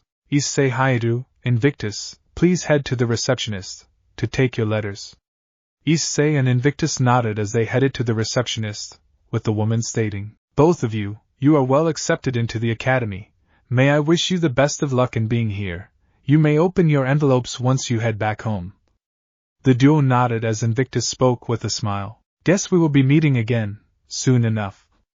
Issei nodded as they both split up and headed back. Issei showed the letter to Nyx, who was as overjoyed as well. She then exclaimed, let's tell this to Jade, she would be happy on hearing this. Nyx spoke as Issei nodded in agreement, however another voice came from the different side. That won't be necessary. Issei and Nyx turned to the one that spoke, where it was revealed to be none other than Jade Arc. She was accompanied by Ren, as in spoke. Congratulations, Issei. You managed to get into the Academy of Technology, although, I believe you can handle the stress, just like you are able to handle my training. Anne's grateful words made Issei have a genuine smile. While Nyx looked at the scene with happiness, she had met Ren before, when she had come to take Issei for his training. See, I told you, you would succeed. Entry-level expectations were not high, but you took it 2 steps further. You invented a new alloy, and you made a new revolver that could generate blasts of the sun. Issei looked at the two and spoke. Thanks guys, it really means a lot.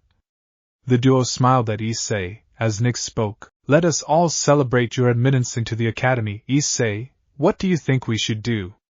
And then suggested. Maybe we should go out to eat, in a fancy restaurant. Jade added to a suggestion, as Issei responded. I guess we can do that. I will call Hades and his family.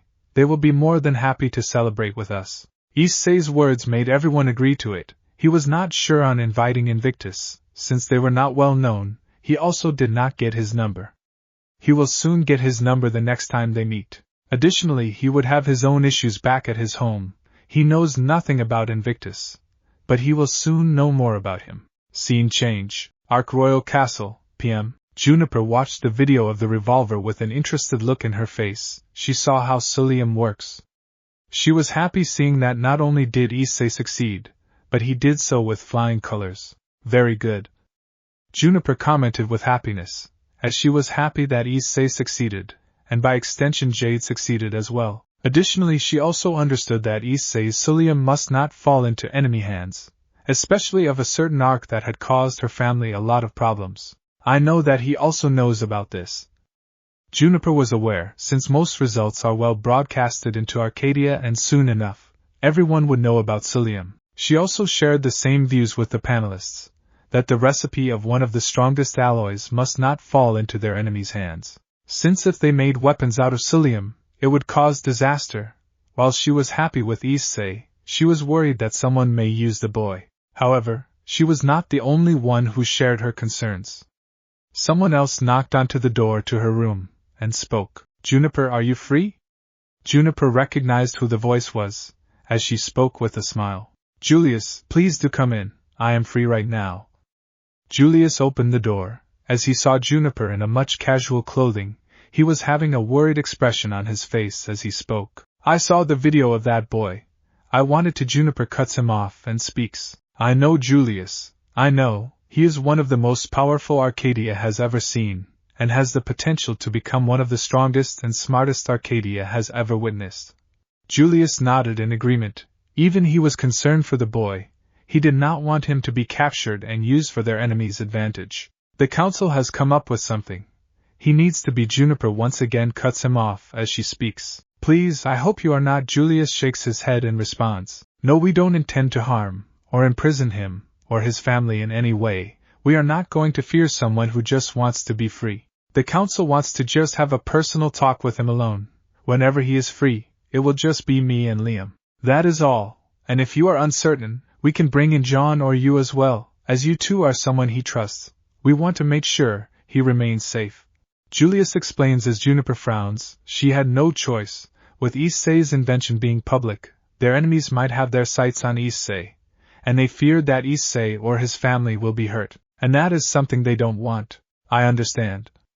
Juniper spoke with a sigh, as Julius looks at her and gives a solemn smile.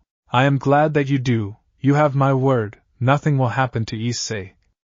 Julius soon leaves the room, leaving Juniper speechless. Now she had to find a way to talk with Issei, whenever she is free. Scene change. Outlands PM. Juniper was not the only one that was watching him, as the Arcs feared their enemies also know about Issei, and are interested in him as well. It seems like this Issei is capable of even something more. Vlad spoke with a sinister grin, as Nicholas spoke. Indeed, that boy is special. Just imagine what we can do. Once we gain his power, we can succeed, the power of doubling and quadrupling his strength, flames that can burn even the souls leaving no trace, and to add it all, high intelligence and high magic spells as well. Nicholas spoke with a sinister grin, as he spoke. Vlad, we should get him on our side, by any means necessary. We can use his family as hostage. And Vlad cuts him off as he responds. Not today, we can't do that. I want to see more, to see whether he is a good fit to lead the armies of the Black Arms. Vlad speaks seriously, to which Nicholas nods. Albeit reluctantly, he understood that Vlad desires to see more of Issei. Until then he refuses to act, which was foolishness in his eyes. Very well, we shall wait. Nicholas spoke, as Vlad responded. Speaking of which, did you find anything about his Earth? Nicholas spoke in a serious tone. I can't say much, but I presume it is in the Milky Way galaxy, but it is far away from this world. Vlad was surprised by this, as he asked, then how did he and his family even get to Arcadia? Vlad asked, to which Nicholas shook his head and responded, I know nothing of that.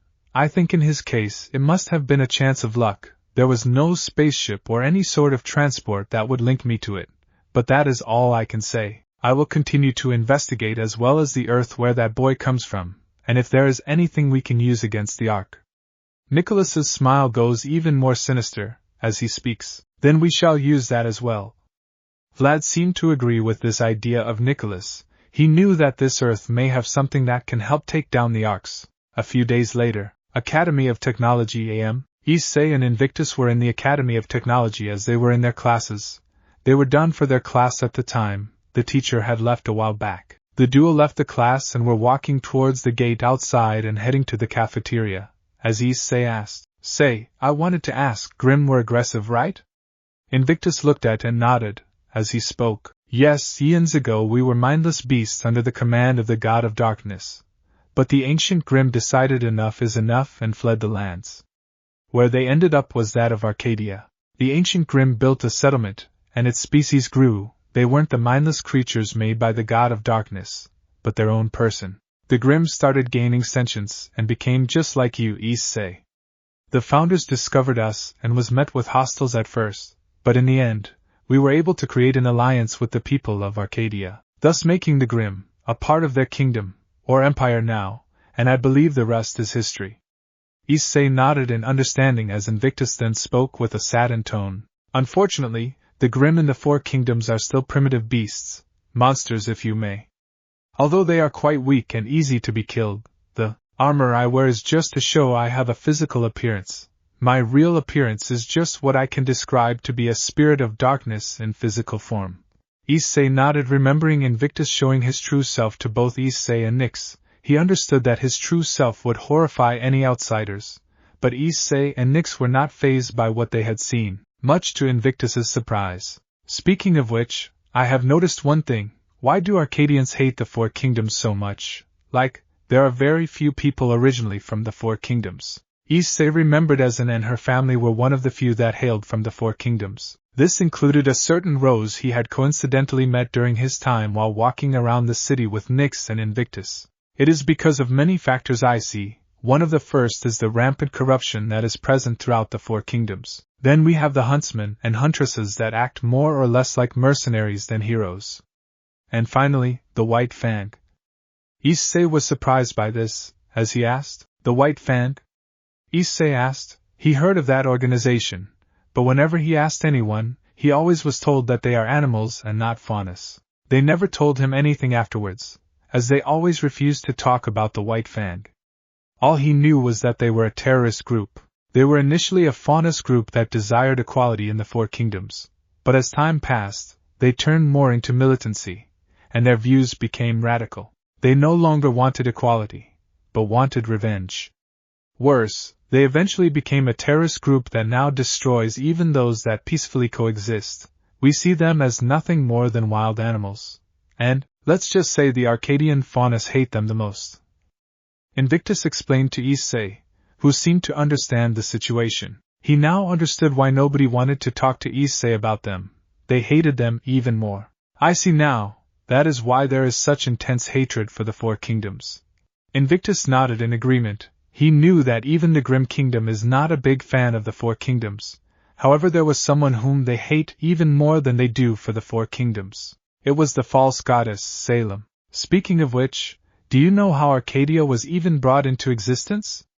Issei nodded as he responded to Invictus's question. Yes, I do. They were created by the four founders, Anastasia, Apricity, Aurelia and Aurora Arc. They made Arcadia, and they were the reason why this kingdom even exists today. Invictus nodded as he continued.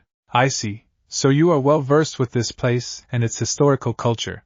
Invictus and Issei were heading to the cafeteria, when someone teleported right in front of them. The duo recognized the person to be the Empress herself. Hello Issei, Invictus. Juniper greeted the two, as both bowed in front of her. Juniper then spoke with a sigh. How many times have I told you, you needn't bow in front of me, Issei? Issei realized this and rubbed his head, as Juniper looked at Invictus and spoke. You must be Invictus, right? It is finally nice to meet you in person. Invictus respectfully responded to the Empress. Indeed, it is Empress Arc. Juniper nodded with a smile, as she looked at Issei and spoke. Anyways, do you have a moment? Issei and Invictus were both surprised. She wondered what the Empress wanted with Issei, as he asked, What is the matter, Empress? Juniper's expression soon changed into a worried one as she looked at Issei and spoke. The Elder Arcs would want to have a word with you. Invictus and Issei looked at Juniper in shock. They never thought that the Elder Arcs would like to talk with Issei, but they did not understand why they wanted to talk with Issei. They had no choice but to talk with the Elder Arcs. Arc Council Rooms, PM. Issei, Juniper and Invictus were heading to the council rooms, where Issei is slated to meet the council members. Issei then asked, Empress. But the classes. Juniper cuts him off and responds, You will be given the attendance as well as the notes needed, so you two needn't worry about that, okay? Issei and Invictus nodded in understanding, while they wondered what the council wanted to talk to the boy about. Soon enough, they reached the council room, where Issei finally met the two council members that wanted to meet them. Juniper then introduced them to Issei. Meet my father Issei, Liam Arc, and one of my relatives, Julius Arc. Issei looked at them, and along with Invictus, he bowed before the two men, with which Liam spoke. No need to bow in front of me, Hyoudou, please raise your head up. Liam soon looked at Invictus and responded, You too, Invictus. The duo nodded as Juniper soon closed the door behind them, as Issei asked, Why did you close the door? Before Juniper could answer, Liam spoke with a tone full of seriousness. It is because word of our discussion must not go out from this room. Issei gulped, although he did not disagree with the father of the Empress, as Julius spoke. We wish to talk about Cilium. Before you judge us, we are not going to do anything, we just have a few questions, I hope you don't mind answering us. Issei looked at Juniper, who nodded. She wanted Issei to trust them, since this was her father she was talking about. Issei responded, I don't mind, so what do you wish to know? Liam then spoke in response. The weapon, Judgment of Shamash, was created by Liam, right? Issei nodded as Liam spoke. Do you plan to improve on the weapon as well? Yes, I do. The weapon I developed is a prototype, and I want to increase its fire power, allowing it to go even beyond the heat of the sun as well. Liam nodded in agreement, as Julius spoke. I see, Issei, may we call you that? Issei nodded as he responded with a smile. Yes, I would love that. Julius then continued. Right, Issei, you see, we were having a discussion on Liam and we were amazed by what is capable of, but we also fear that people that are our enemies can use the alloy against us. They may use it for malevolent purposes. We know that you have no such intentions, but we are just worried on what will happen. Indeed, Julius is right. We additionally want to know ourselves on what you need to do. Issei took a deep breath and spoke with a sad tone. Truth is, my only goal, it is to start a new life here. I do not wish to talk about my old life anymore because of them, well, circumstances. Truth be told, I just want to move on, that is all. Issei's tone seemed truthful enough, with Invictus sensing the sadness from his body. Being a Grimm allowed him to sense negative emotion. He sensed anger and sadness from Issei, but he wondered why did he have so much anger and sadness. What exactly happened to Issei such that he would be having such level of negative information? I see, but I fear that may be harder than you realize, Issei. Julius spoke with a solemn tone, making the two wonder what they meant. Issei looked at Juniper trying to understand, but all he could receive was a look of sadness and worry. What do you mean? Issei asked, looking at Julius as he spoke. You see, what I am going to say, let's just say that someone else knows about Liam as well. Someone that once tried to gain more power in Arcadia. Issei could sense the anger in Julius's voice. He looked at Liam, who also had a similar expression, making him wonder and worry who was that someone that tried to do this. Juniper then explains to Issei. He is Vlad Ark, he was once one of us, until his betrayal. Juniper's tone also had anger inside of it. The mere mention of his name made the three Arks grit their teeth in anger, remembering on how he fought against his own family for power. While Issei were confused by this, he had no idea why they were so angry with him. Invictus was angry remembering the exile. Usually exiles are not talked about in Arcadia, since they did not want to invoke any worry in the masses. There was silence for a while, after which Issei asked, Your Highness, who is this Vlad and why did he betray you?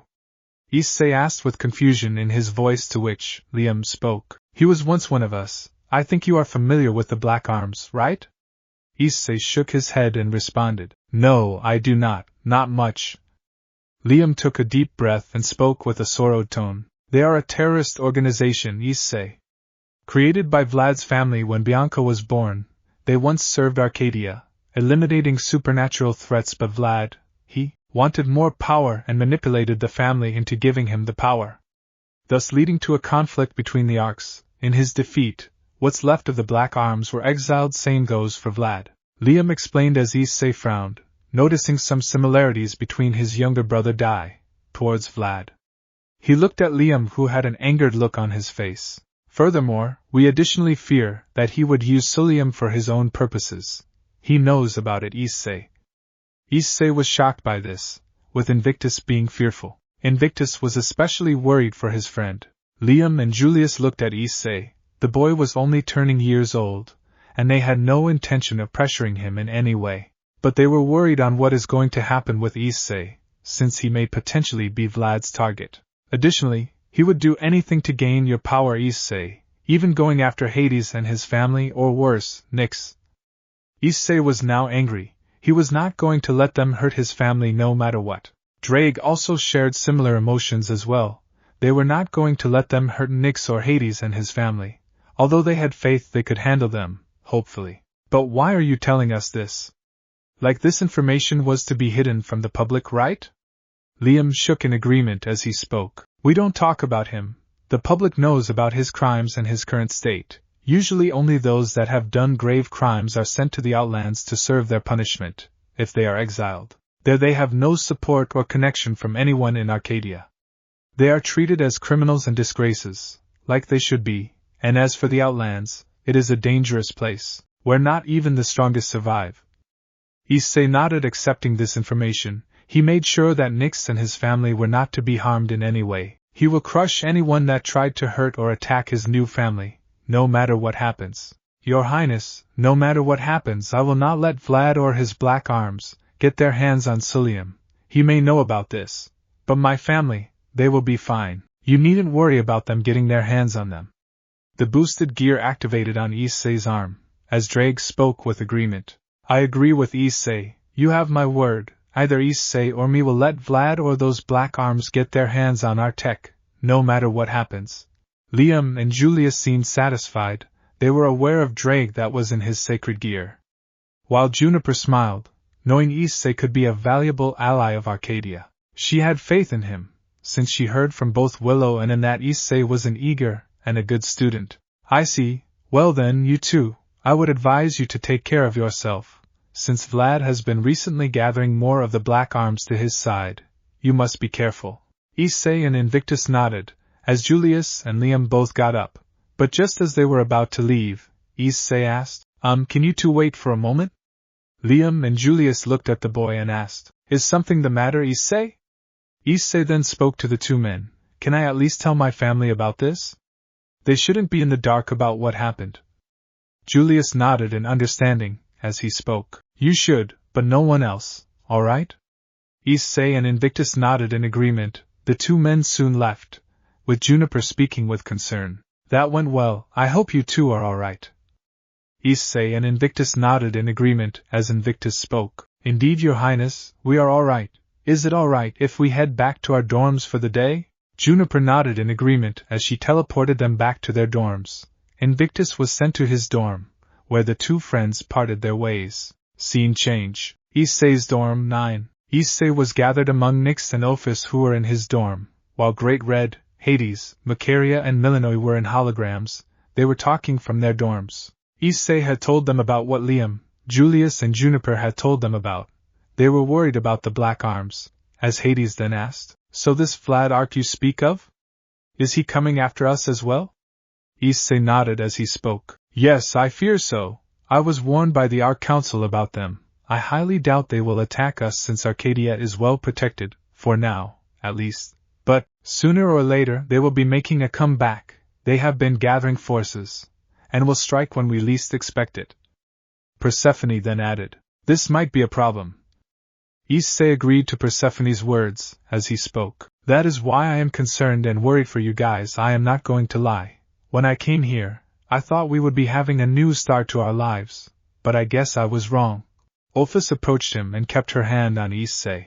No place is perfect, Issei, whether it be Earth or Arcadia, you should know that, Issei.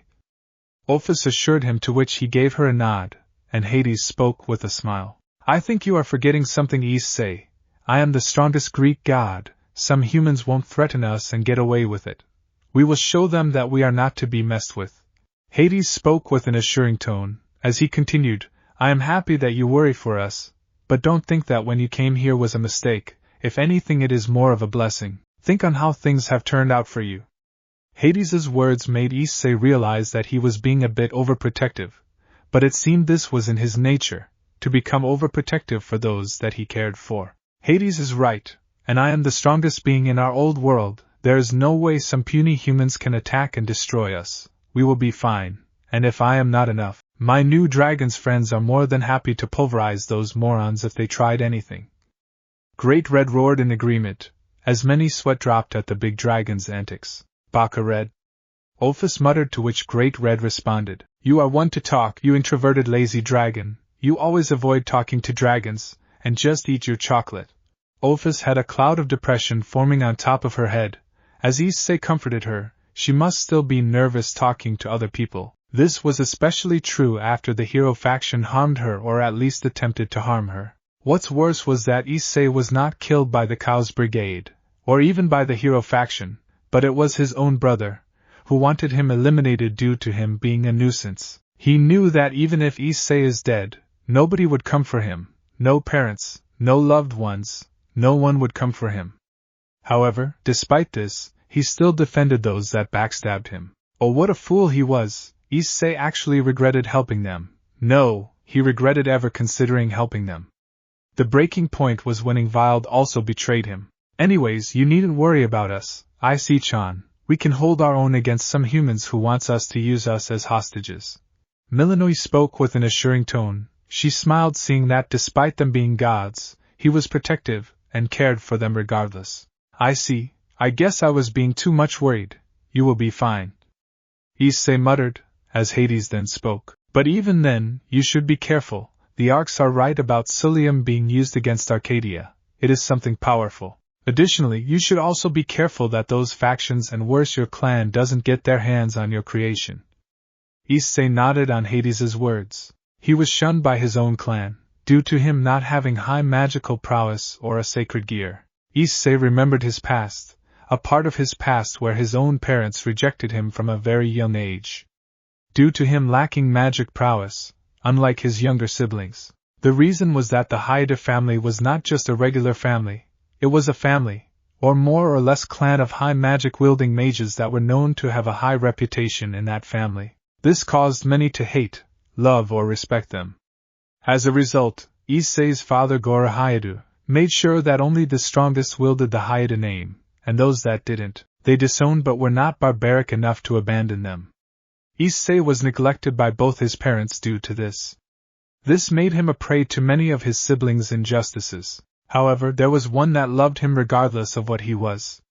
It was his grandfather Juzo Hyoudou, an excellent skilled magician on par with even an ultimate class devil, and potentially he could even give a Satan-class devil a fight for their life, although he would lose.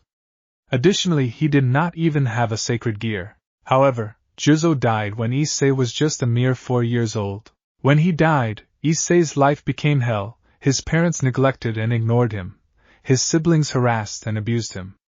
Even those that he became friends with turned on him. He did not have magic until he was years old. He was a late bloomer, and it turned out he was the one that possessed his grandfather's prowess in magic. From that he learned Memory Read, a magic spell that he can use to read someone's memory without them even the victim detecting this. This was how he learned basic level magic without even letting anyone else know. Additionally, he also did this to conceal his best friend, and he knew that if the factions knew about this, they would take Drake away from him, and he was not going to let that happen. He read the memories of Mephistopheles, Graphia, Lefay and Lavinia to name a few without them even knowing, gaining their knowledge and magic. He even saw an interesting section of memories belonging to both Graphia and Lefay. He was a bit curious, but he chose not to see any further when he was warned by Drake that he was seeing something that belonged to their private life. Back to present time, he was with a family that genuinely loved him for who he was,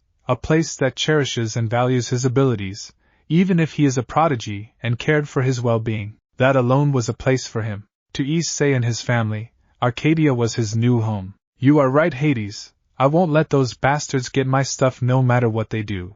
Issei's cold tone made the residents of the room understand that he was not messing around. If they tried any funny business, he will destroy them no matter where they are, or what they do. I also agree. I refuse to see my relationship with the Olympians. They don't care for Issei-chan, and so I could care less for what happens to them. If they mess with Arcadia, they mess with us as well. Persephone's words were agreed by their daughters. Hades also agreed to this. He stopped seeing the Olympians as his relatives a long time ago, and hated for what they have become. They weren't there when his wife died, so why should he be there for him? Anyways, just be careful, all of you. I don't want to see any of you getting hurt. Hades spoke with a gentle yet stern tone, as the others understood this. He soon said his goodbyes, before the rest followed suit, and they disconnected their calls, leaving Issei, Ophis, and Nyx alone. Issei, there is something I want to do, it's time. Issei looked at her and asked, Time for what? Ophis changed into a more serious tone, as she spoke. Your body seems to be ready. Thanks to the training In and Willow have done with you, you should be able to access the full power of Dabilo's dragon. Issei widened his eyes, as he remembered the first time he used it. He was almost put into a comatose state, and was in that state for weeks. But are you sure that my body can handle it? Ophis nodded as she spoke. Indeed, your magic level has increased significantly, and with the judgment of Shamash, and the fact that you only were a bit phased when the heat struck you in your face. Additionally, I don't wish to regulate control of that form of yours. Ophis declared, to which Issei nodded as he spoke. So what should I do? Issei spoke seriously, to which Ophis only gave a small smile, and held his hand. She soon transferred a little of her power to Issei. Once this was done, Ophis spoke with a cheerful tone. All right, it is done. Now you wouldn't need me to chant alongside you when you access Diablo's dragon, but there is a power that has been unlocked inside of you, a stronger form for Diablo's dragon, Ophis explained to Issei, who nodded with a tone full of gratitude. Thank you, Ophis. Ophis smiled in response, as she soon spoke. Well, I gotta go to the Dragon Kingdom, so see you tomorrow, Issei. Ophis spoke with a smile, before she teleported out of the window. She soon reached a different location of Arcadia, where someone contacted her, and spoke. So you aren't going to tell him how you feel? Ophis shook her head and spoke. No, Baccared, he is still hurting. I don't think it is right for me to confess at a time like this. After that Ingvild hurt him, I don't think he is ready for a relationship as of now. Great Red sighed as he spoke. Very well, I am not going to force you, and I guess you are right, he needs someone that can heal his broken heart, and I think Nyx is perfect for it. Ophis nodded. Maybe she can confess at a different time. She soon teleported back to the Dragon Kingdom. Back with Issei, he took a deep breath, and settled down. What happened today blew his mind. He was worried for Vlad coming for him and his family. However, he decided to not show that to Nyx for them to not be worried. So what now? Issei looked at Nyx as she spoke. I am worried a bit. What should we do? Issei looked at her and spoke. We can only wait. So far there has been no trace of the Black Arms or anything, as a matter of fact, so we can only hope that they don't come. Until then, we get ready for whatever comes. After all, I have a feeling that they will soon attack, since Vlad has been gathering followers. Issei's serious tone made Nyx nod in agreement. She will protect herself from Vlad or his allies no matter what happens. In the DxD world, Hyoudou residence, 9 a.m. Unlike Arcadia, where months have passed, here only several days have passed, or in this case weeks have passed. A certain brown-haired boy has been moving side by side. He had a look of worry and fear etched in his face. This was Dai Hyoudou. What's the matter, Dai? Your brother is not there to save your ass? Someone spoke to him, as a black-colored gauntlet came on his hands. This was Crescent Moon Gauntlets, which was the sacred gear that hosted the soul of Krumkruch, the Crescent Circle Dragon, and the strongest evil dragon. What's the matter, Dai? Your brother is not there to save your ass? Someone spoke to him, as a black-colored gauntlet came on his hands. This was Crescent Moon Gauntlets, which was the sacred gear that hosted the soul of Krumkruch, the Crescent. I will find a way to defeat them, no matter what happens, even if my stupid older brother is not here. I will find a way to defeat them. Crom could only mockingly laugh at his host, who only had base-level transformations, which was his own regular balance breaker. He also had high magic-level skills, thanks to his clan, and he was also a capable man as well, with proper prodigal experience with swords and other weaponry, which allowed him to become well-loved and well-received by the factions. Despite this, the man did no single work in his life. He did not earn his position, nor he did anything. Everything that he had achieved was built on the work Issei did. He never did anything to earn the girls that he loved. Crom responded to him with a mocking tone. You know, at this point, I pity you. He left since he did not want to deal with the bullshit you and those stupid faction leaders had to deal with. I expected him to expose you, but alas, he left, not wanting to suffer anymore. Crom spoke with genuine sadness at the last part. He wished that Issei at the very least exposed him and dealt with his brother. Dai clicked his tongue in frustration. Without his brother, he was having difficulty dealing with the current problem. This was due to the Cows Brigade not being gone. They had made a comeback as Neo Cows Brigade. They have been attacking different locations in the factions, causing even more problem. Additionally, it was revealed that RageRevan Levon Lucifer had survived even after the Evil Dragon War. and had been strategically attacking certain parts of the factions, rescuing some old enemies, and had been creating problems to the factions. However, despite this, the factions believed that Dai would find a way, but without Issei, he would be having it harder. As he responded to Crom, "The factions will bring back my foolish older brother, no matter wherever he is, he will be back, Crom, to once again help me, and worse, they believe me over my stupid older brother." Crom absolutely had nothing but disgust for his older brother when he heard of this. He wanted to get out but couldn't, and there was only one person he could curse on due to this, and that was the biblical God. He finally decided to speak up, since no one would hear his voice. "You know, for once, stop acting like a brat and actually do something in your life. At the very least try to become a better person. But you won't, would you? I can't wait for your downfall, Dai. Your empire will fall one day, and I think this is just the beginning. It is only going to get worse for you, Dai. Goodbye." Crom cut off the connection, causing Dai to get even more frustrated. He still remembered the brutal harassment Issei put him through. He had to find Issei, so that he could personally teach him a lesson. He sat on the couch frustrated, vowing to teach his brother a lesson he won't forget. However, someone knocked on the door. She was a woman who had waist-length orange-brown hair that is tied in a single small ponytail on the back of her head, while she leaves the rest of her hair down with bangs hanging over her face, while she has 2 strands sticking out above the rest of her hair, reddish-brown eyes, and she has a slender figure with ample S. This was Ika Hyoudou. Hey brother. Ika spoke with a neutral tone, as Dai greeted her and spoke. "Say, what brings you here, sister?"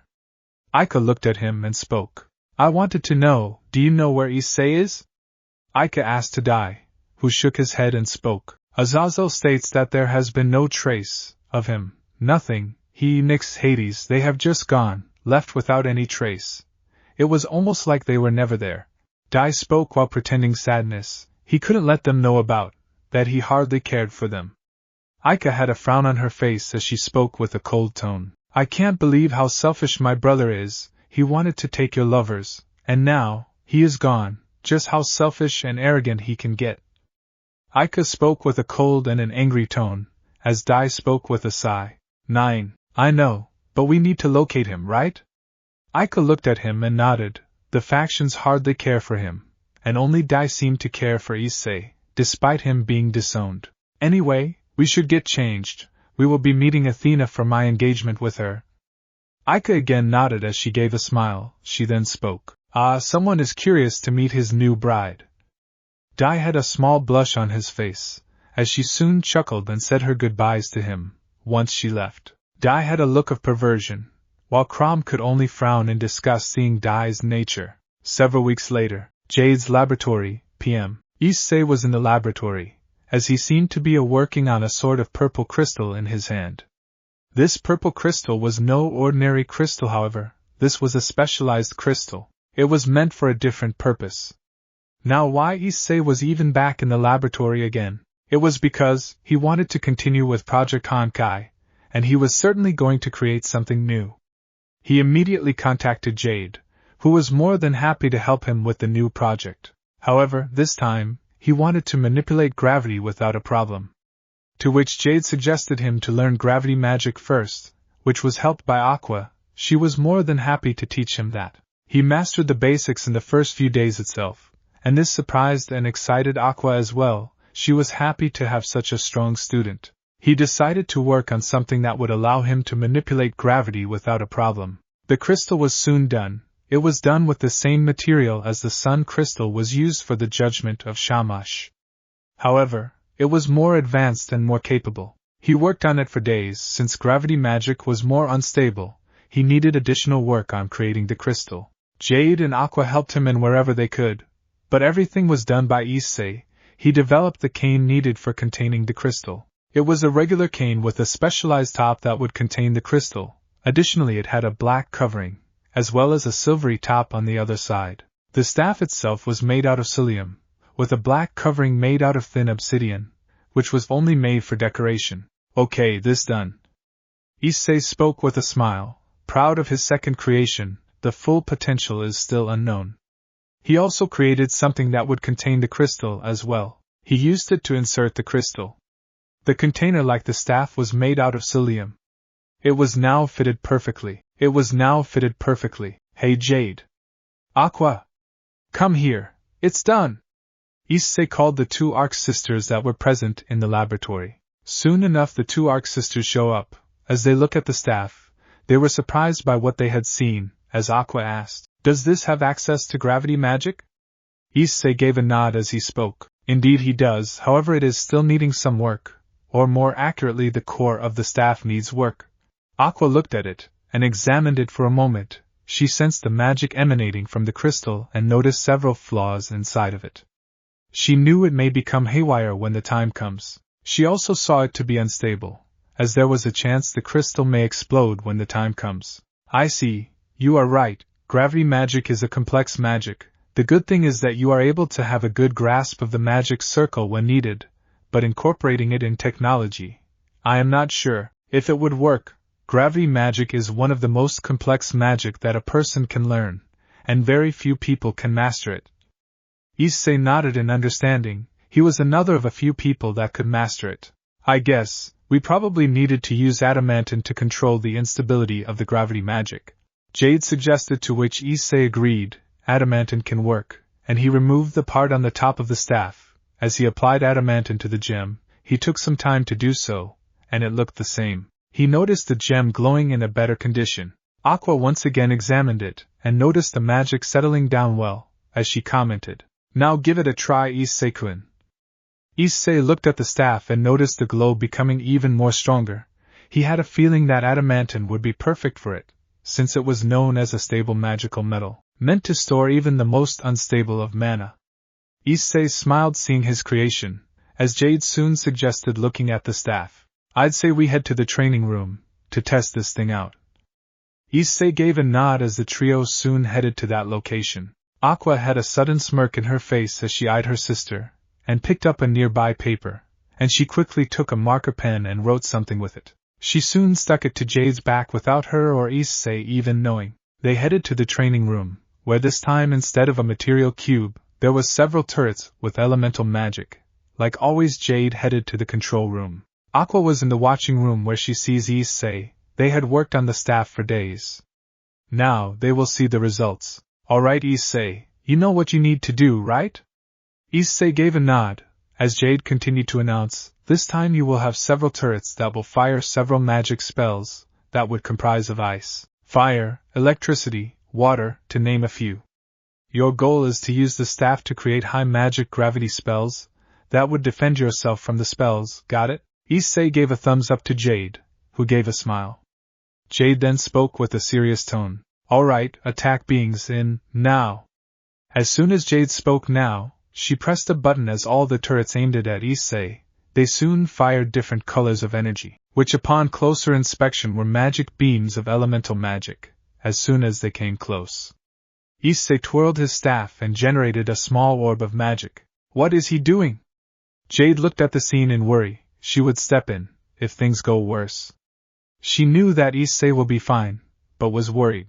Similar expressions were seen in Aqua, who on the other hand was ready to teleport to rescue her student from the attack. She already had a teleportation circle ready, not knowing that such an attack would do nothing to Issei. However, what they soon saw was the black orb of magic was sent in the air, and it soon became an orb of highly concentrated gravity magic, which Aqua recognized when she saw the orb go up. She was unable to see properly before that. She soon dispelled the teleportation circle knowing that Issei would be fine. The magic attacks were sucked towards the black orb of magic, which had turned into a black hole. The magic attacks soon dissipated into nothingness, with the black hole damaging even some of the room. Issei slammed the staff to the ground, as he destroyed the black hole into nothingness. The black hole collapsed, sucking up the air towards the point, before releasing an explosion of air towards Issei and the turrets, which made Issei stagger a bit. A/N. I don't own this GIF. A/N. I don't own this GIF. Issei. Aqua shouted in worry. However, they saw Issei putting a hand in front of her, implying that he was fine. While Jade was trying her best to stabilize the field, the gravity magic released from this was even more surprising. It was powerful enough to create black holes, and they knew it was not the strongest the staff was capable of. The air suddenly died out and everything returned to normal. the turrets were partially damaged, and everything returned to normal. The two immediately rushed to the testing room, as Jade asked, "Are you all right?" Issei gave a nod, taken aback by the power of the staff. He looked at it in fear and awe at his creation. Jade then spoke. "I never thought that this would be powerful enough to generate black holes. This may be one of the most powerful weapons you have created." Issei agreed with her words as she continued. "Yeah, the Star of Eden is really something. My intention was to manipulate gravity. Never thought it would create its own gravitational star and almost result in an explosion." Aqua then added to her own words. "Indeed, gravity magic is complex, but if used properly, it can be considered as one of the strongest magic of all time. Black holes are only one property of what the staff is capable of." Aqua spoke, as Issei gulped. Drake also added his own words. "It almost felt like dealing with magic that is on par with God's, generating black holes out of nowhere. This is really powerful, reducing magic to nothingness, and that is only its basic state. The full power of the staff can be really something to contend with." Drake gave his own words to the trio, who shivered, pondering just how powerful the Star of Eden is, and even Jade did not comment on the name given to Issei, due to the power wielded by the staff. "We must let the Empress in on this. This creation is powerful, and we can't let anyone else wield it, aside from Issei." Aqua spoke, to which Jade agreed. If the Star of Eden fell into the wrong hands, this would potentially cause nothing but cataclysmic destruction in Arcadia. They have the power to stop a black hole, but the damage will be severe. Issei reluctantly agreed to this. He did not want to do this. But the Star of Eden is extremely powerful, with its full potential still unknown. He soon noticed something stuck to Jade's back. Jade." Jade looked at him and spoke. "Yes? There is something stuck behind you." Jade took it, and was beet red when she saw what was written on the paper. It was written, "Jade is nothing but a brocon. Signed, Aqua." Jade angrily tore the sheet of paper as Issei flinched by the anger.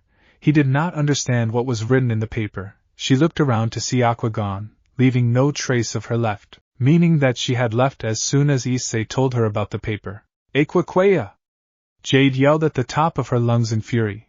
As Issei realized that it must have been something embarrassing which was written on the paper, he decided to not talk about that. Scene change. Arcadian Training Center PM. Juniper was also present within during the training center, alongside Jade, Aqua and Issei. Aqua had a small boil on her forehead, as she groaned in pain. This was due to Jade finding her and smacking her on the forehead before they talked to their mother about the situation. The Empress heard what Issei, Jade and Aqua had to say about the Star of Eden, which made Juniper and wide-eyed. They knew the applications of gravity magic which could even generate black holes, but it was only mean for highly experienced mages in the field.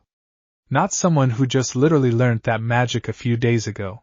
It was because black holes were basically stars having their own center of gravity, which caused them to suck anything towards them into nothingness. It was one of the highest levels of gravity magic, and use of it was forbidden, especially in the city gates, for a reason. "I never thought the Star of Eden would be this powerful. I am sorry, Empress."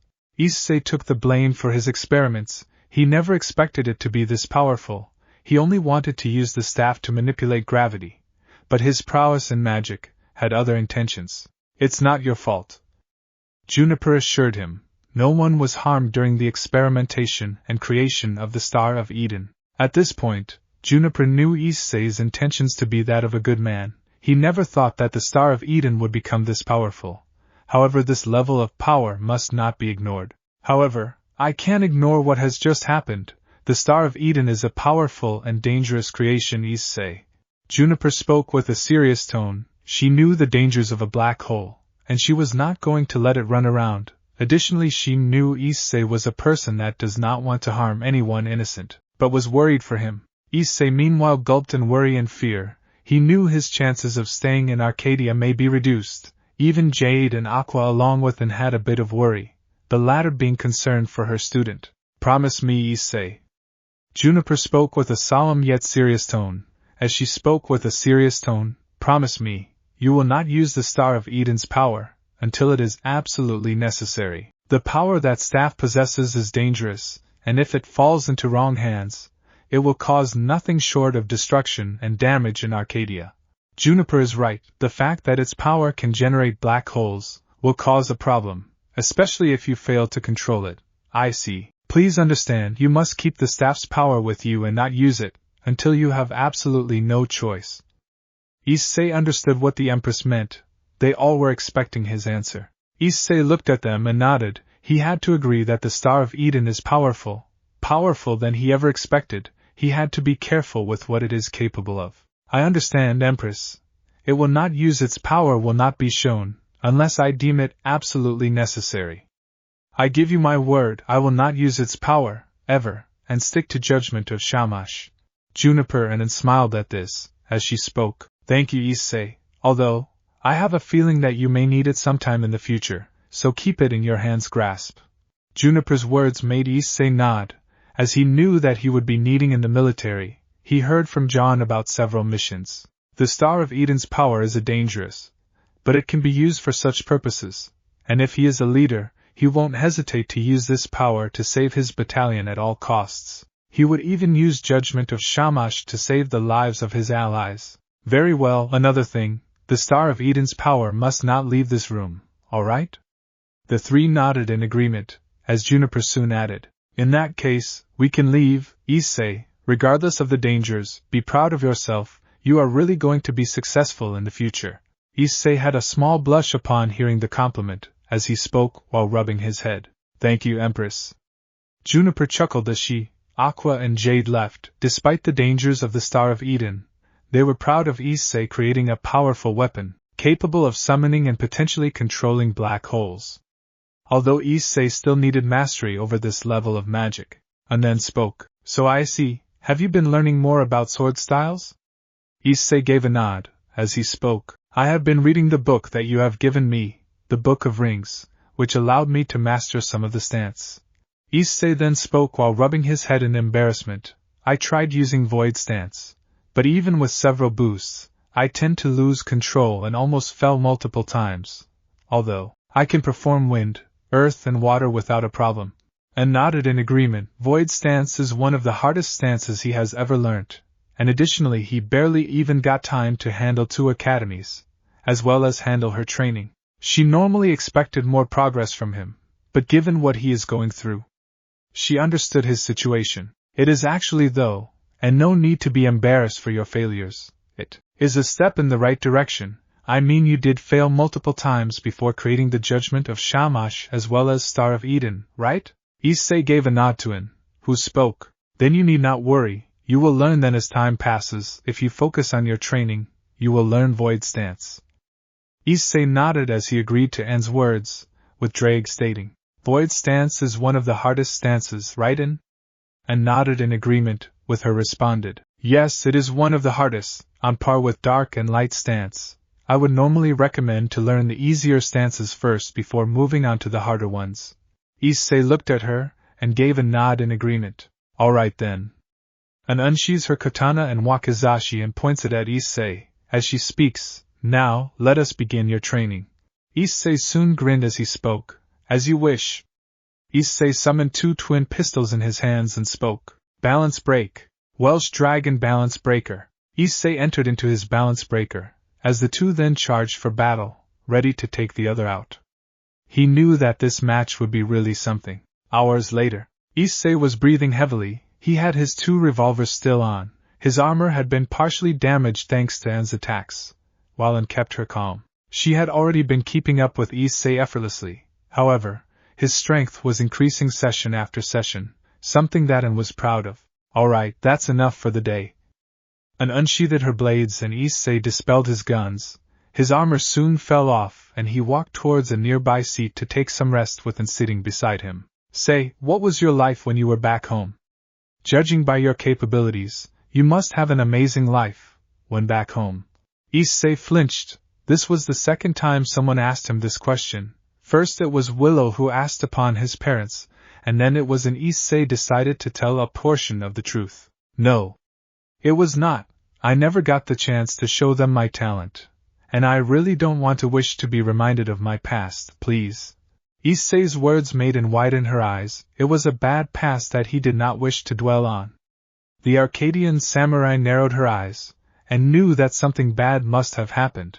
She decided to not press on it, and responded with a solemn tone. Very well, I will not put pressure onto you, but if you ever need to talk to someone, and kept a hand on Issei as she spoke, I will always be there. Issei looked at her and gave a solemn nod, as in gave a smile to him. She soon got up and spoke. I think you should be heading back, since you will be having your exam, and there may be a chance that you will be graduating earlier than before. Issei was surprised by this, as he asked, But why? And looked at him, and responded, You and your friend have been scoring quite well in your examination. Plus the fact that you developed your own magical weapon is being watched and many of the faculty are considering to get you graduated, along with your friend, so you better be ready. Issei looked at her and asked, What will I be up against in the examination? Will it be a written exam or will it be something else? And looked at Issei and spoke, You will be up against someone that the academy chooses. You have to either win or survive against that person in order to graduate. Don't worry, you will be getting ample of tries before you can graduate, alright? Issei nodded in response as he speaks, I won't disappoint you in.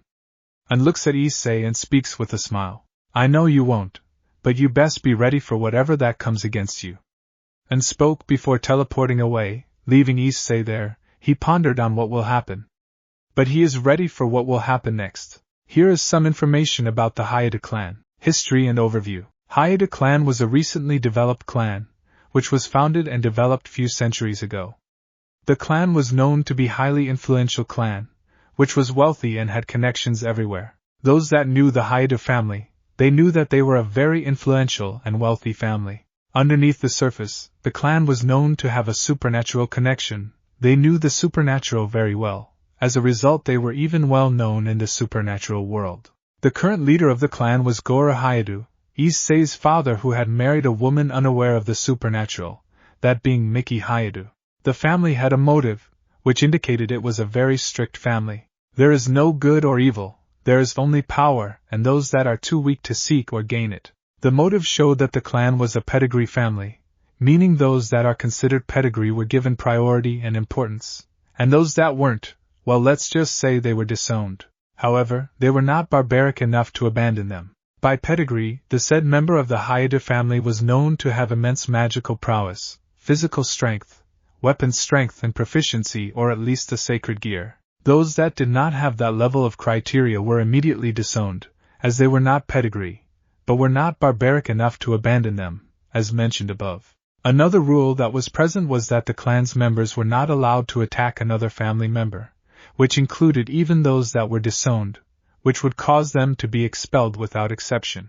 Relationships with the supernatural and families associated with the supernatural. Now the Hyoudou clan had good relationships with the supernatural factions, however despite this, they were hated by a few select families. Some of which were the 5 principal families of Japan. These were Himejima clan, Duman clan, Shinra clan, Kushihashi clan, Nakiri clan. The reason was that years ago, Juzo Hyoudou, Issei's grandfather, had humiliated their clan leaders with relative ease. He was able to completely defeat and take them down, along with their clan members without a problem. This caused them to have animosity between them, which was still prevalent to this day. Their connection with the supernatural had some positive impact, especially towards the Hyoudou in general. Since many supernatural families did not want to break up with their clan, they were even willingly to do some changes that would not have been normally possible. One such incident was Rias Gremory's cancelled with Riser Phoenix. This was broken because Rias had tried to give her virginity to Dai Hyoudou, which ended up with the engagement being cancelled since they did not want to break relationship with them. Juzo Hyoudu's view on his family. Juzo was a kind-hearted man, who always put family over himself first. He possessed high magical abilities that made him on par with a low Satan-class devil, at best. He could easily take on even the strongest of magicians of the human world without ease. But as his age passed, his strength was weakened and it reduced. He was not the same man he was years ago. He also saw his family becoming more power-hungry, envious and greedy, abandoning all philosophy of family and love. This saddened and caused him to worry, since this clan's future is not something he wanted. He was angered by the fact that his own son was one of the greedy and envious people. There was only one he saw was not like the rest of his clan, and that was Issei Hyoudou, whom he loved irrespective of him being a disowned. However, he passed away leaving Issei completely alone in a world that hated him. Hyoudou's view on his family. Hyoudou was a strict man. He followed his family's motive which he created without exception, especially when Juzo, his father, became old as time passed and the influence of Juzo over the clan reduced. He was hard on his children, and made them work harder, becoming powerful. Issei failed to reach his expectations, causing him to become disowned, but he was not abandoned. Issei was viewed as a disgrace to the family, and was immediately ignored. Issei tried to talk to his mother but was given the silent treatment. He was ignored every time. Especially with what Dai had done later on to him. Hyoudou's view on his family. The only one that loved Issei was his grandfather, and after he had died, his life became a living nightmare. The life he wanted to build was all ruined by Dai, as he took everything he had. This caused him to become very depressed and hopeless as time passed. He hated how the factions treated him and wanted him dead, at every step, along with his family who could care less if he died. He tried his best to impress his family, but no matter what he did, Dai took credit and succeeded in his life. While Issei was left a shadow, he couldn't do anything as no one would have believed him, no matter what. He soon stopped seeing the Hyoudous as his family, and saw family in the form of Hades and his family. Additionally, Dai also spread rumors behind his back and charmed those that Issei loved, making him lonely and depressed. He could have turned hateful, but he chose to leave the family, deciding to leave them on their own. Eventually, as time passes in Arcadia, he decided to create a Hyoudou clan of his own, to show how powerful he has become, and what he can do. Current members: Juzo Hyoudou, Gora Hyoudou, Miki Hyoudou, Dai Hyoudou, Ika Hyoudou. Several relatives. Former members: Issei Hyoudou. In the DxD world, Underworld 9 AM. The faction leaders were discussing the events that have been happening so far. The attacks are becoming common, as their main goal was still unknown, as they were trying to release their allies that had been imprisoned by the factions, with a lot of work and tenacity that they had taken. Anything about Hades and Nyx? Zeus grew with a frustrated sigh. It was not enough that Hades and Nyx went completely missing. Worse, his entire domain has cut all ties with them, and refuses to do anything for the Alliance. Nothing, they just vanished without a trace, and not just them, even Great Red and Ophis left, leaving nothing else remaining. Azazel commented, but internally he also grew frustrated. They did so much for Ophis and she went without any existence. Shemhazai also added, the last time we saw any of them was towards the dimensional gap. Upon this we will be launching an investigation in that area. Shemhazai spoke his own words. As Shiva seemed concerned, he then responded, I doubt that would be wise, Shemhazai. There is a reason why Great Red and Ophis just went missing. Even then, traveling in the dimensional gap is dangerous. We need to be careful when we are investigating. Worse. Zeus added his own wisdom as Shiva shook his head in disappointment. He did not know what to say at this point. The god of destruction knew a few things. Ever since Issei and his family left, their problems have been increasing. Regardless, with what is happening, we must locate the two dragon gods. Them not being there is a massive problem. It is just that, in a day's time, not only did Hades and Nyx disappear along with their families, but also Great Red and Ophis. They went without any trace left behind. Worse, even Issei has gone with them. No sooner did Azazel mention his name, many of the people present had frowns, while Shiva was wondering why did they have so much hatred for this boy. In his eyes, he will only believe it when he sees Issei's nature firsthand. 9. The god of destruction and the disgrace of the Hyoudou family have never met in person, but he has heard of stories of him, taking credit for the pillar's action and using it for himself, but he was not sure to believe it or not. He had a bad feeling that something would happen had he believed these stories or not. He looked at Zeus, seeing the frown on his face. He could only internally sigh in disappointment. And why do you bring him up? Zeus spoke in an annoyed tone while putting an emphasis on him, as Azazel spoke with a sigh. That is not what I meant. Even he is gone, along with Great Red and the rest. Think what this means, Lord Zeus. Zeus lost a bit of his annoyed nature and understood this. If Issei had started to work with them, it could pose a potential problem, keyword being potential. Neither of the people present saw Issei as a threat. He was too weak for that. He remained quiet since the mere mention of Issei's name would bring hatred, so it was pointless to tell them anyway. He looked at Azazel, who spoke after a deep thought. Look, I am only sending people for his rescue because Dai is the one who requested this. He cares for his brother despite what he has done to him. Otherwise, I could care less what happens to him. He is not our problem. Azazel spoke with a sigh, as Shiva looked at him and spoke. You shouldn't talk about him like that, even if he is the supposed person you think of. Azazel. Azazel looked at him and calmed down. He then responded, I guess you are right, but the mere mention of his name gives me headaches. I am sorry for that. Shiva shook his head and spoke. I guess you should rest for a while. Instead of locating them, it would be wise to deal with the Chaos Brigade's revival. Shiva spoke, trying to change the topic of the situation as Yasaka spoke, adding her own words. Dai has been handling the situation so far. We have been diverting. The attacks have significantly reduced so far. That I guess works, but I doubt RageRevan's goal is that simple. So far he has released Kokabille. But nothing else. He has been awfully quiet, and that is what concerns me. We don't know what he is going to do next. Cerzex spoke seriously as the leaders remained silent. With Elmenhild added her words, I have put some defenses on Valerie Teeps. Her power must not fall into the hands of RageRevan. He could potentially be eyeing her power. You do that, Elmenhild. Until we find any news of the missing people or the Neo-Chaos Brigade, this meeting is now over. The leaders then teleported back to their respective factions, minus Cerzex, who was left behind. He had to relay the message to the rest of his fellow Satans and the Devil Council. In the Kingdom of Arcadia, several months later, Magic Academy, 9 a.m. Issei was watching the final list. He knew that this would show the ones that will be ready for the final examination.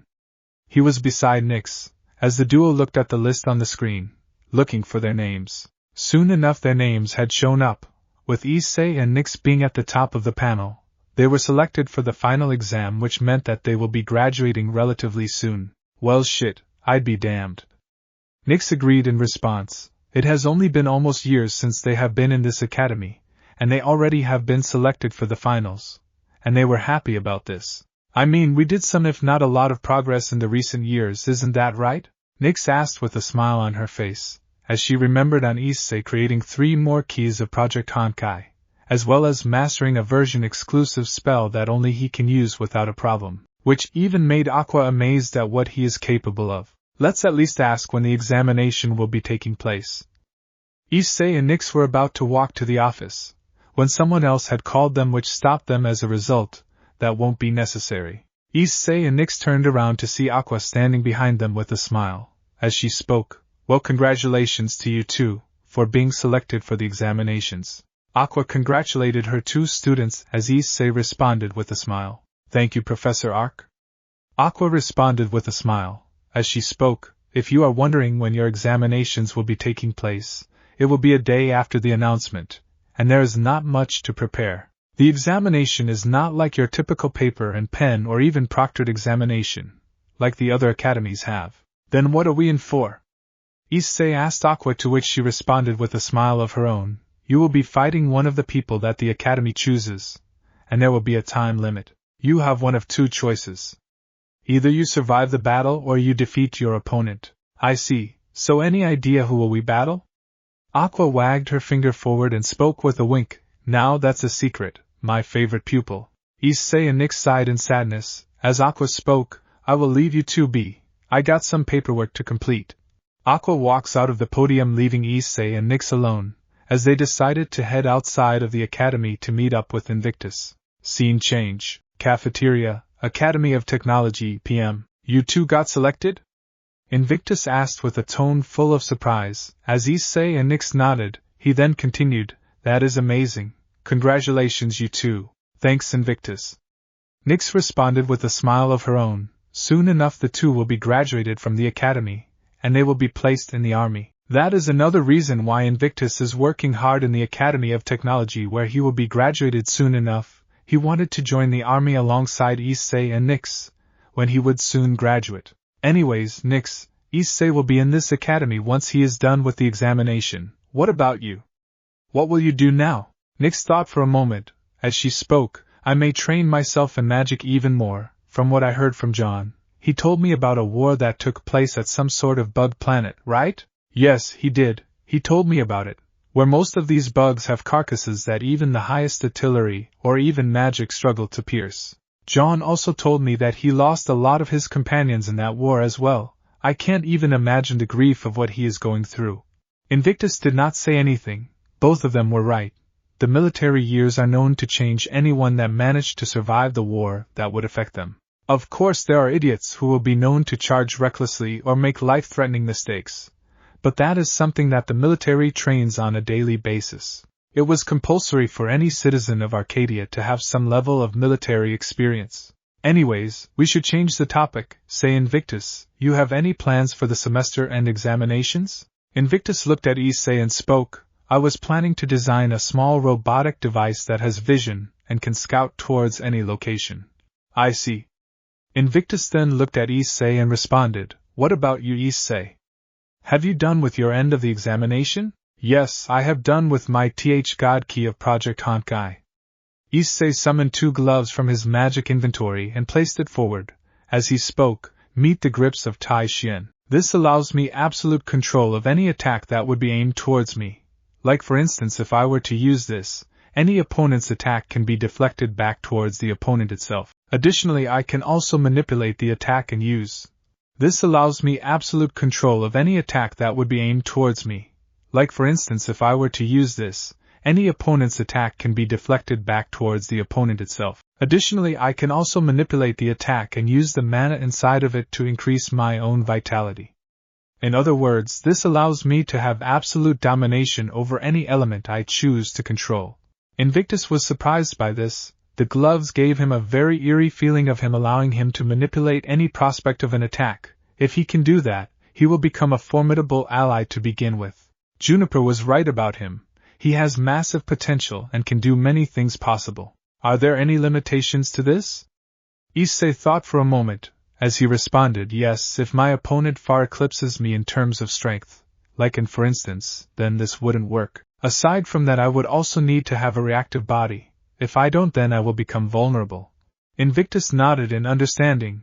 He could easily become one of Arcadia's most formidable allies. It was already shown when he was able to effortlessly learn gravity magic and create the Star of Eden. The only people that knew about the Star of Eden were John, Rosemary, Juniper, Invictus, and finally Issei and the rest of his families. Black holes were dangerous, and that was something the ones who knew were aware of, which included even Invictus, as many wouldn't even survive a black hole. The fact that my best friend was able to put the aspect of domination into this new god key is really something, bestie? The one who spoke was Drake, as the boosted gear manifested in the form of a gem on the grips of Tai Xian. It was a specialized mode of the boosted gear that allowed him to use both his gear and the grips of Tai Xian at the same time. The only difference is that the boosted gear had a fiery orange color scheme instead of the usual red-colored scheme. Been a while, Drake. Thought you would be sleeping like you mostly do for these lectures.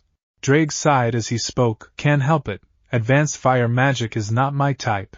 I learned most of my magic when I was alive. Besides, I can see any memories my partner has, so it is not a problem for me. Lazy-ass dragon. Nyx muttered underneath her breath, preventing anyone from listening to his words. As Invictus spoke, say, Drake, are you not interested in roaming outside the world, to roam the skies like Great Red or Ophis do? From what I hear, they are almost reaching the top of the dragons present there. Even their leader is happy with the 2 new people in the Kingdom of Dragons. I prefer staying with Issei and Nyx, and I am not in a mood to be freed, for now at least.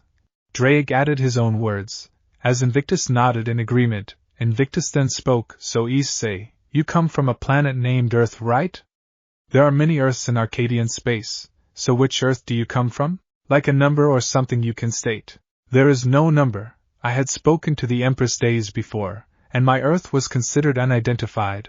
IR was light years away from Arcadia. Nyx nodded in agreement, as she added her own words. Not only that, the fact that we managed to even reach Arcadia was by sheer chance, but also our Earth does not have that good space travel like many of the Earths here do. You never intended to come here. Both Issei and Nyx shook their heads in response as Issei spoke. No, we never did. If anything, stories of Arcadia were just a red herring, considering the only person that did somehow hear of them was Great Red. That's it. We never actually wanted to come here. I see. Invictus spoke with a tone of surprise. The fact that him meeting his two friends right now was just sheer coincidence. He never actually would have met Issei or Nyx had they not come to here, or chose to come here. So what is it like? Your home.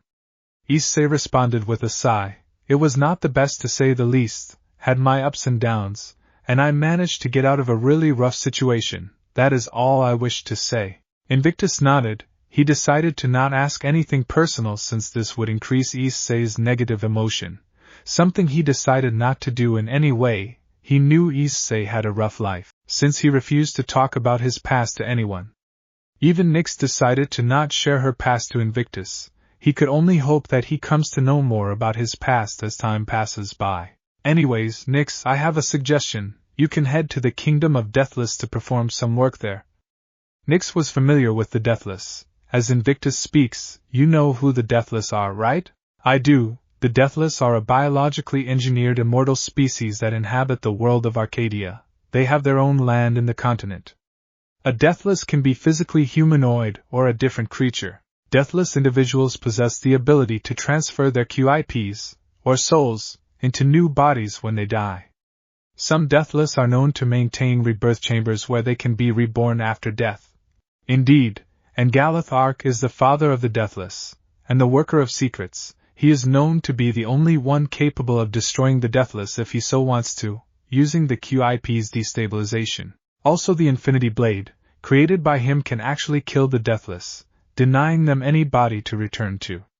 Nyx continued the last part as Issei nodded.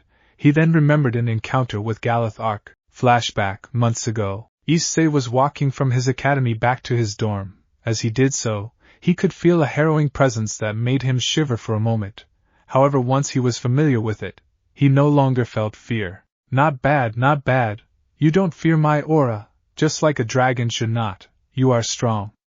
Issei turned around to see a man whose stature and look is giving off an intimidating appearance. He has black hair and bright gold eyes. He wears black robes that have gold ornaments all over him, especially in his chest where it resembles a necklace. He walked towards Issei, with the latter being confused seeing who he is. It seems like you don't know me, young man. My name is Galeth Arc, the father of Deathless. It is finally nice to meet the wielder of the flames that can destroy souls. Galeth spoke with a serious and deep tone, which made Issei a bit nervous, although he stood fearless in front of the Deathless, something that amused Galeth. I see. So what brings you here, Galeth? Galeth took a deep breath and responded in an honest tone. The flames that you wield, I wish to know, is it true that you can destroy the souls of even gods? Yes, but these flames are not mine, they belong to my best friend Drake. He was the one that taught me. Galeth nodded in understanding as he speaks. The Welsh dragon? Yes, Galeth, him. Right now he is sleeping, so I don't think he can speak to you at the moment. Galeth nodded in understanding. As he spoke, I see. So, from what I hear, only a select few beings can survive these flames, right? Yes, they are Ophis, Great Red, and Drake's rival, Albion. Galeth was familiar with the first two, but he had no clue who this rival was, that being Albion. Albion? Issei nodded in response as he spoke. Yes, like Drake, he also possessed something that can destroy souls. Galeth nodded. He became serious as he did not know who this Albion was, and if he was a threat that could hurt Arcadia in any way. He then spoke with a serious and commanding tone. Tell me more, young man. It's called Reduce. It is a unique blend of venom that is capable of reducing the existence of all organic matter, including gods. Even their souls are cut down bit by bit. Galeth seemed to be concerned for this Albion, as he soon asked, is the limitation same as with Albion as it is with Drake? Yes. Galeth seemed to calm down a bit. So if this Albion does become a problem, then he can still be dealt with. He looked at Issei and spoke. I have also heard of your other achievements, young man. Not many have such a talent like you do. You should be proud of yourself. Issei was surprised that another of the High Council members is also praising him, as he spoke. Thank you, Galeth. Galeth gave a smile in response. As he spoke, I will be taking my leave. We will meet again soon, Hyoudou Issei. Issei nodded as Galeth left the scene. Soon enough Issei walked towards his house as he did. Today was really something else. He had a run-in with the leader of the Deathless. Flashback ends.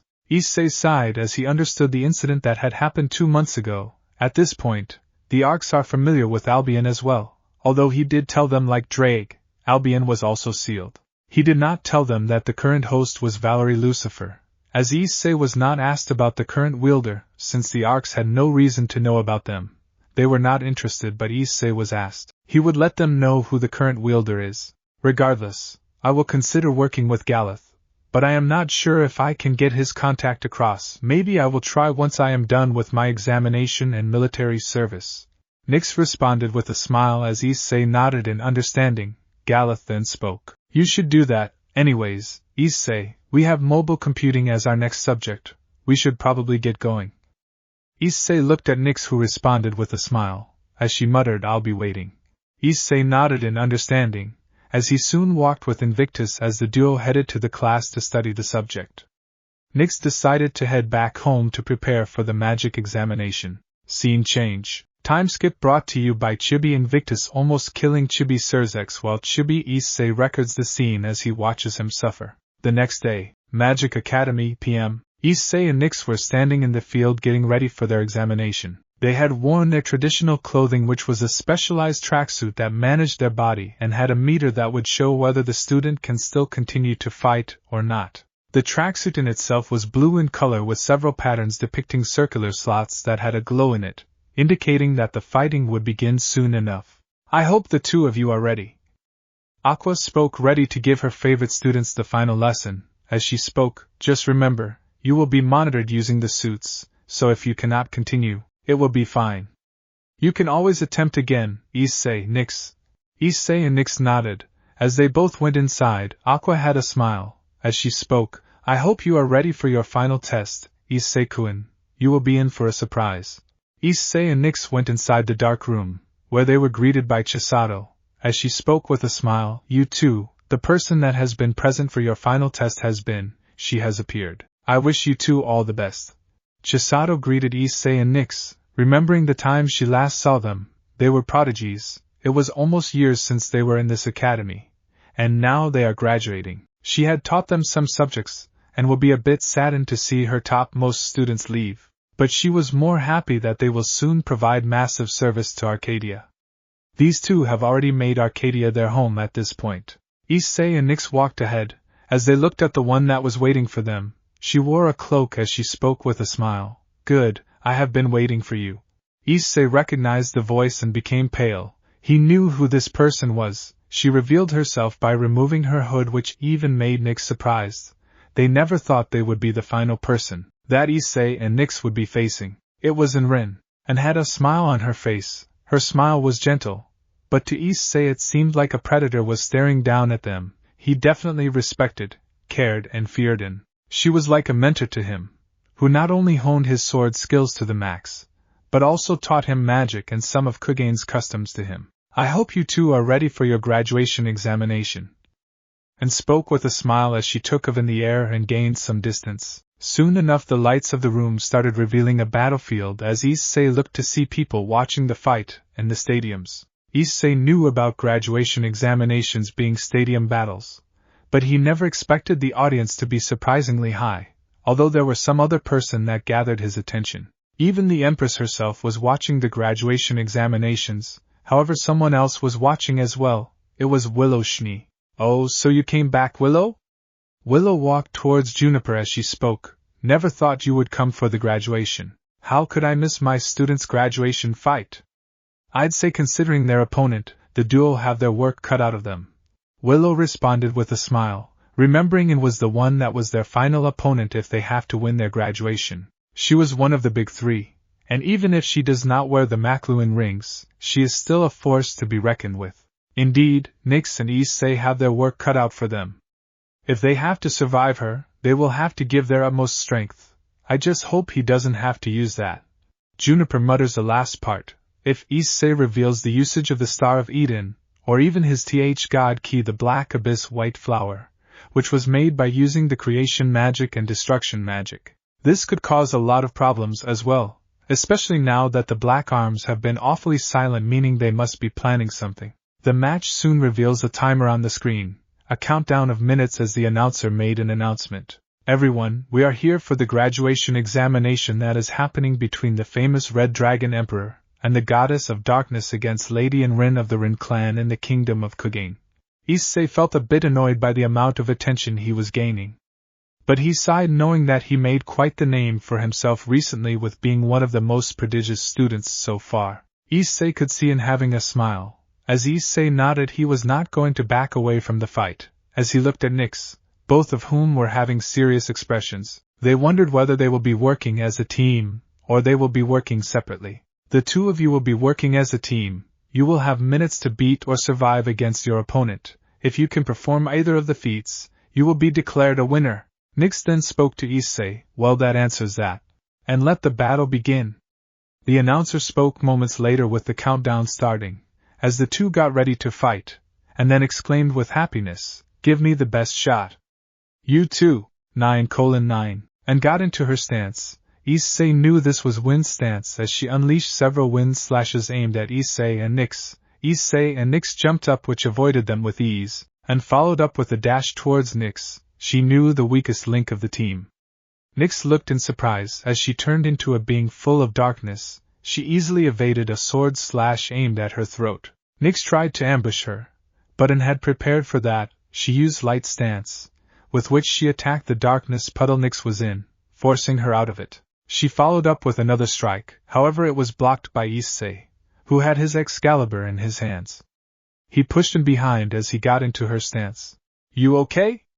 Nyx nodded as she unleashed some dark tendrils. As Issei started to run by the tendrils, he dashed towards and who blocked it with her own strikes. Issei followed up with a fire stance. While slow, he knew upon close range it could possess destructive abilities, and was quick in response. She managed to block the attacks by using Earth stance. She was proud on how Issei was able to land the strikes. Issei followed up by jumping in the air, letting the tendrils strike with which she blocked with ease.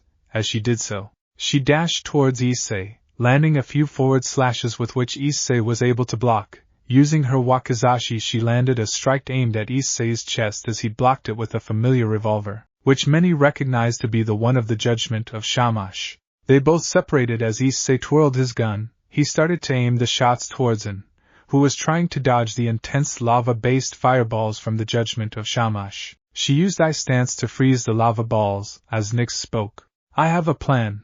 This will take a lot out of me, so you will need to cover me.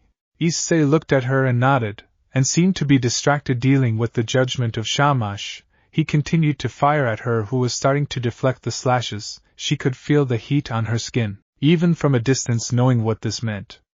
If she gets hit by those fireballs, this could pose a massive problem. And was quick and elusive. She knew what she had to do. She dashed towards Issei, as Issei was ready to block a upslash from her. However, when he did so, he saw that it was a mere afterimage. He widened his eyes in horror as he saw An going after Nyx, who was preparing a spell. Nyx was shocked at this, and was ready to use Void Stance on Nyx. Issei then shouted, I am not going to let that happen. Issei's hand glowed a bright purple in color, as he started to increase the gravity on An's legs and hands, which made her slow her moment, but it only lasted for a mere second. This was more than enough for Issei to act upon, as he blitzed towards An, ready to strike her, which she dodged.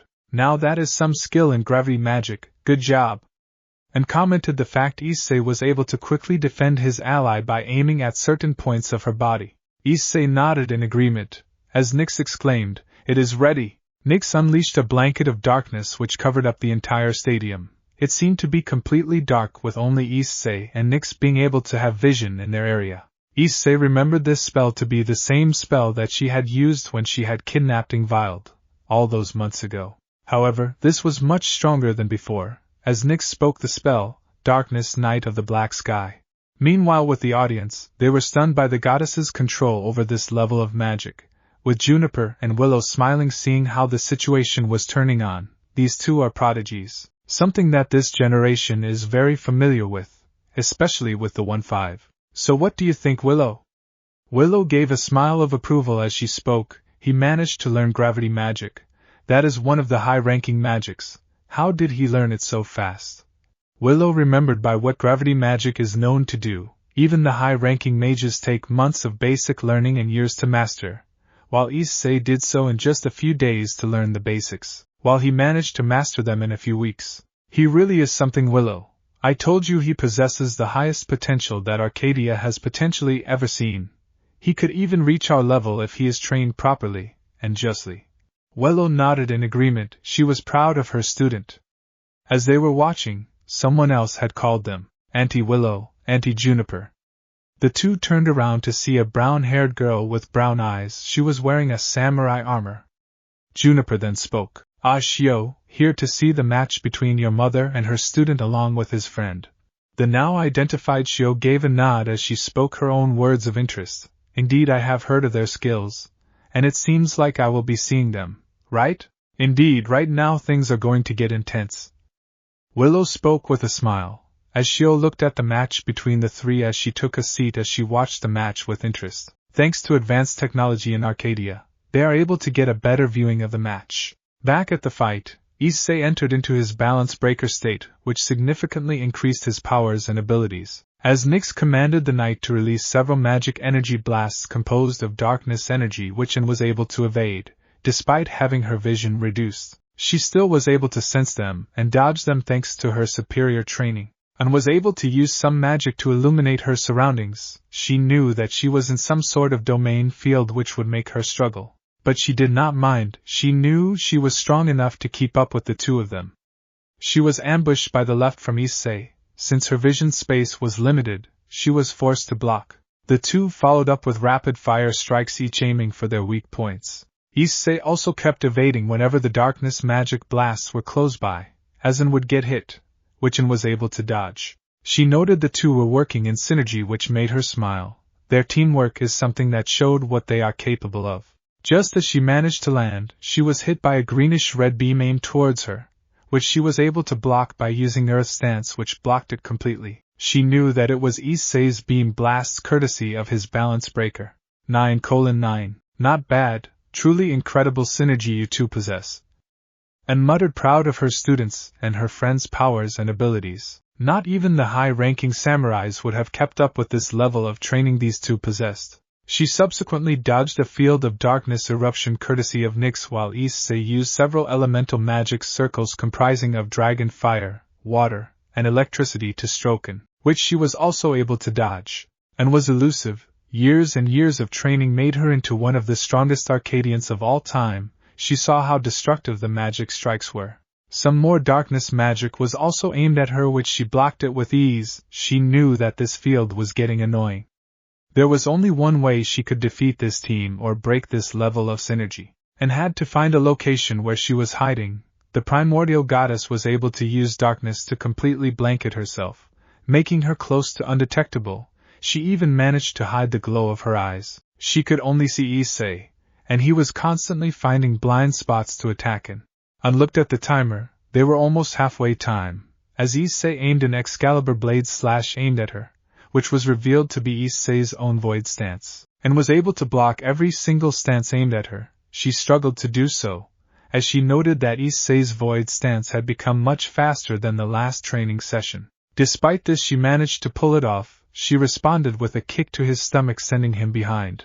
As she scanned for Nyx's hidden spot, she eventually found, or assumed to find out where she was. She dashed to that location as Issei managed to try and intercept her, using fire stance. I knew she was there, and was quick as she used light stance, aiming it at Issei. As he took severe damage, Issei gritted in pain, as it was a combination of both swordsmanship and magic. It allowed you to engulf the blade with magical effects, such as increased strength and speed, delivering powerful strikes towards your opponents. Issei was able to block some of the strikes, as Anne once again used the afterimage trick again, as she aimed at Nyx, who was maintaining the field, but she now had to defend herself from the attack. She had either two choices. One, she could either maintain the field or create a magic barrier to protect herself. Just as she was about to change her mind, Issei dashed towards her and was ready to use Dark Stance to quickly end the fight. She knew the suits will protect them. However, just as she was ready to aim at Nyx, Nyx put her hands to generate a barrier. Issei came forward them and blocked the attack, creating a massive explosion. Issei! Nyx shouted in horror as in thought in horror. I hope I did not overdo it. and knew that the suits would protect them from any fatal wounds, but she hoped that she did not damage her student too much. However, just as she was about to contemplate, a huge burst of aura exploded into the area which caught everyone's attention. When the dust settled, the armor looked like the regular balance breaker, however it looked slightly different. It was more draconic and more detailed, with armor being more hardened and much stronger than before. And backed away with instinct as she got some distance towards Issei and Nyx. She clearly failed her first assault. Issei's armor glowed with even more aura, as Nyx asked with worry, "Are you okay?" "I am fine, Nyx, we have a fight to win." And was quiet at first, but she soon smiled. "So this is your next stage in your balance breaker, isn't it?" "I guess. I have never seen this armor before. All I know is that this is the first time I have seen this armor." Drake added his words as he responded, "Indeed, your new armor is the strongest and the full power of the boosted gear. This is it. I theorize that this armor can even take down God-class beings from your world, without a problem." Drake muttered to Issei, only letting Issei and Nyx hear of it. "Alright, then Issei, show me what you have got." And smiled as Issei blitzed with a sword in his hand. As she blocked it, she noticed that Issei has become much faster than when he was in his regular balance breaker. 9. The audience were amazed by this new armor of Issei, especially Shio, Juniper and Willow, as Juniper spoke with a smile, "You never cease to surprise me, Issei." Both Juniper and Willow were worried when Issei took a point-blank dark strike. As Issei was able to survive that, they were even more surprised by this level of power that was shown by Issei. Even Shio seemed amazed by what Issei was capable of. No wonder her mother took interest in Issei. "He really is something, isn't he?" Shio spoke with amazement, as Willow added her own words, with her speaking, "That is my student, Shio. He is one of the strongest students Arcadia has to ever offer." Back at the fight, and blocked another strike from Issei which was much faster. Boost was constantly being heard throughout the match, which doubled his strength, speed and stamina. Issei was a relentless fighter, and he did not stop at all costs. Nyx even doubled down her darkness blasts, as and struggled to deal with the two at the same time, gaining distance, and used void stance at Issei. However, he was able to block all of the attacks relatively quickly, which he was not able to do during his first time training with him. Given his massive improvement, she couldn't help but give a proud smile. 2 cannons generated from Issei's back as he aimed a much stronger and quicker beam as and struggled to block the attack, as she took a massive blast from the attack, and gritted her teeth in pain, knowing that she should have dodged the attack instead of blocking it. The beam caused an explosion, as the audience knew and can't be defeated by that attack. As the dust settled, and was alive, she was barely even damaged. She used an aura technique to heal herself, however her clothing was slightly damaged and grazed. "Good job, Issei, Nyx, you two have clearly improved a lot, but it is not going to be enough for you two to defeat me in any way."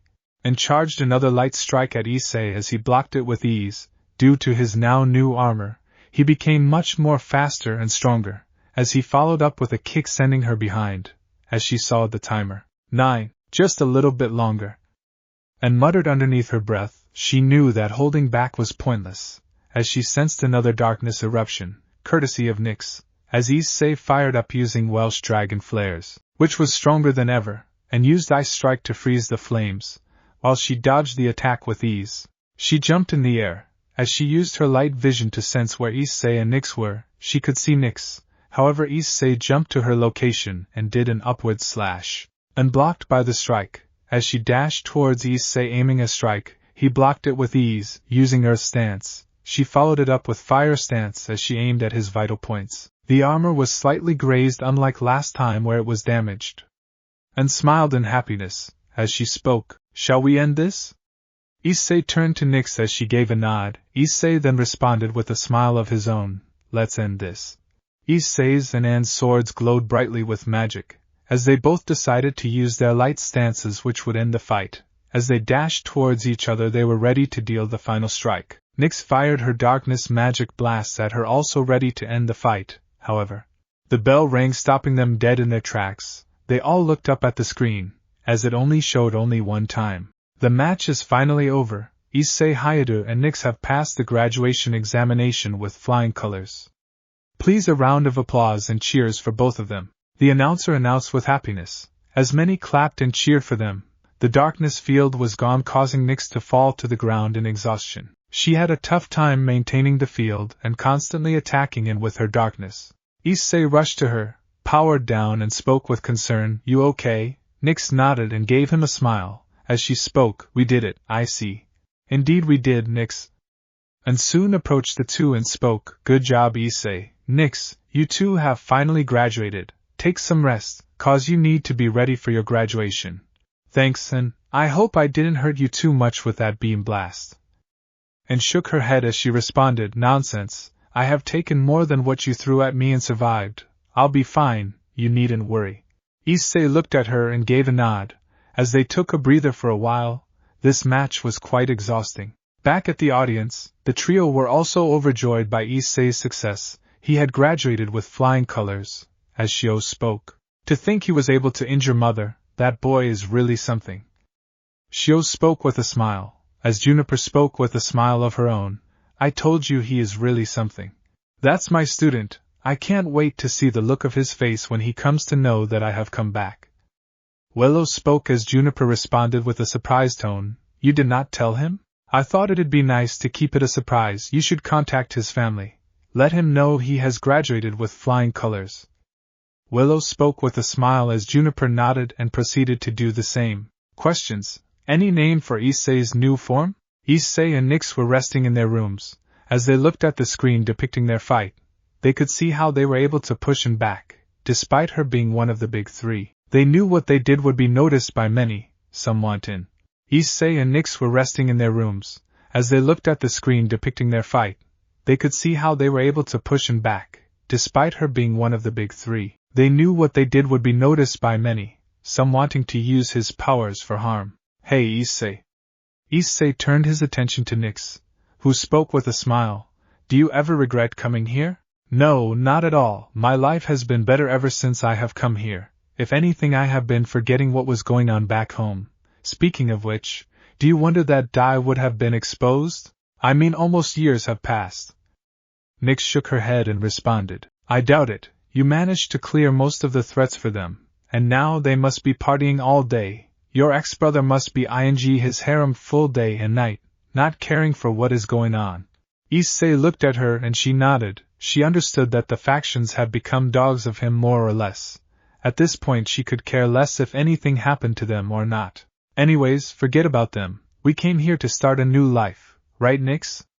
Nyx looked at him and spoke with a smile. Yes, we have."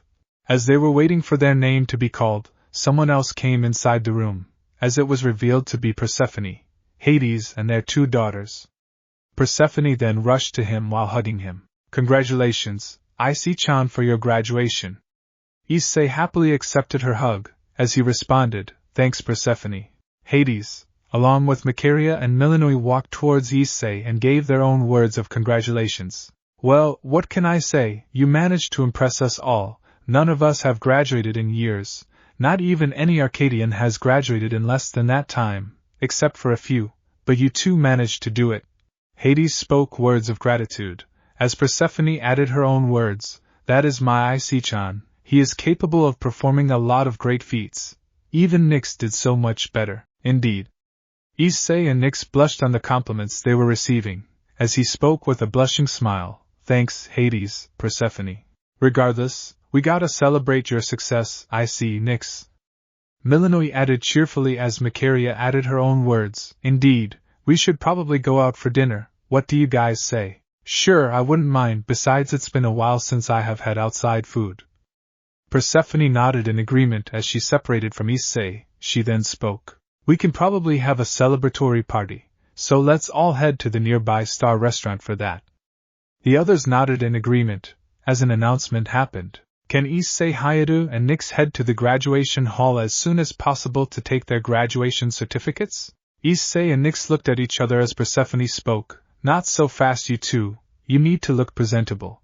Persephone spoke with a smile as Issei and Nyx wondered how they will be looking for their graduation. The graduation ceremony had just begun, as many of the guests had shown up, even those that Issei has bonded with, like Jade, Aqua, Olivia, Rosemary from the Arc Sisters. John was also present for the graduation along with Shio. Olivia was described to be a beautiful woman having light blonde hair with a tiara. She had blue eyes, and wore a white sleeveless dress that extended all the way till her upper thighs. She wore a navy blue cape that was overflowing.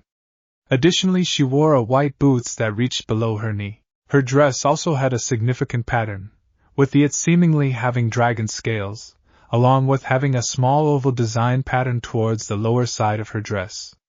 Her cape was bound to her dress as well. Along with her, the Empress Juniper along with Galeth, Liam and Julius, and finally Issei's mentors Willow Schnee and Inren. They were also joined in with Hades and Persephone along with Milanoe and Macaria. Ophis and Great Red are also present, the latter being in a miniature form. This also included Invictus, who was present for their graduation. Persephone, where is Issei and Nyx? Willow asked with a tone as Persephone responded with a smile, Don't worry, I have given them a slight makeover. The two soon come in, with well-trimmed hair and a decent jeans, as well he a cape, he wore a white shirt. This was Issei Hyoudou. Additionally, he also wore a black hat and cape.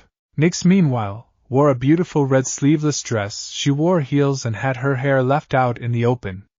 She, like Issei, also wore a cape and black hat. They both had been prepared for their graduation. So the man and woman of the hour are here. Took your sweet time, eh? John commented with a sly grin, causing Issei to chuckle. Persephone does not hold back when it comes to dressing us up. Indeed, she made sure we were ready for our graduations. Nyx added her own words, as Persephone chuckled, Well, duh. Today is a big event for you guys. Of course, you need to be properly dressed for it. Although, I would say that you took it one step further. It seems like both of you are ready for this. Hades commented, to which Milanoe spoke with a smile, It seems like our little brother is graduating. I am excited for my graduation too. I wonder when will it happen. Macaria added as Juniper spoke with a smile, You two must be patient. Your term is already going to end, so I expect you to perform well in your examinations. The daughters of Hades nodded in acceptance. As Hades and Persephone were also graduating soon enough, they will all be heading for the army before they can have their careers elsewhere. They have some plans of heading to the kingdom of the undead. Nyx decided to head to the kingdom of the deathless. As for the two of you, I hope you are ready. Juniper looked at Issei and Nyx, who nodded, as they both headed to the center stage. Aqua soon took the microphone and announced, All right, everyone. Tonight is a special night. Two graduates, Issei, Hyoudou and Nyx, will give some words. These two have graduated way before the duration itself. They have graduated before the year lifespan that most students graduate in. Please give them a round of applause. The audience applauded and cheered for Issei and Nyx. As Issei took to the stage and spoke, Well, the time at the Magic Academy has been the best time I have had so far. Truth be told, it was nice to be at a place that did not have so much anger and hatred. Issei's words made those from his world sad, knowing why he said that. Others did not understand what it meant, meaning that he did not want to remember his past. Those that were close to him often remembered that he often was dismissive when his past was brought about. Anyways, we are getting off track. All I want to say is that this academy has helped me a lot in learning magic, making my learning of magic really a truly enlightening and amazing experience for me and many others, that is. However, I wouldn't have gotten this far without guidance from Professor Aqua Arc, my mentors in Ren and Willow Schnee, the Empress Juniper Arc for supporting me in my dreams, John and Olivia Arc for helping me settle in, and finally my lab mentor Jade Arc. Issei then continued after taking a deep breath with him, continuing, Additionally, I would also like to thank my family for supporting and helping me throughout this journey. I would thank all for their help and support. It was not for them, I would not have been getting this far. So thank you to all of them. The ones mentioned smiled at this, with Nyx and Persephone beaming the most. Issei already sees them as family. The others mentioned were happy that Issei was considering them, as they did not expect Issei to revere them so much. Just like he cherished them, they cherished him as well. That is all I have to say. Thank you for this experience. Issei soon looked at the audience who were clapping and cheering for him. This was an experience he never properly experienced, due to the amount of hatred people had for him in the old world. He gave a smile and walked down the stairs as Nyx followed up. The crowd cheered and clapped for her as she came to the stage. Greetings everyone, I am not going to keep it long since Issei spoke what I had to speak, but I will add a few words of my own. I am not going to lie. Without the support of my family and loved ones, I wouldn't even be here. They helped me with their problems and issues with magic. I personally learned from Issei, so without him I wouldn't even be here. Nyx spoke her own words as Issei gave a small smile to her. She then continued. Additionally, I also must thank my mentor Professor Aqua Arc for helping me through this journey, and if it was not for her, I also would have a much harder time in the academy, along with John Arc and Olivia Arc for guiding us as well as Empress Juniper Arc for helping me with the problem I personally faced, and thank you all for being by my side for this journey. Nyx spoke with a cheerful smile, as her family and the ones mentioned also were happy by this reveal as Nyx spoke. Well, I have nothing left to say, thank you for everything. Nyx spoke with a smile as she walked away from the microphone. As Aqua spoke, now the two of you will all be having your graduation certificates. Aqua walked forward and gave the graduation certificates to them. As they looked at them, it showed their proof of them officially graduating and becoming proper magicians. Issei and Nyx soon threw their caps in the air as everyone cheered and clapped for them. Both were overjoyed by their passage at the academy. Hey Hades. Hades looked at Persephone who asked, Issei-chan is happier, right? Truth be told, I have never seen him this happy. His old home will be nothing short of a memory. And soon enough, I think he will forget them. Yeah, darling, I hope this happens. Persephone adds her own words, seeing how overjoyed Issei was, along with his family. Soon enough, the group all decided to celebrate their graduation with full esteem and happiness. Scene change. Time skip brought to you by Chibi Issei learning chaos magic. A few weeks later, Issei's dorm, 9 a.m. Issei was seated inside of his dorm. While he was done with his Magic Academy training, he had his Academy of Technology remaining. It still had years remaining. He had just woken up from a very dangerous nightmare, or more accurately, a premonition for the past few days, but of what? The premonition was some sort of what will happen to his life in Arcadia. It was a beginning of a dreadful series of events that would change his life. He was horrified to see that a man with white hair along with the Emperor of Arcadia, Nicholas Arc himself. He did not believe what he was seeing that would change everything. He decided to contact Great Red. When he did, Great Red told him that was his future sight. This was a specialized magic spell that works passively. There is a chance on what he might be seeing is true, however, as Great Red told him, the future's not set in stone, hatchling. It can change as time passes. Although there is a chance it may be true, there is a chance it may not be true. So be careful with what you do. Issei was in his thoughts, when Nyx soon came inside. While the dorm was theirs, she may not be able to stay in it for much longer due to her almost past graduating, and she may be kicked out. There has been no pressure of eviction, but sooner or later, it may come. Due to new candidates appearing for the academy studies. Hey Nyx. Issei spoke with a smile, as she returned with a smile of her own. Soon her smile had faded out as she asked, Is something wrong, Issei? Nothing much.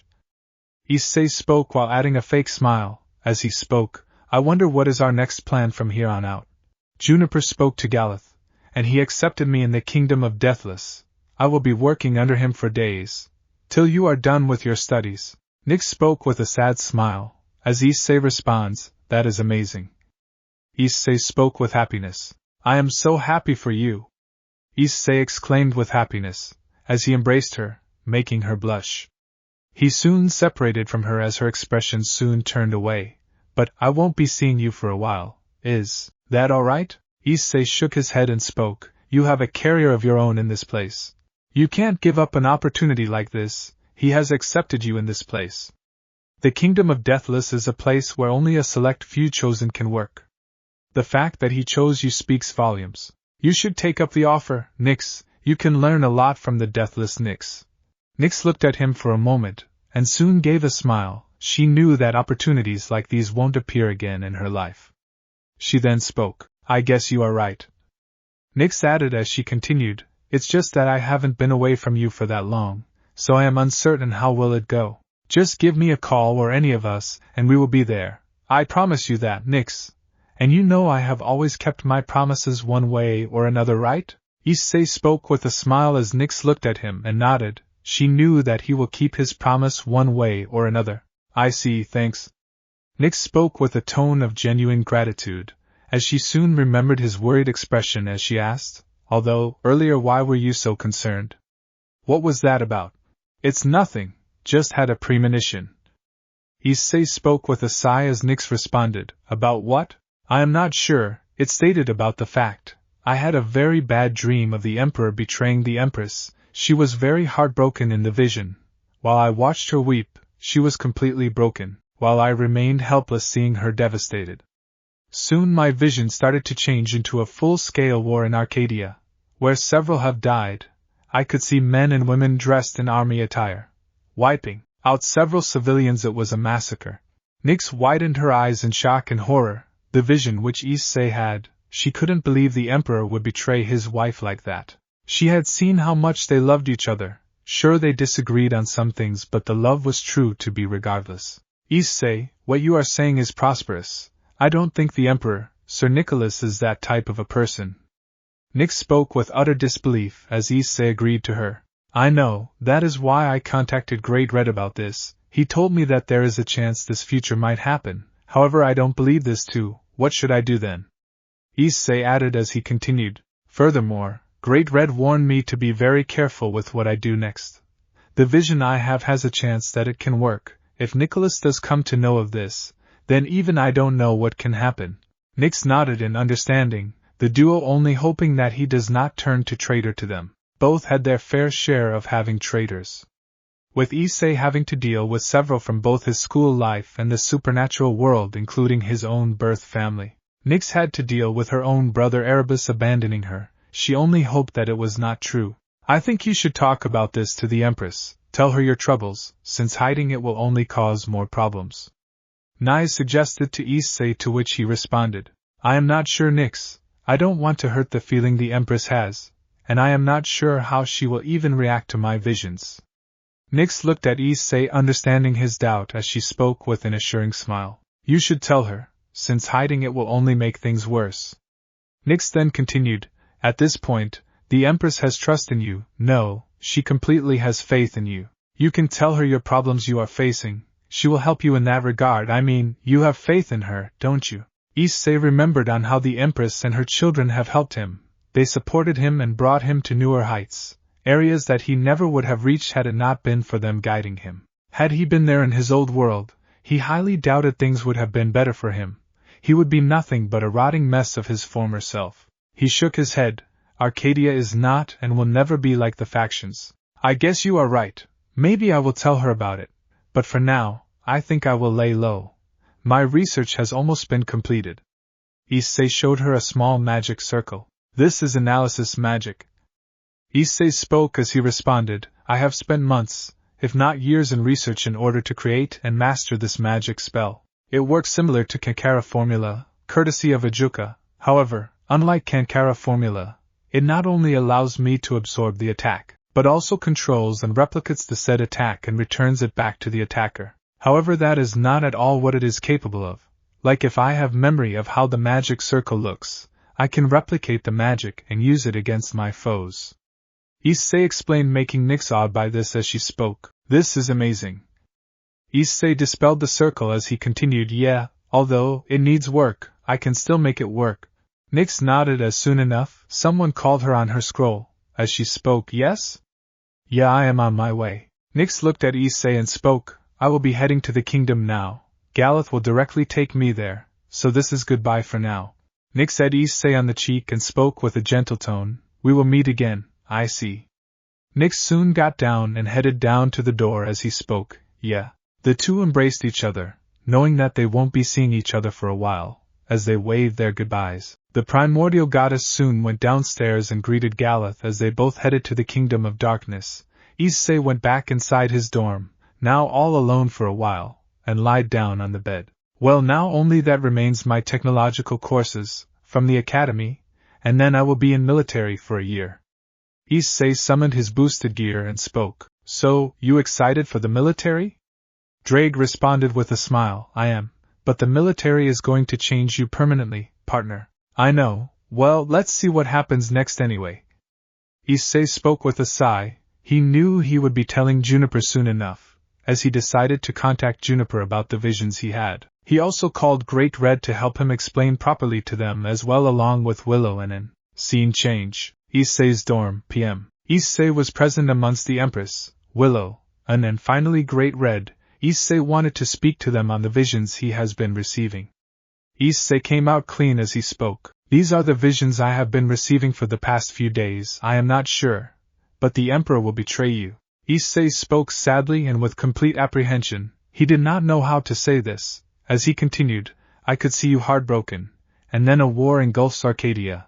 I am sorry. Juniper was herself left silent, as Great Red explained his side. Usually these visions have a chance of not happening, but there is a chance of it happening, EMP. Juniper took this into account as she spoke with a tone full of disbelief and sadness, not because she did not trust Issei, she did, but because she did not know whether Nicholas would truly betray her. She had known him for years, and she loved him unconditionally. Even her family trusted him. Sure, she may not agree with Nicholas on several things, like when he did not agree with her, one of them being training of their children. But he still was a loving husband to her, even if he has been a bit distant. I don't think Nicholas is like that, I see. He will not turn on me, the man I love won't betray me. Juniper spoke with fear in her voice. However, Willow and An did take the visions into considerations. They knew recently Nicholas has been distant from Juniper, not knowing where he went.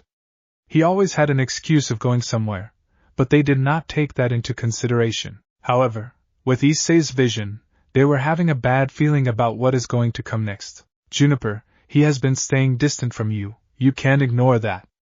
Willow spoke with a sad tone as Juniper responded in a dismissive tone. Willow, please. I don't think Nicholas will turn on me. He is not like him to do that. I don't want to believe that. Juniper's tone changed into a more sadder tone, as An spoke with her own sadness.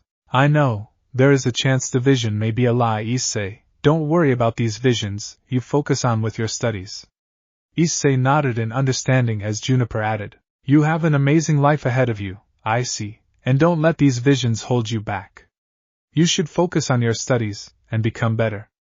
Juniper spoke with a sad smile, as Issei only nodded in response. I guess you are right.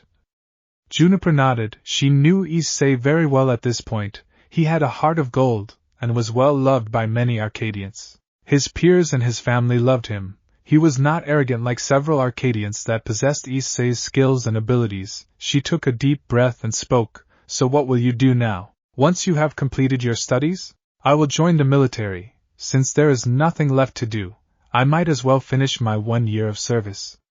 Juniper shook her head and continued, I mean after that. Like what will you do after this? I haven't really given a thought into it. Maybe I will remain in the military acting as a high mage of some sorts.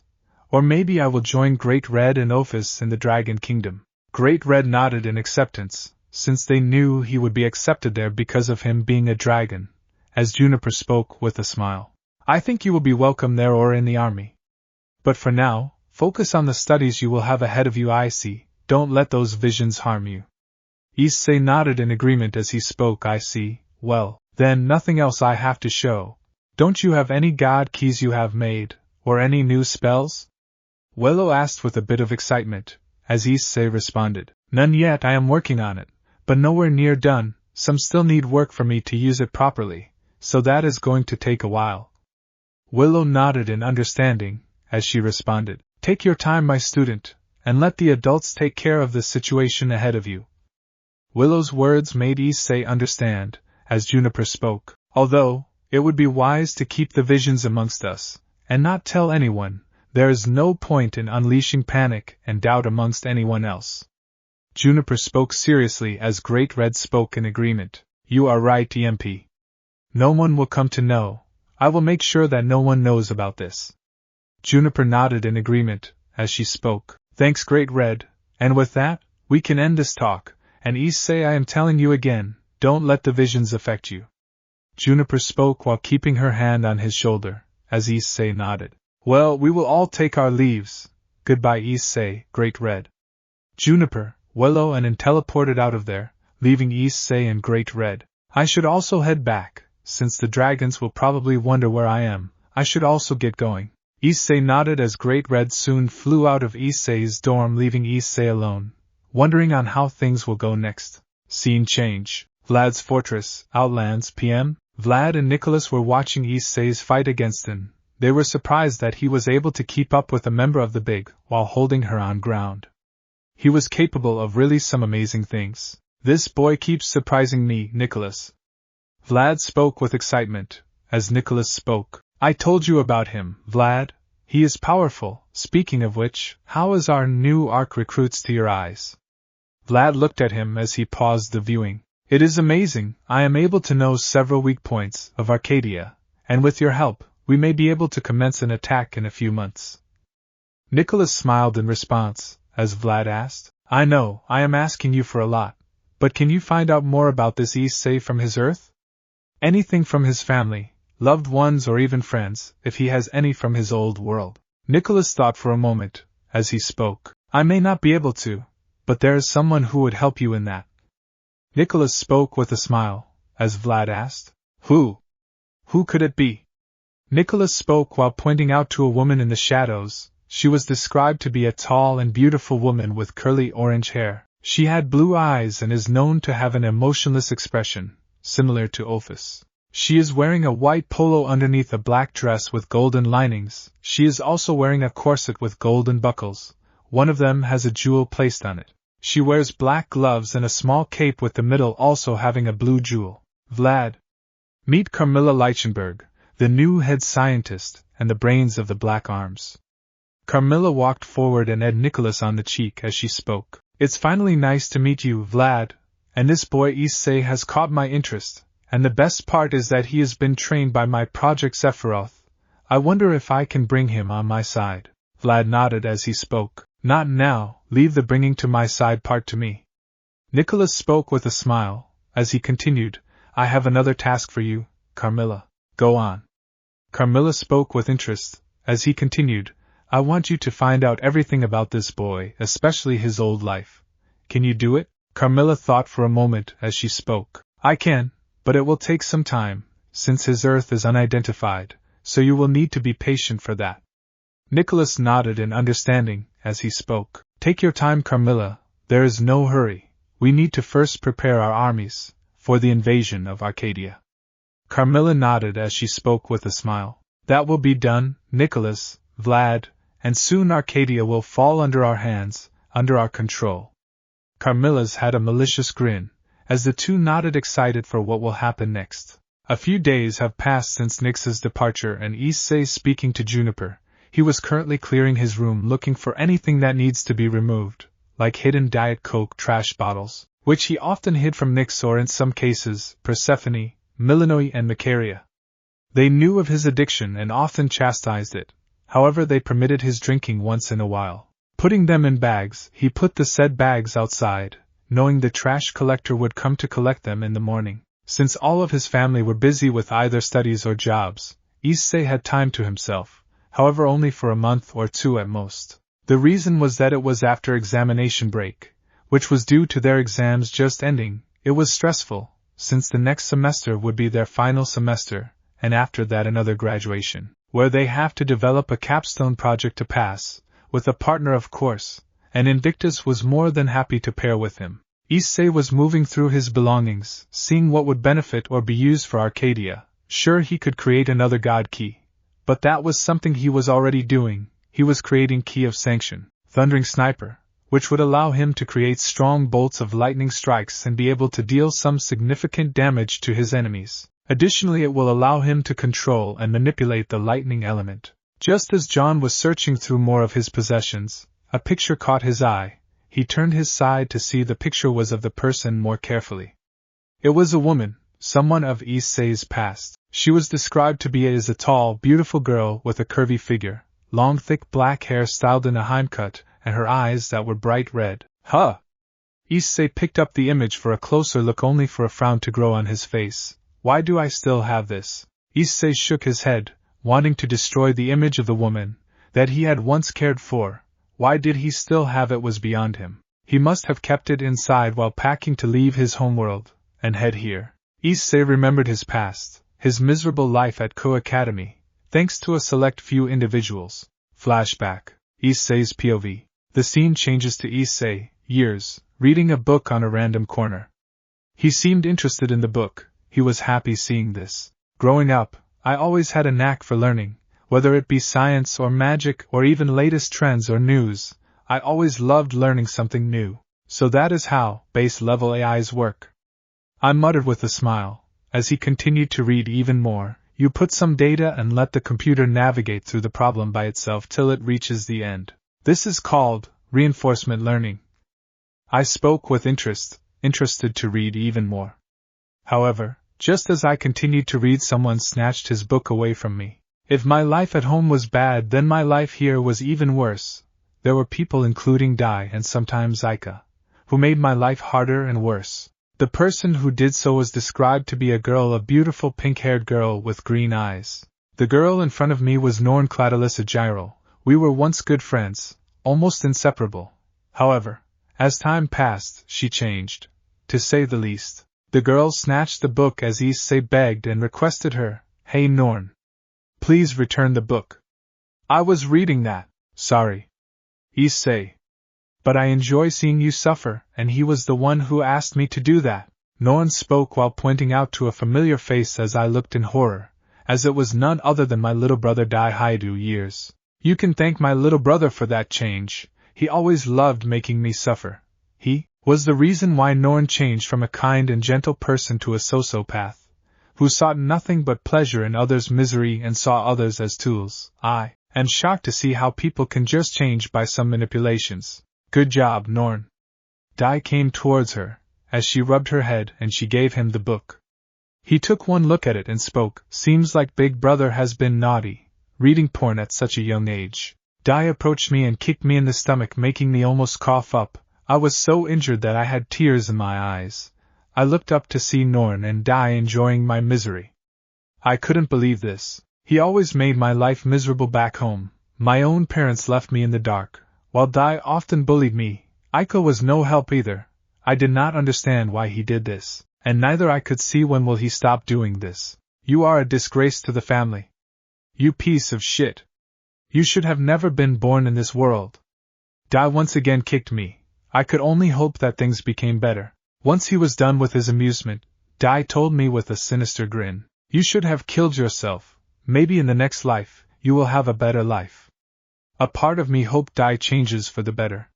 He left me be along with Norn, who also mocked me for her own pleasure. My wishes never came true. This was just the beginning. It initially started with him only mocking and harassing me.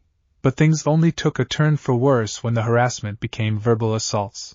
And then, they made my life miserable. My parents and relatives were no help. They saw me as a weak disgrace. I felt like taking my own life multiple times. But I couldn't bring myself to do it. I had hope in my eyes back then, thinking things would change. Spoiler alert, it did not. The scene changes to Issei, years, walking across the code town, as he saw a woman with semi-long crimson hair.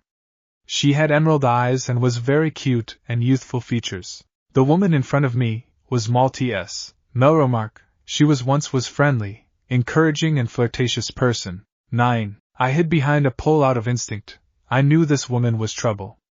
This was due to me being almost betrayed by this whore. Had I stayed with her as a friend for much longer? I knew this from hearing a conversation with her, and Dai by sheer luck and coincidence. It turned out that Dai had not changed. All this time, he was still the same rotten person he was. I heard that he was going to be framed for rape, and I knew what was going to happen next. But beneath this mask, she is a malevolent psychopath with a wide variety of negative traits: narcissistic, self-centered, haughty, dishonest, corrupt, arrogant, immoral, treacherous, sinister, sadistic, violent, abusive, deceitful, prejudiced, selfish, greedy, tyrannical, and a pathological liar. If you think Norn was bad, then Malty is at times worse. I immediately recorded their conversation. This was due to me becoming very mature at a very young age due to the difficulties I had faced in the past thanks to my sorry excuse of a family. Their ignorance made me more mature, made it easier to survive in this cruel, harsh world. Some perks I had was that I was surprisingly good with making food, and I was self-taught since my mother did not have the time to take care of me. I had to do this on my own. Fortunately, I was a skilled pro at it, and I was given money to survive. I managed to make the most out of it, and as time went by, I became very good at it. This let me prepare against them, I recorded it, and this allowed me to clear my name, but at a heavy cost. Dai was still able to somehow convince my parents that I was the bad guy. This was because Malti could no longer be with my brother, and Dai hated me for that. Result was, my parents scolded me and threatened to kick me out of my house. I was not yet ready to survive on my own. Since I am not yet qualified to properly get a job, there was still a year remaining, and with my bad reputation, due to Dai framing me for being a pervert, I couldn't get a job in Cook and had to change towns, which was not a good idea since I did not know where to go and where to live. I managed to evade her and escape. She betrayed me, and now I could care less what happens to her, and if she continues this, karma will hit her hard. The scene changed to a few days later as Issei, the same age, walking across his home, which couldn't be more or less of a hell. He walked inside, only to see the room lit up. He headed inside as he took a look at his family having dinner without him. This happened to me on a daily basis. It was no secret that my family neglected me and hated me for not possessing magic. Not knowing my magic prowess will make them grovel under my feet. Back then, I did not have that level of magic, that is why I was treated as such. I walked inside, knowing they did not even care for me. However, I failed to notice Dai in the dining table. I headed inside, only to hear moaning sounds in the room, making me wide-eyed. That was the day I lost any and all hope for my brother's improvement, and a good friend. It broke me, to say the least. I recognized whose moaning it was Yumiko's. She was a good friend and I was going to confess to her in the next day. I was devastated. I couldn't bear to see what happened inside, but all I know is that they had today. I know my parents and relatives would support them regardless. He was the heir to the family, and he could do anything. He had the highest magic power and the abilities to boast it. Worse, he became the wielder of the Crescent Moon gauntlets, which only increased his pride even more. His pride and arrogance grew to extraordinary levels. He became worse and worse as days went by, and one of his targets of humiliating was, of course, me.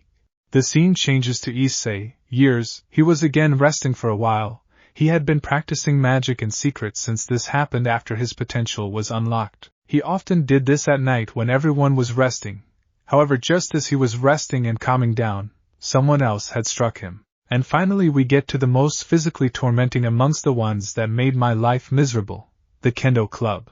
The so-called protectors of Ko Academy. I looked up to see a beautiful girl with ankle-length brown hair that has a medium strand sticking up on her forehead with knee-length hair strands hanging on either side, dark auburn eyes and a curvy figure. This was Aya Natsum. She was a third-year student. We never had a good relationship. But ever since Dai got involved, she became arrogant and narcissistic. She often attacked me for no reason, with the excuse of discipling a pervert. What's worse is that thanks to my brother, she refused to train, and often due to her arrogance, she often criticized others. And, well, thanks to my false reputation caused by Dai of me being a pervert and a rapist, she not only believed in those rumors but also hated me, which was no secret since many hated me. Oh! What was that for? I looked up to see Aya, who had raised her sword to attack me again. I instinctively dodged the attack and was on my feet. You deserve a torture, you damned pervert. I knew reasoning with her was pointless. After all, this was not the first time I have dealt with her. She has done this before. I knew I wouldn't be able to handle the entire Kendo Club, not without revealing my magic or the supernatural. My only option was to run away, and I did just that. Get him! I shouted as Kates, Murayama and several girls started to chase me down. I ran as far as I could. The good thing was that I also has my sacred gear, and Drake boosted my legs allowing me to outrun and hide myself. This has been happening for a long time. I always wanted to leave, but I just didn't know how, or when, or how, until years ago. But if you think my misery stopped there, then you are wrong. The scene changed to Issei, a few months later, in the student council, where Sona threw the papers down as she angrily spoke. Is this what you have been doing? Peeping on the Kendo Club. No matter how I explained myself, I was always blamed for the misdeeds happening around here, and as time passed by, I started to lose faith in others. I never did all those things, but no one listens to me. I tried to reason with her as someone spoke from the audience. I looked at him, and he was Gentures Saji, one of Dai's lackeys. Oh, but I have seen you do it, you often are known for this. Then someone else had spoken and this was Momo, who had a crush on Saji, although she tried her best to hide it. I was able to see through it. Your past actions are too strong to ignore, Hyoudou. Dai is right, you really are a disgrace to the family. Momo spoke coldly, however I didn't flinch. I was used to their miserable treatment, so it was no secret. I had no choice but to accept the punishment. I could see the hatred in their eyes, they wanted me gone, but something stopped them. I later found out that Dai managed to charm Sona. He saved face by showing his kindness and stating to not expel me, and I won't be surprised if he even managed to do the deed with her. Worse is that eventually, none in the faction stopped them. Time passed by, and I wanted to live a normal life, but I never got the opportunity. I could hear the cheerful noises that belonged to several women. I could care less, but what surprised me is the presence of some of the girls in the place.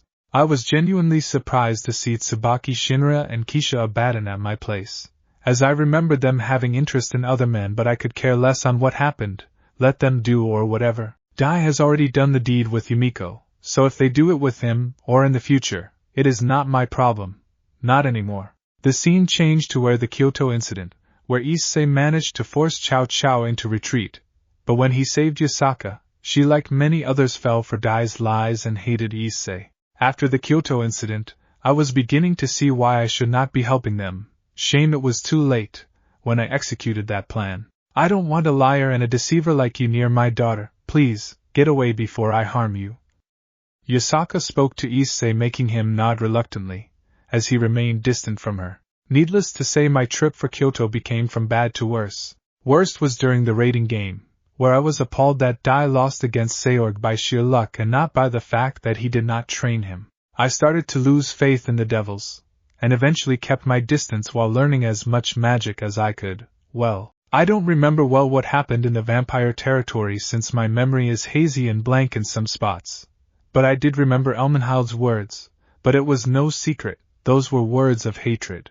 However, there were some people that started to care and love me, despite what happened to me, like Great Red, Ophis, Persephone, Hades and his family to name a few. Then I haven't forgotten the kindness shown by Sharon and Thanatos to name a few. I wouldn't be the same if it weren't for them, especially Drake, and he was there when I needed him the most. So that is another thing. Unlike my sorry excuse of parents. Then the day of fighting against the Beast of Apocalypse came. It was a grueling one, and someone that was capable of annihilating everyone. I had to act quickly, or we would have faced annihilation. Luckily, I was not alone. The scene changed to Issei, along with Hades and his family working on the seal that would deal with Trihexa.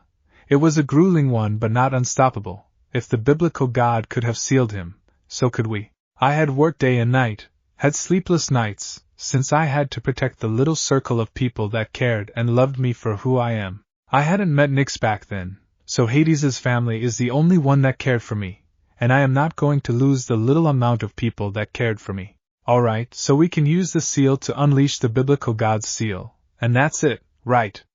Persephone added her own words. That is correct, but I think you should probably make it a bit more draconic. Persephone's words made me wide-eyed as I spoke. Are you sure? If word gets out of whom I am, then don't worry, we will make sure they don't get to you. I am as strong as Cerzex and won't go down without a fight. Hades spoke with an assuring tone, as Issei nodded in response. I knew Hades very well at this point. He finally now has a family that once loved him and he was not going to lose them. He hated Cerzex for what he did to me, and had no empathy for him. Although he wouldn't tell me, he wished for Cerzex to die against Trihexa. Fair enough, I will take this risk. I spoke in assurance, as he handled the seal and working on it, and despite what I did, I was still treated like garbage. Dai once again took credit. At this point, they had become dogs of my brother. I wasn't even appalled at this point with this, since if he could manipulate my former friends and several others, Then I won't be surprised by the fact that even the supernatural fell to his hands.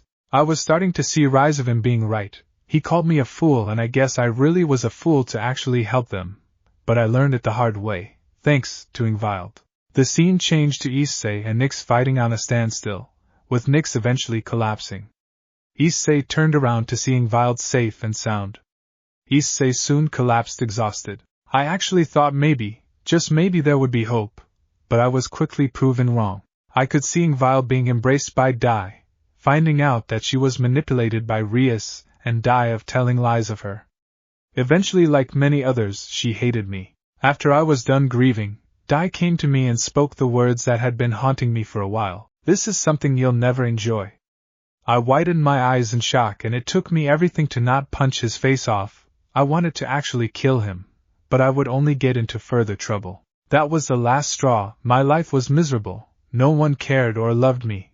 I was done with everything. There was one thing left to do. I released Nyx, and along with Hades and his family, plus Great Red and Ophis, we all escaped. I had nothing left in this god-forsaken world. End of Issei's POV. Flashback ends. Issei looked at the picture of his former friend and crushed it, as he remembered a quote from a certain person. He threw the crumpled picture on the ground as Drake asked, "What will you do now, partner?" Issei looked at his boosted gear as he spoke, destroying this image. Issei brought some flames and burned the picture. It started to meld in the flames, leaving no trace of what remained of the image, as he spoke to his partner. You know what they say, let the past die, kill it if you have to. Issei spoke coldly as he watched the image burn. Soon there was nothing left of the image. However, just as he was about to lie down, someone rang the doorbell of his dorm. Coming. Issei walked towards the door, only to see John in the door. Hey, what brings you here? John spoke with a smile, as he added, we are celebrating our first victory against the Combine, so we were hoping if you and Nyx would like to join us. I don't mind, but Nyx is gone to Galatha's kingdom to work under him. John nodded with an understanding tone. As he spoke, I see. Well then, sure. I don't mind. Okay, let me change into a much better wear. Can you send me the location? John responded with a smile. Sure, why not? John did so and said his goodbyes as he expected him to show up soon enough. Issei then headed inside to change into his clothing. Scene change. In the DxD world, Court, PM, many women were seen to be crying, as the judge that presided over their case was present. Upon closer inspection, they seemed to be teachers of Academy, as the judge coldly spoke. With proper evidence, and proper cross-examination, I award the men present full custody of the kids, along with their property. One of the women spoke. You can't do this to us. The husband of that woman looked at the judge and spoke. Thank you, Your Honor. The man looked at the woman as she had a pleading look. He then coldly spoke. You have no right to ever step foot in my house. Not only do you cheat with a student, but also you have the gall to do it in my house. I don't want to see you anywhere near me or my kids. The woman started to weep along with many others. The reason for this trial was that the female human co-teachers have been caught being with Dai and have been sleeping with him. The only ones who did not were the supernatural, or those affiliated with the supernatural. As the chaos was going on, someone was watching them. She was described to be a beautiful white-haired woman with tall fair-skinned girl with knee-length white hair, bangs swept to the right side, green eyes, full pink lips and a cute girl next door face. As a vampire, Mocha has pronounced fangs that allow her to drink blood, and her expressions are much softer in this form. She wore a school uniform, but she does not wear the collar tucked in or the bow tie as she needs to make room to fit her rosario. She loved Issei, and she was forced to erase his memories due to Elmenhild and Rias threatening to harm him and potentially kill him. She was afraid of losing Issei. It hurt her the most that she had to do this to Issei. She reluctantly erased Hai. She loved Issei, and she was forced to erase his memories due to Elmenhild and Rias threatening to harm him and potentially kill him. She was afraid of losing Issei. It hurt her the most that she had to do this to Issei. She reluctantly erased his memories of her ever existing in his mind. It was on Issei's suggestion, since he hated seeing her sad. He convinced her to erase his memories. She was Mocha Akashiya. I hope scum like you burn in hell.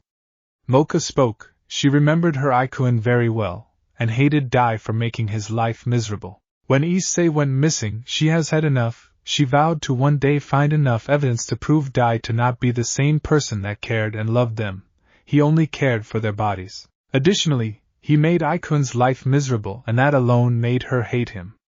She was going to make him pay one day. Seems like there is someone that cares for him.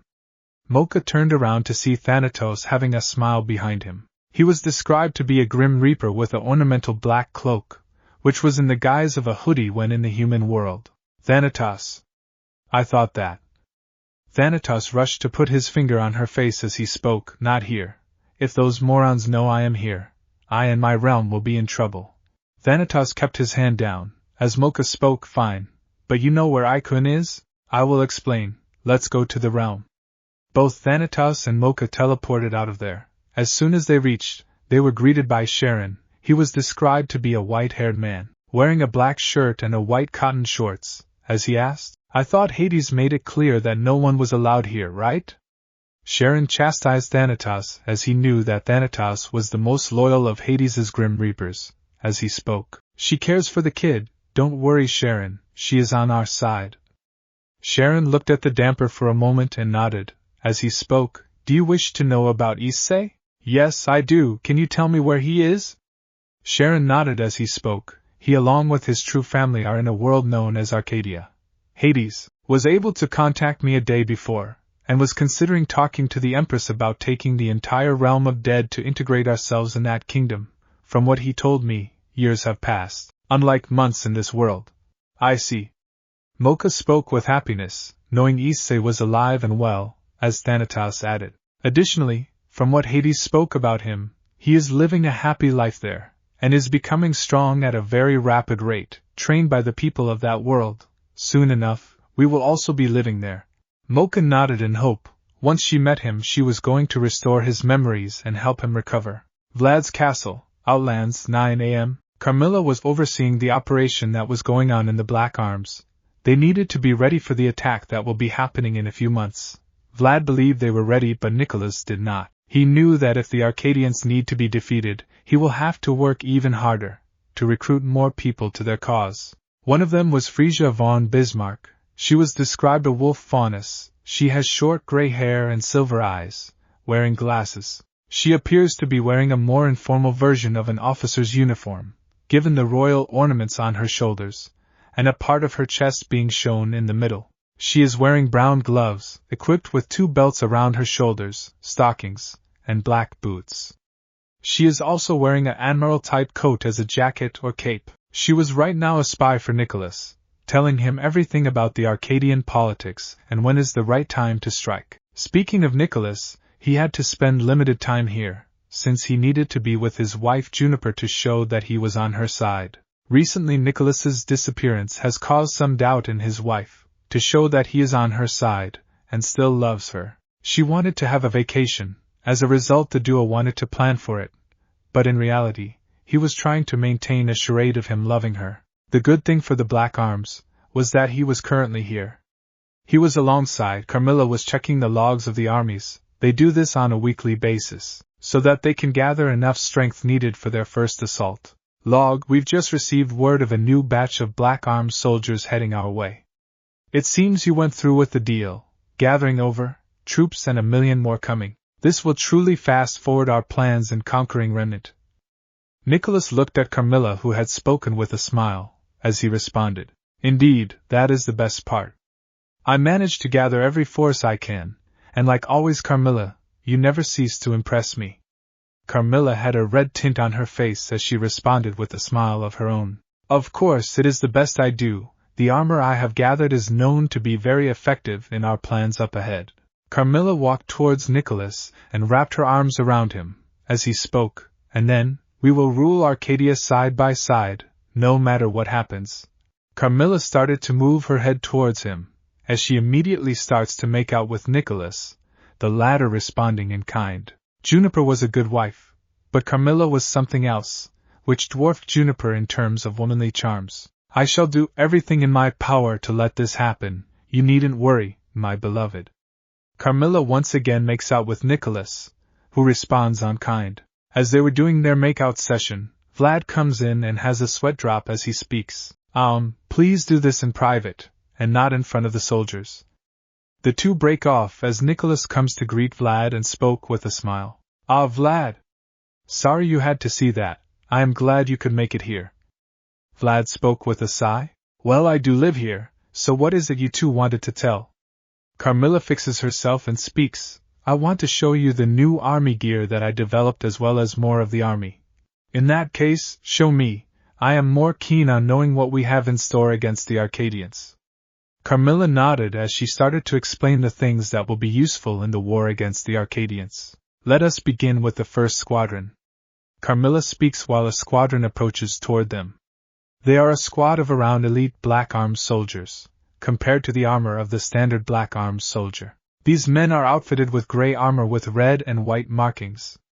There are also metal pipes placed all around them. These serve as their exosuits, enhancing their strength, endurance, and agility. Their helmets are outfitted with the latest HUD, which allows them to work effectively during stealth missions. Yes? Nicholas asked the captain who had walked forward. He had yellow marks on his armor. As Carmilla spoke, I was tasked with Lady Carmilla to give you a report. We have found the location of Earth DXD, thanks to the spies that are present in Arcadian territories. It is light years away from Remnant, but Hyoudou Issei's home along with several others that came with him. Vlad nodded in understanding as he spoke. That should be enough, but tell the team to keep looking. Locating his home is our second priority, and it should not be important. Is that clear? Vlad spoke seriously, to which the captain nodded. Sir, yes, sir. Vlad looked at Carmilla, who also nodded in understanding. She will locate his home at all costs, but whenever she is free. Anyways, we are getting sidetracked. Nicholas spoke as he continued. Carmilla, you may begin. Right, so where was I? Yes, so I researched the strongest metals you can find in Arcadia and mixed all of them together, forming my own metal, which I call mucus. The metal which was made into these standardized bullets, vests, or armor, and can withstand numerous shots. The cloth is the same as well. I experimented on numerous fabrics that allow our soldiers to take a few shots before being taken out. Using a pistol on our men would be useless. Carmilla explained as she called out a battalion of soldiers. The two watch as Carmilla calls out a large battalion of soldiers, sporting different gear sets and armor. The first among them are soldiers wearing black military gear with numerous vests placed on them. They are sporting black gas masks with a red visor on it. These are another legion of black arms soldiers. As for these legion of soldiers, we will task them in urban warfare. They are outfitted with the latest hardware to combat scenarios in urban terrain. Each of them are well equipped and are armed with heavy bulletproof vests. I also equipped them with chemical grenades. After all, those samples we stole need to have their uses. She then walks over another set of soldiers that have a more futuristic looks to them, such as the helmet and the red metal pipes all around their body. This one is my favorite. I outfitted these legions of soldiers with tech we stole from the different planets. We will need the proper gear to wage a full galaxy-scale war. Carmilla spoke with a smile, to which Vlad responded, I remember you have numerous contacts in the sectors. How many men did they provide you? Over 1 million of them. The other planets are eager to help us out in this little occupation we will be having soon. Carmilla spoke as she remembered her plans of having their first assault. I see. Vlad responded as Carmilla spoke, continuing on with my explanation. I outfitted the men with exosuits and state-of-the-art gear, to survive in any planet and in space for a certain period of time. The space suits are still in production, but are on schedule, and the final icing on the cake is, my contacts provided us with over 100 cruisers, capable of attacking and defending against an Arcadian fleet. After she finishes her explanation, both Vlad and Nicholas were clapping in approval, as Vlad spoke. Well done, Carmilla, your work exceeded my expectation, like always. Nicholas also added his own words of approval. I told you, Vlad, the people I recruit have been beneficial to our cause. Vlad nodded in agreement as Carmilla spoke with happiness. All in the name of science, and the deadliest weapon Arcadia has ever seen. Carmilla spoke happy that she was able to forward her research in science, and even gaining someone she loved, which was Nicholas. Scene change. Carmilla's office, Black Arms Territory, Outlands AM. Carmilla can be seen pacing around her office. She brought out a stack of papers and files. These had details relating to the Black Arms as well as the factions that have joined the Black Arms. Nicholas and Vlad had left to inspect the armies. As she went over them and spoke, Log 9, besides the increase of manpower and weaponry. Nicholas also decided to use his charismatic nature to get people to his side, and these are those certain individuals.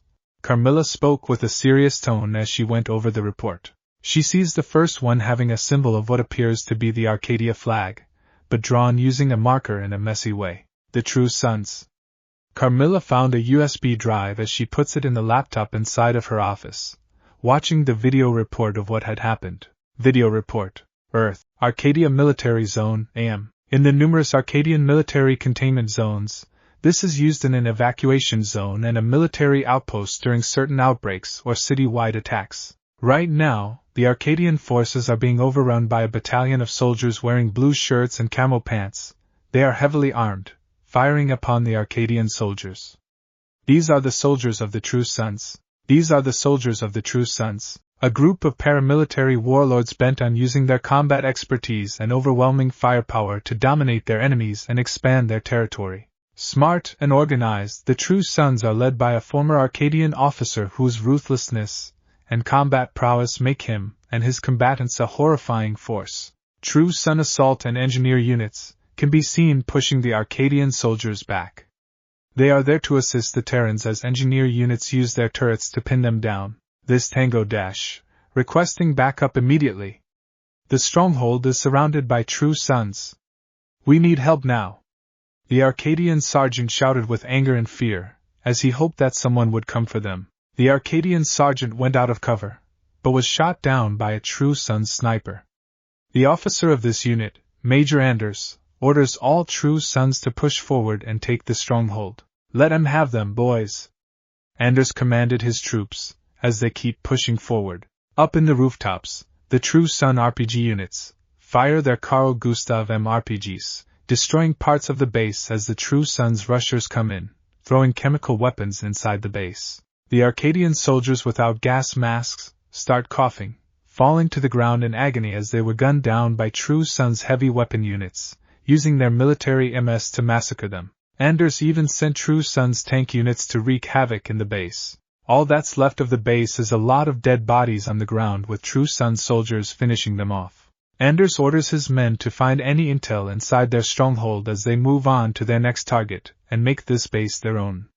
The video ends with their victory. Video report ends. Carmilla soon sees a detailed report about the one leading the charge against the Arcadian military base, and their leader is the ruthless Arcadian officer known as Anton Ridgway. He was once a top salesman as well as weekend warrior in the Arcadian National Guard. Having financed his college studies through Strixhaven, he went on to become a reserve officer, and his effortless charm and dogged salesman's perseverance won him early favor with his superiors. He was commanding a company of the Arcadian National Guard as a colonel when the pandemic struck. As the National Guard was assimilated into a division in the Arcadian army called the JTF, he became increasingly disgruntled with how things were run, and led his unit in a rebellion, taking command to form the True Sons militia. After some infighting amongst the primary instigators, he emerged as the sole and undisputed leader of the True Sons, and he has led them ever since, promoting himself to general, as he will never take orders again. Carmilla spoke with a serious tone. He was one of the few that Nicholas was able to convince to join them. She opens up a file that has a picture of Antoine Ridgway. He is described to be a dark-skinned man, bald with brown eyes and a shaved beard. He is also wearing an Arcadian military uniform, in which he modified. He is described to be a dark-skinned man, bald with brown eyes and a shaved beard. He is also wearing an Arcadian military uniform, in which he modified. He is a perfect candidate for the Black Arms, which includes his True Sons. Ridgway is ambitious and has a strong desire to lead. He will always dominate the conversation and express his concerns if he disagrees with the people. He can become decisive when under intense pressure. He is extremely aggressive as the leader of the True Sons and wants to achieve victory at any cost. During the quarantine chaos, Ridgway demonstrated to be quite cold as he prioritized the safety of his men over the infected and allowed them to die. Conversely, he can be caring and charismatic to his men. He can tolerate those who question his priorities as he can easily persuade them into agreeing with him. However, RageRevan will not tolerate insubordination, and worse, desertion, and will personally execute those who try. He also views himself and the true sons as the only hope in restoring order in Earth 9, and thus justifies the act of demanding tribute from other settlements. He and his men believe it's mutually beneficial as the settlements get protection in exchange the true sons get supplies despite some settlements wanting nothing to do with the faction or believing the demands as too harsh. Carmilla continues reading the report. She soon opened up a different file regarding the man, and this was also a video recording from Earth 9 during the outbreak. Video report. Earth 9, True Sons Base AM, safety off. Anton spoke as he saw a woman coordinating with the True Sons unloading supplies for the civilians. Make sure the medical items get sent to the clinic, and the food goes to the storage by the mess halls. Anton walks towards the woman. As he speaks, put those crates back on the truck, Private. Wait, what? The woman spoke with surprise as Anton responded, We are not wasting any supplies on these people, put them back. Sir. The True Sons started to place the crates back on the truck, as the woman demanded in shock. What the hell are you doing, Colonel? Anton looks at her and speaks, They are already dead, Doctor. Are you insane? They need care. What about the staff? The doctor stops the soldier as Anton walks towards her and speaks, They are nothing but collateral. Now take your hands off my soldier. The doctor gritted her teeth in anger as she responds, If you go ahead with this, I will. Anton only holsters his pistols, as the woman exclaims, What the foo dash? Before the woman could continue, Anton shoots her on the head, killing her. As her corpse falls down, Anton commands the sergeant, Bar the gates, Sergeant. Looks like you've got a riot brewing.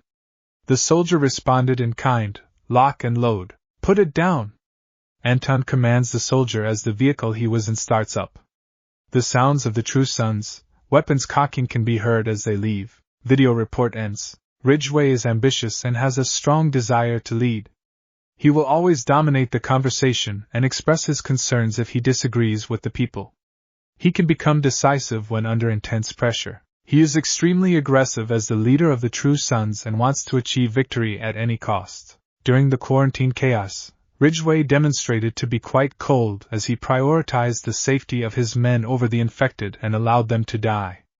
Conversely, he can be caring and charismatic to his men. He can tolerate those who question his priorities as he can easily persuade them into agreeing with him. However, RageRevan will not tolerate insubordination, and worse, desertion, and will personally execute those who try. He also views himself and the True Sons as the only hope in restoring order in Earth 9, and thus justifies the act of demanding tribute from other settlements. He and his men believe it's mutually beneficial as the settlements get protection in exchange the True Sons get supplies despite some settlements wanting nothing to do with the faction or believing the demands as too harsh. Carmilla spoke reading another report courtesy of Nicholas as she keeps it back. She then goes across another report, which involved another faction of the Black Arms. She turns to another, showing pictures of soldiers wearing a white shirt and blue pants, armed with green body armor and helmets. These are soldiers of Bodark, also known as Special Training Unit. These are soldiers of Bodark, also known as Special Training Unit, Bodark. An elite unit in the Kingdom of Foki, a land of wolves. They are comparable to the ghosts. Highly trained and disciplined, their name comes from the myth of men who choose to become wolves, or more specifically, werewolves. From the information on this file, majority of Bodark's members and leaders went rogue by allying themselves with Raven's Rock. Carmilla read another report of the faction, knowing on how they succeeded in taking another base of Arcadia. She soon keeps the report back, as she decides to check something else as well. Carmilla then brings out showing a box full of watches, with an orange circle glowing on it. Then grabbing a picture with military soldiers armed with dark heavy armor and dark ballistic masks. They are adorned with SHD watches taken from the agents they have killed, as well as military-grade equipment and armaments. They are adorned with SHD watches taken from the agents they have killed, as well as military-grade equipment and armaments. Ah yes. The hunters, fierce and deadly warriors that hunt down the Arcadian special forces, preferably those from the division. Carmilla remembered watching a report where the division agent fell to these people, the reason being was their gear. Scene change. Unknown location, 9 p.m. A division agent can be seen limping his way through the thick snow. He glances behind him, hearing gunshots and explosions getting closer and closer. The agent uses all the energy he has left and gets a move on, hiding by one of the snowy cars, as he tries to contact for help, but was interrupted when a shotgun blast was heard. He turns around and was met with a division agent being blasted to the ground, and another firing back at the division hunters, the bullets barely hitting their armor. The division hunter fires his DMR at the agent, hitting him on the head, killing him. Another agent uses his gear to pin them down, but the division hunters hacked his gear and turned his own weapons against him. The agent didn't have time to react as his own turrets fired at him.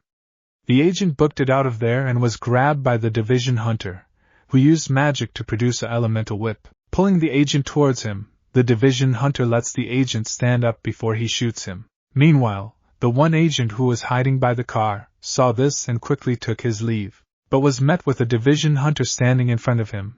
The hunter kicks him towards the ground and starts walking to the agent. "Wait, no please, have mercy dash."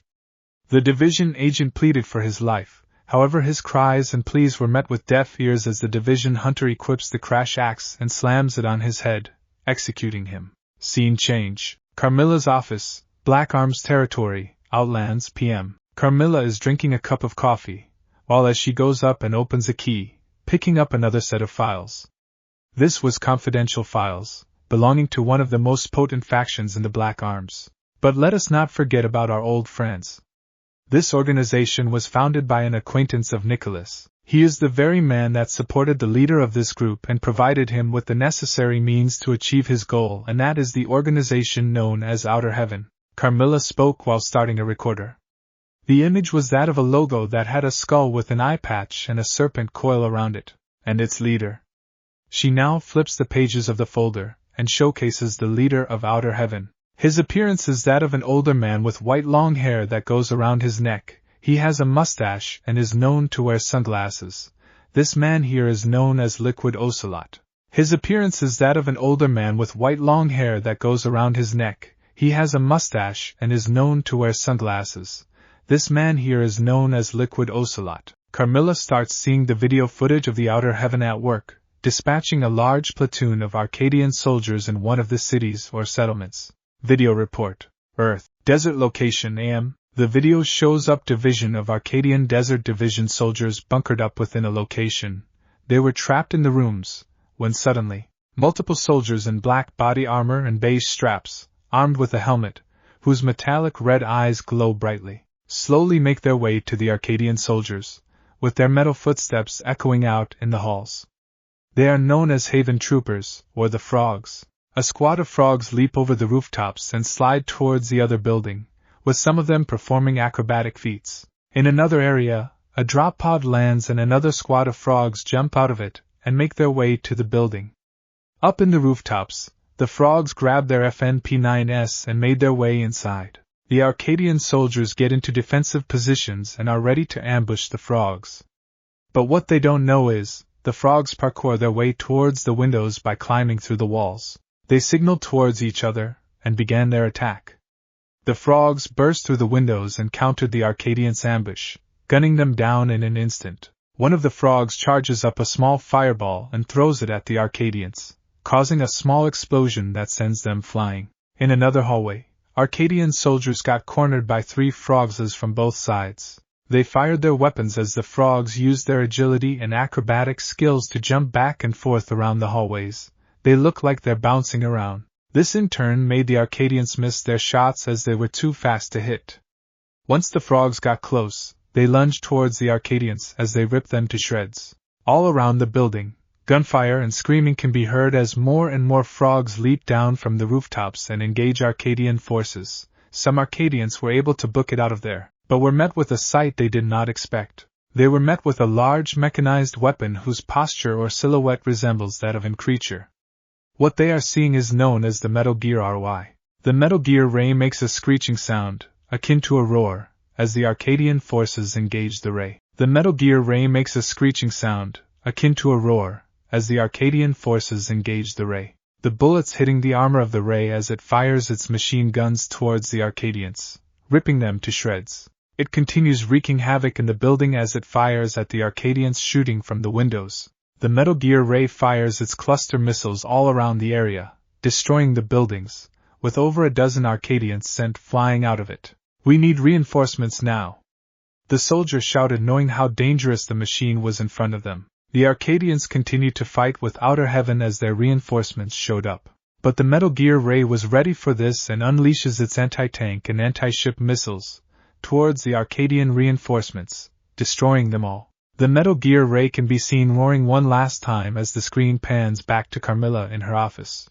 Video report ends. Despite their advanced weaponry, the real price was the beauty and the beast. Carmilla spoke with a smile. As she brought out a large file pointing to them, she flips a page towards a large section of the file and sees a picture of 4 individuals wearing highly advanced armor, with its design representing different animals.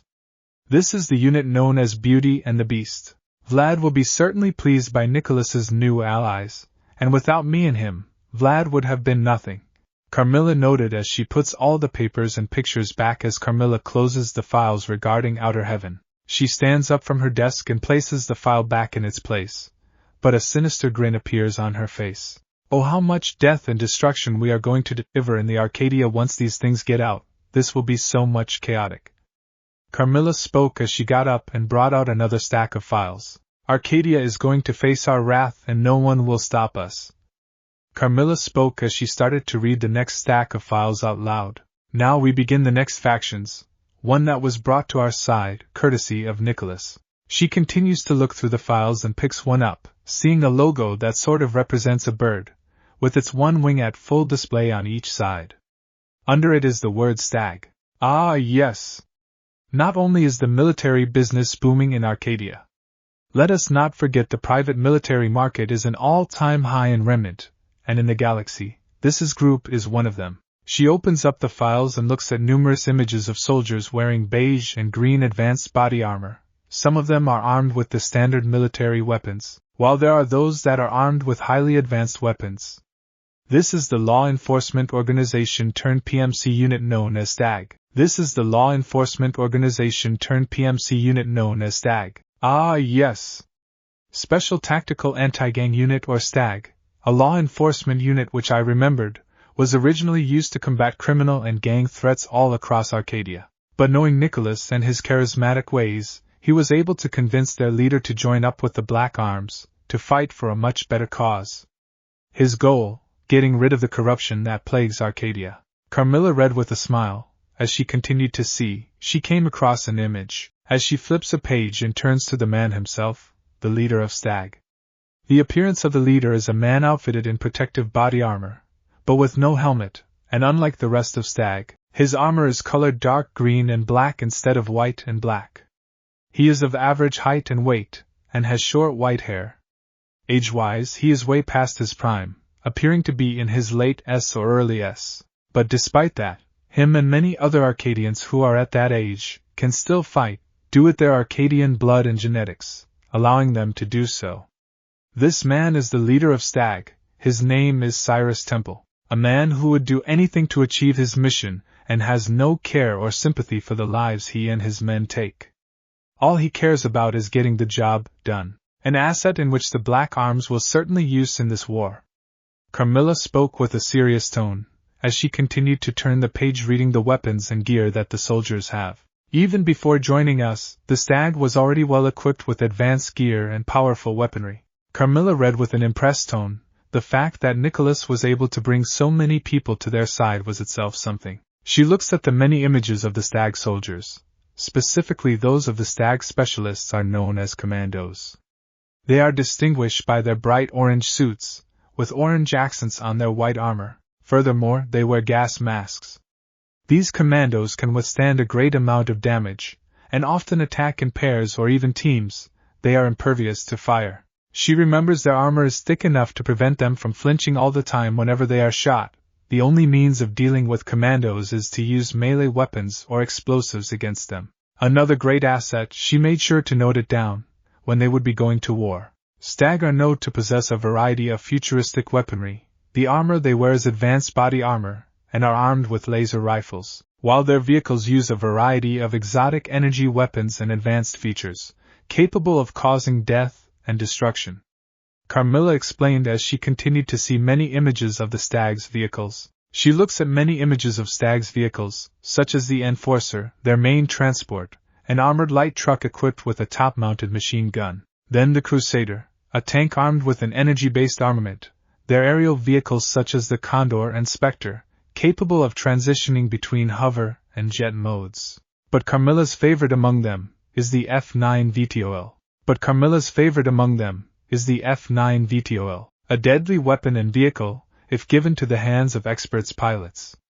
This will be a brutal ship out there in the battlefield, despite their means of waging war anywhere in Arcadia. Their pride and joy is one of their many warships they have in command. One of them is known as Deadless. Carmilla now grabs an image of the Deadless, which is revealed to be an aircraft carrier. She smirks as she places the image back on the folder. Then picks up a large folder that has blueprints and schematics of Cyrus vehicles and ships. But this time, it has sketches of different designs attached to it. Cyrus would definitely love to see what plans I have for the upgrades to his army. From a law enforcement unit to a powerful army. Cyrus for sure will accept this deal. Count on it. Carmilla decided to work even harder. There was still months before the first assault would begin. She soon picks up a file in the desk. As she smirks seeing the contents, she remembered on how Nicholas had informed her that one of his daughters, Bianca, was close to the man described in the contents. Ah yes. Gabriel T. Rourke. Gabriel was described to be a man wearing gray overalls and is equipped with black armor and a red bulletproof vest. He is armed with numerous pouches and equipment, having a holster for his knife on the right side of his thigh. He is also donning a cape and wears a red beret. She picks up a file in her desk that showcases a few pictures of Rourke, one where he used to serve in the Arcadian army alongside a picture of him with his old team. Then another of him as a leader of the faction that will initiate a joint alliance with the Black Arms in a matter of days. He was once a high-ranking officer of the Arcadian army and the best of the best. But sadly, due to the incompetent along with the lack of respect and care from the idiotic higher-ups of the Arcadian army, he was reluctantly left behind by his teammates during a mission, before being captured by the enemy, eventually being brainwashed and was made into a weapon of destruction. He will be another valuable asset to the Black Arms and our cause. He is now nicknamed the Ghost Killer. Carmilla changes the page of a file, as she comes across the organization that brainwashed him into fighting against the very people that he had once served.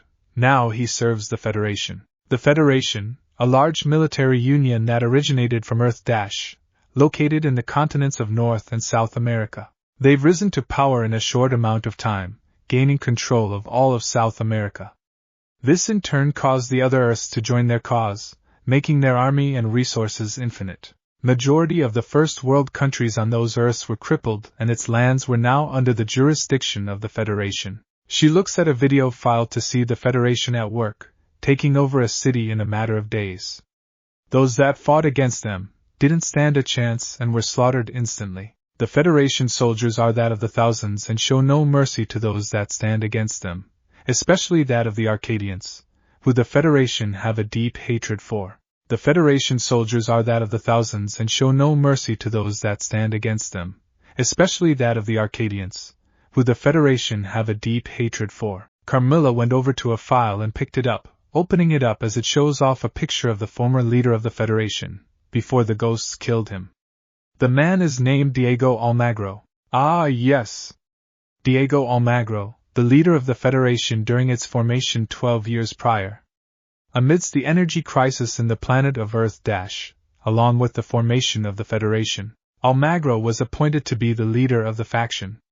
From what I recall from the reports, under his leadership, Almagro expanded the Federation all throughout South America, conquering country after country, and the same can be said for the other Earths. Even if the Black Arms weren't allied with the Federation, they still have a means to invade Arcadia if they continued their path of conquest. Carmilla spoke while looking over the footage as she knew that things will be something as well. She looks over at video footage of a body cam from one of the Federation soldiers. These soldiers are more heavily armed compared to that of the standard soldier, are not wearing camo overalls, but just blue, and are equipped with gas masks. They can be seen entering an Arcadian HQ as the Federation launched an all-out attack at a base that is stationed on a different Earth.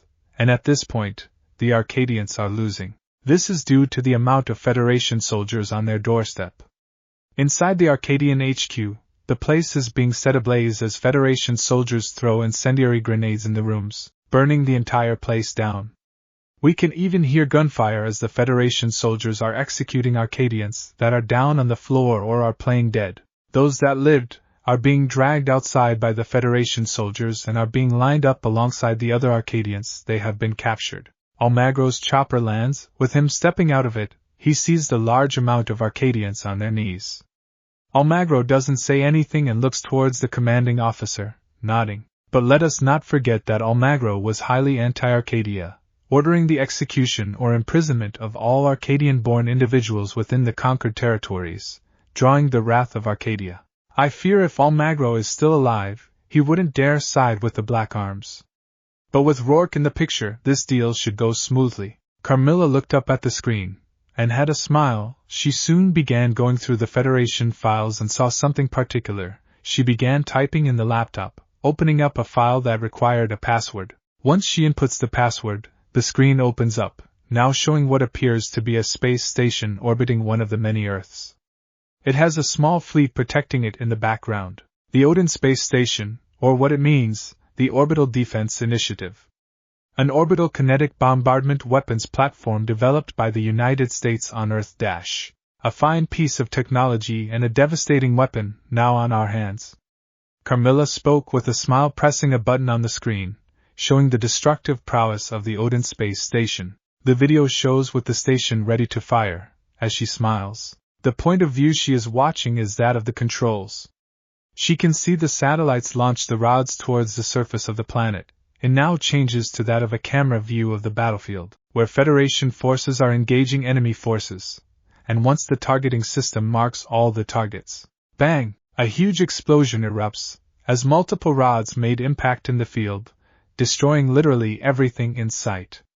Carmilla sees more rods making impact everywhere, annihilating the enemy forces. No one survived that blast. This will turn the tide in any battle. We have to make sure Arcadians don't find out about it or worse destroy it. Carmilla closes the laptop and decided to take a break. There were many more forces she would love to talk about, but now was not the time. The time for that was on a later date, when their prowess would be displayed. A storm is approaching Arcadia, and one that will change everything. Thanks for watching this video. You really enjoy this video. Like, subscribe, and comment down below, and turn on that bell notification. Don't forget to support and follow RageRevan for writing that awesome fanfic, and also make sure to comment on this story, link in the description. See you in the next video. Goodbye.